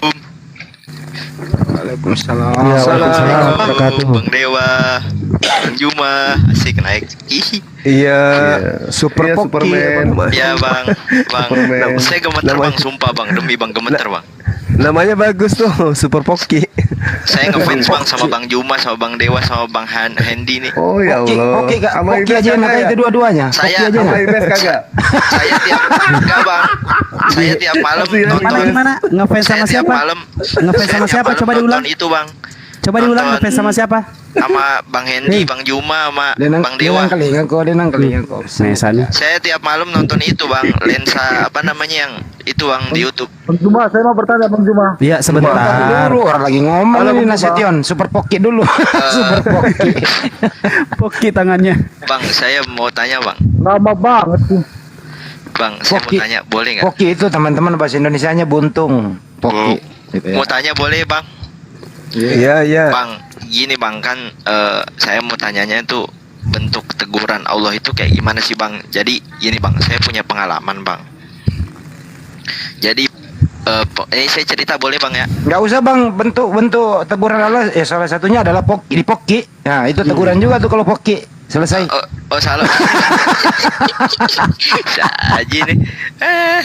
Jadi bang, pada waktu itu bang, kan saya sakit nih bang, ceritanya bang. Sakit itu di hari Kamis. Nah kebetulan memang setiap seminggu sekali itu pada malam minggu sakit. Setiap malam minggu bang ya, emang anak-anak muda sini termasuk saya ada rutinitas ngaji kuping itulah bang sebutnya bang, Jakarta ngaji kuping itu bang. Nah pas hari Kamis itu kan saya kan sakit tuh bang. Nah terus pertamanya tuh sakitnya biasa bang, tapi saya milih nggak ngaji. Nah nggak ngaji nih, tapi hari Senin ya kan saya masih mahasiswa bang. Nah hari Senin itu saya ada kunjungan ceritanya bang. Tapi dari jauh-jauh hari saya ninggalin ngaji gara-gara sakit, tapi saya ngancem di hari Senin saya harus ikut untuk kunjungan itu bang. Nah pas pada waktu itu sakitnya biasa bang, tapi pas pada hari Senin menjelang subuh itu tiba-tiba drop bang, tiba-tiba nggak tahu kenapa jam 3 pagi itu saya kejang terus panas dingin. Akhirnya saya nggak berangkat tuh kunjungan. Setelah saya berobat, saya dibawa ke rumah sakit. Alhamdulillah ya bang ya, alhamdulillah saya masih positif thinking bahwasannya oh mungkin Allah negor kali, kenapa kemarin nggak ngaji, nggak ikut gitu ya, kenapa buat kunjungan kok udah ngancem gitu dari jauh-jauh hari gitu kan. Nah tapi pas saya positif bilang gitu, seketika panas dinginnya hilang bang. Menurut abang-abang semua termasuk Bang Juma ya, apa itu bentuk teguran atau gimana bang? Terima kasih. Itu pengaruh poki mungkin itu bang. Iya silakan yang lain, saya tidak terlalu monitor tadi. Saya juga terputus-putus ya ke suaranya. Terlalu panjang. Coba dipersingkat bang, dipersingkat aja. Ya pokoknya pertanyaannya gini bang. Saya meninggalkan rutinitas ngaji gara-gara sakit, tapi saya mengancam di hari Seninnya itu ada kunjungan. Nah pas menjelang pagi di hari Senin saya drop parah ketika saya positif thinking bahwasannya ini teguran Allah. Seketika tuh ya kejang-kejang saya hilang gitu, panas dingin saya hilang. Apa itu bentuk teguran atau bagaimana bang? Oh ya jangan, udah silakan Bang Juma, udah jelas itu. Maksudnya begini loh Bang Juma, kalau di dalam Islam itu kan Pak Super, kalau kita diberikan yang namanya sakit itu kan satu teguran, ya kan, itu adalah cara Allah untuk merontokkan setiap dosa-dosa. Tetapi kalau untuk orang kafir itu namanya persekot. Kita bedakan di situ. Supaya apa? Pada saat kita itu sakit, kita itu pengen seakan-akan Allah sedang memeluk kita gitu. Allah ingin berkomunikasi sama kita. Kita harus lebih dekat dengan Allah. Seperti itu. Sakit itu pengertiannya dalam Islam. Cara Allah untuk merontokkan setiap dosa-dosa. Begitu Pak Super. Singkatnya aja ya. Silakan Bang Juma. Udah tepat itu. Udah benar itu. Lah, dibenerin mulu ini gimana ini? Iya, nggak apa-apa. Mau diapain? Mau diomelin lo? Begitu sih Pak Super ya.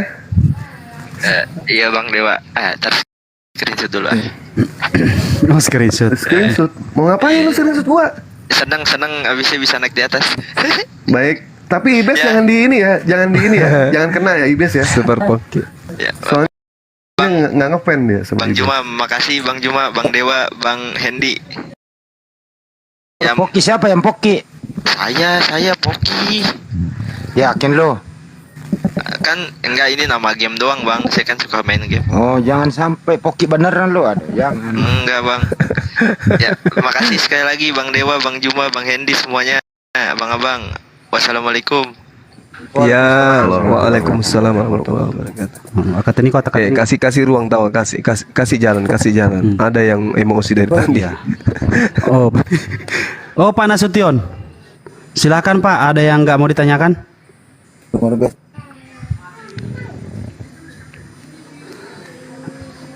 Ini Bang Zuma. Oh gitu ya Pak Nasution ya. Oh iya. Bang Zuma, Ibu baik. Terus Ida. gimana? Ibu Ida. Bang Juma jawabannya, Salam. Bang. Enggak, lu Pak Nasution bertanya itu, diam dulu, Bang Juma mau menjawab. Silakan Bang Juma. Belum nanya, udah Iya. iya aja Bang. Jadi- Juma ini. Jadi gini Pak Nasution, kalau dia masaknya itu agak-agak ini, agak-agak apa sih? Tertawa orang mau menjawab. Memang itu pertanyaannya tuh saya dengar. Nanyanya belum, gimana sih? Nanyanya belum. Enggak, nanyanya begitu. Dia nanya nggak denger tentang lu. bagaimana Terus cara mengkukus singkong agar apa Bukan, sih? bukan. Enggak, orang gua denger kok jawab pertanyaannya begitu. Dengerin dulu. Bagaimana caranya merebus singkong supaya bagi orang yang ompong giginya itu mudah untuk dikunyah itu loh, Wak. Tidak. Jadi masak dikukus agak matang dikit biar agak Iya, bonyok gitu ya. betul. Itu benar. Itu jangan lupa dikasih kelapa parut Pak Nasution, campur sedikit gula pasir gitu. Mas aku. Itu nyaman aja lah. pasti kalau saya. Itu namanya terajuk. Kalau saya Taraju. iya. Ada pertanyaan Saya lain? mau bertanya Bang Juma. Assalamualaikum. Udah dijawab tadi. Waalaikumsalam. Tadi udah dijawab. Tadi pertanyaannya. Tadi Siapa pertanyaannya tadi Bang. itu? Abang kan tadi yang bertanya tentang singkong. Loh, bukan orang gua denger lu yang orang Nasution bertanya bagaimana cara singkong ini direbus supaya bisa dikonsumsi orang ompong. Tuh yang serius lah Bang. Saya mau tanya Bang ya. Iya. Ya, silakan serius, silakan Pak. Harun yang dimaksud di zaman Musa itu sama nggak di zaman Nabi Isa? Harun yang di zaman Nabi Musa, Isa. Maksud ada data nggak ini? Ini lah Bang, karena orang itu Bang, di orang Kristen itu kan mengklaim kan gitu. Saya Muslim loh Bang. Iya. Mereka bertanya sama saya, apakah sama itu Harun di zaman Nabi Musa dengan Harun di zaman Nabi Isa? Itu aja Bang. Oh iya, baik. Oke.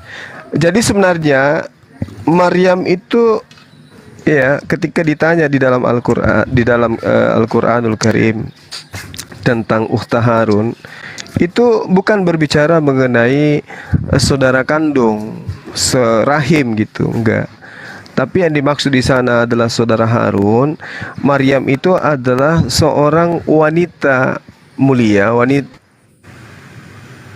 baik-baik yang berasal dari keturunan Harun. Seperti itu maksudnya. Orang-orang yang ada pada masa itu, orang-orang yang ada dalam hal ini adalah Bani Israel. Ketika kemudian melihat Maryam itu hamil, dia kaget. Loh, kok kamu bisa hamil sementara kamu itu adalah keturunan orang baik-baik gitu loh. Kamu adalah keturunan orang baik. Kok bisa-bisanya tanpa suami kamu bisa hamil? Bukan berarti Harun ini benar-benar saudara dari Maryam ini adalah punya saudara kandung bernama Harun. Bukan seperti itu. Perumpamaan itu Bang ya. Sama seperti ketika mereka disebut sebagai keturunan ular beluda, atau Yesus mereka sebut sebagai anak Daud, atau Yesus mereka sebut sebagai anak domba. Apakah itu tidak lebih parah kalau pemahaman itu kemudian dialihkan kepada mereka? Bagaimana Yesus Anda sebut sebagai anak domba? Domba mana yang pernah melahirkan manusia, kan gitu. Terus nama anak Daud yang bernama Yesus itu di mana? Nah, itu sederhana sih sebenarnya. Jadi ukhta Harun itu maksudnya saudara dari orang-orang baik yang bernama Harun, saudara dari Nabi Musa alaihissalam. Kok ada keturunan Nabi gitu ya? Ada keturunan Nabi kok bisa hamil berzina, kan gitu maksudnya. Seperti itu Bang. Satu lagi bisa Bang. Satu lagi. Iya, silakan.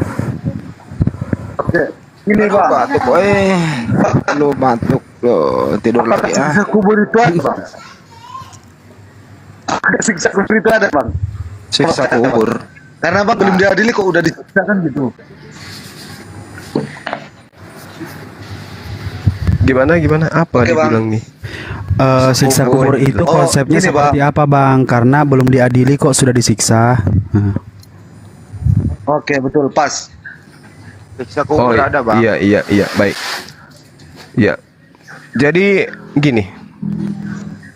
yang pertama yang perlu dipahami adalah siksaan dalam itu tidak digambarkan seperti siksaan yang ada di dalam kubur. Tetapi di dalam Al-Qur'anul Karim diterangkan bahwasanya orang-orang yang kelak masuk ke dalam api neraka, Allah Subhanahu wa taala menjelaskan mereka diperlihatkan neraka pada pagi dan petang hari. Itu. Jadi siksaan kubur yang dimaksud di sini adalah mereka diperlihatkan tempat mereka kembali kelak nanti di neraka. Sama seperti orang yang dieksekusi mati 3 bulan lagi. Bisa di mute dulu. Sudah nggak bisa di mute punya dia. Ibsa. Nah, bagus. Lanjut, Gurunda. Iya. Jadi sama seperti apa? Sorry, gimana ini konsentrasinya kok jadi hilang. Jadi siksaan di alam barzah itu adalah diantaranya siksaan karena tertekan oleh perasaan di mana si ahli kubur ini melihat dirinya di dalam api neraka. Jadi di dalam Al-Quran dijelaskan bahwasanya pada mereka orang-orang yang yang Allah janjikan kepada mereka neraka, itu mereka melihat neraka itu pada petang hari, pagi dan petang hari, itu aja yang mereka temukan di dalam keberadaannya di alam kubur. Jadi siksa kubur itu adalah siksa di mana orang-orang ahli kubur ini melihat dirinya di dalam api neraka pada pagi dan petang hari. Nah, kira-kira kalau Anda melihat diri Anda dalam kehidupan yang nyata sekarang ini, misalnya Anda diberikan keputusan hukuman mati tanggal sekian, bulan sekian, apakah setelahnya hidup Anda itu akan tenang? Tentu tidak tenang. Misalnya dieksekusi mati bulan Agustus tanggal 2 Anda mati. Apakah Anda tidak tersiksa dengan perasaan itu? Nah, itulah yang Al-Quran katakan, an-naru yu'raduna 'alaiha guduwa wa asya. Itu yang dijelaskan. Wa yauma taqumus saa'ah adkhilu ala fir'aun asyaddal azab. Jadi ini Allah kemudian katakan bahwasanya orang yang mati itu sama seperti Fir'aun. Orang ini yang akan mendapatkan siksaan kubur adalah orang yang diperlihatkan pada mereka neraka pada pagi hari dan petang, dan pada hari terjadinya kiamat. Itulah yang menjadi siksaan. Kalau sekarang ini kan tidak tuh. Orang yang hidup di atas muka bumi ini kan tidak melihat nerakanya dia. Penjahat-penjahat, mereka tidak menyimak ke nerakanya mereka, karena mereka masih disibukkan oleh kegiatan-kegiatan duniawi. Tapi ketika mereka nanti masuk ke alam kubur, mereka disibukkan sepanjang waktu menanti kiamat datang, disibukkan siang malam hanya menyaksikan tempat kembalinya, yaitu neraka. Itulah siksaan kubur itu. Saya kira gitu ya. Di dalam surat Ghafir ayat 46 Anda bisa lihat di sana. Oke, terima kasih Bang Juma. Sama-sama Bang. Oke, sama-sama Bang. Fir sama Al-Buru juga ya menjawabnya itu. Teman-teman pelajarilah. Masya Allah Bang Juma kok bisa hafal ini ya. Nggak sia-sia gue sekolahin nih anak. Terima kasih Paman. Panasution. Oke Bang. Di dalam Islam kita ada 5 perpindahan ya, perpindahan alam. Yang pertama kita masuk ke dalam alam ruh. Yang kedua kita masuk ke alam rahim. Yang ketiga kita masuk ke alam dunia. Yang keempat kita masuk ke alam kubur. Inilah yang dikatakan sebagai ajab kubur atau yang dikatakan sebagai siksa kubur. Seorang istri yang melawan kepada suami, itulah yang bakal kena dari yang namanya ajab kubur. Makanya seorang istri jangan sampai yang namanya melawan suami. Kalau suami menyuruh dia di atas, harus di atas, jangan membantah. Lu gak bisa bercanda. Dan yang terakhir itu adalah alam akhirat, yaitu surga dan neraka. Terus aja deh, Dewa gak konsen. Silakan lanjut. Allahu Akbar. Oke. Ini aja Bang Nasution, poin intinya begini aja. Orang Islam yang mendapatkan yang namanya azab kubur, dia belum tentu masuk neraka. Orang Islam yang terbebas dari yang namanya azab kubur, dia belum tentu yang namanya masuk surga. Semua ada pengadilannya. Itu aja poinnya. Silakan. Oke.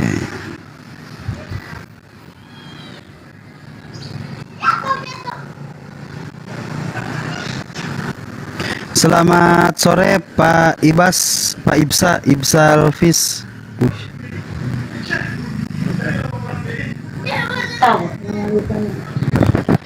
Selamat sore Pak Ibsal Fis. Assalamualaikum warahmatullahi Waalaikumsalam warahmatullahi wabarakatuh.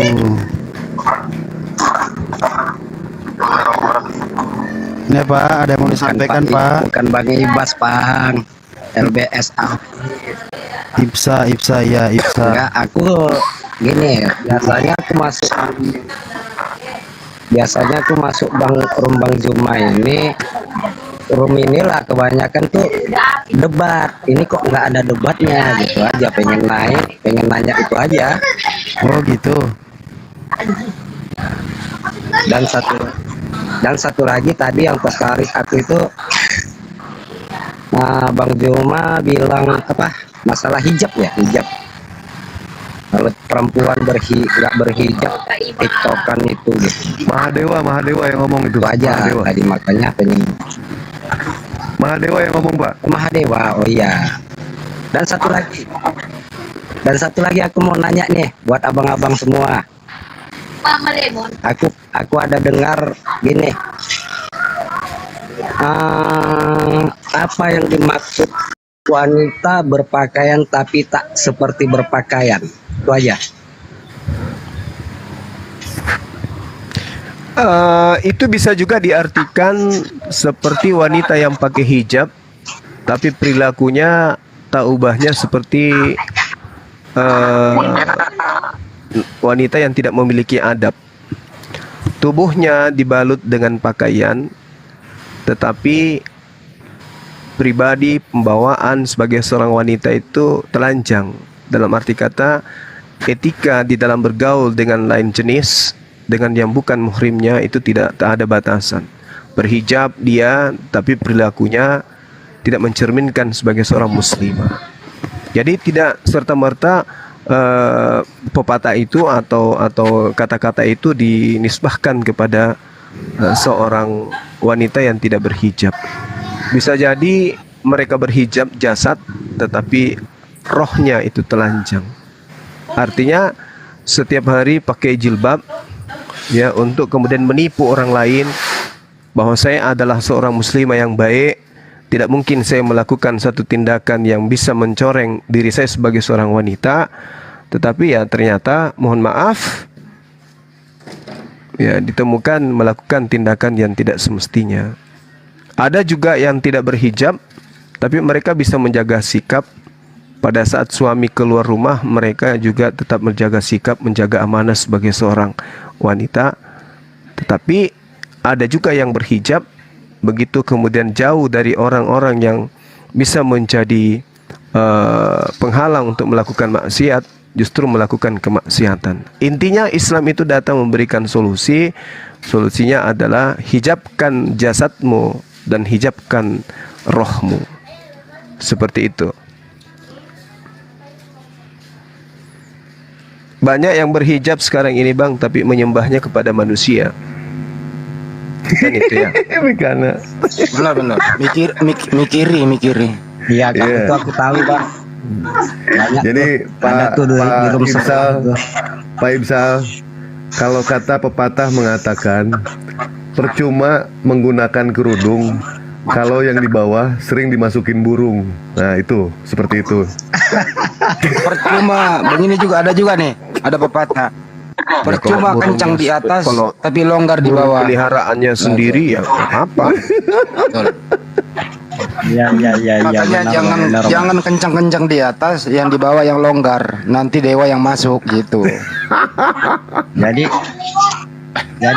sama juga kalau dia walaupun pakai hijab kalau ketat pakaiannya sama aja tuh ya bang? Iya, sama aja ya kan. Kan sebenarnya hijab itu diadakan untuk menyamarkan tubuh, kan gitu. Supaya nggak kelihatan yang di depan itu loh, yang nongol sama yang ya itu begitulah. Bikini itu termasuk pakaian, Pak. Lekuk tubuh. Iya, Pak. Bikini itu termasuk pakaian, Pak. Iya. Iya. Lekuk tubuhnya supaya jangan kelihatan gitu, Bang. Ya, seperti itu, Pak ya. Nggak usah saling mengingatkan aja sebagai seorang laki-laki yang baik itu, kita harus saling mengingatkan kepada pasangan kita. Atau enggak, zaman sekarang kan banyaknya yang pacaran gitu kan. Banyak seperti Ibes ini kan sering banget yang namanya dia dulu berpacaran itu ya tidak mau menjaga gitu, tidak mau menjaga itu. Beda halnya dengan Dewa ini selalu mengingatkan kepada padahal pasangan. gue taruh loh, astagfirullah, wala quwata illa billah. Dewa ini sering yang namanya memberikan peringatan lah kepada pasangan pada saat dulu pacaran ya. Dulu pacaran. Hijabnya terbuka, Dewa selalu peringatkan, gunakan hijab. Inilah pengaruh daripada Dewa Molok, hati-hati Bang ya, Dewa Molok. Enggak. Nah terus kalau misalkan kancing bajunya terbuka, dipasangkan, lindungi pasangan kita sebaik mungkin lah, ya, dilindungi sambil kita berbisik, yang bajunya nggak usah, celananya aja gitu. Supaya cepet. Bang Dewa, Untunglah bang. Lagi di live aku YouTube. nggak pernah pacaran bang. Iya bang. Tahu-tahu udah nikah duluan baru pacaran bang. Alhamdulillah, masya Allah. Jangan kayak Bang Dewa lah pokoknya. Bahkan sekarang punya anak umur 22 tahun bang. Oh iya, masya Allah, subhanallah. Izin ya, Bang Juma, Bang Asid, Pak Handi, Bang Gores, Bunda Rahma, izin pamit semuanya. Terima kasih banyak kepada Iwan Pilah. Mohon maaf kalau misalkan Dewa ada kesalahan. Terlalu banyak yang namanya celoteh-celoteh Dewa yang tidak baik. Kalau itu ada kebenaran, itu datang dari Allah Subhanahu Wa Taala. Kalau itu ada kesalahan, itu datang dari si Ibes. Jangan salahkan Dewa. Terima kasih banyak. Assalamualaikum warahmatullahi wabarakatuh. Waalaikumsalam. Iya sih kan. Ini Pak Ibsa Mumpung Bang Dewa udah juga keluar, aku juga mohon pamit Bang Juma. Iya Pak. Ya, makasih Abang. Bunda. Dan semuanya lah. Wassalam. Aku mau ini. Waalaikumsalam warahmatullahi wabarakatuh. Waalaikumsalam warahmatullahi wabarakatuh. Untuk yang pakaian ketat ya, NU ini ya. Dalam kitab Mauhibazil Fadl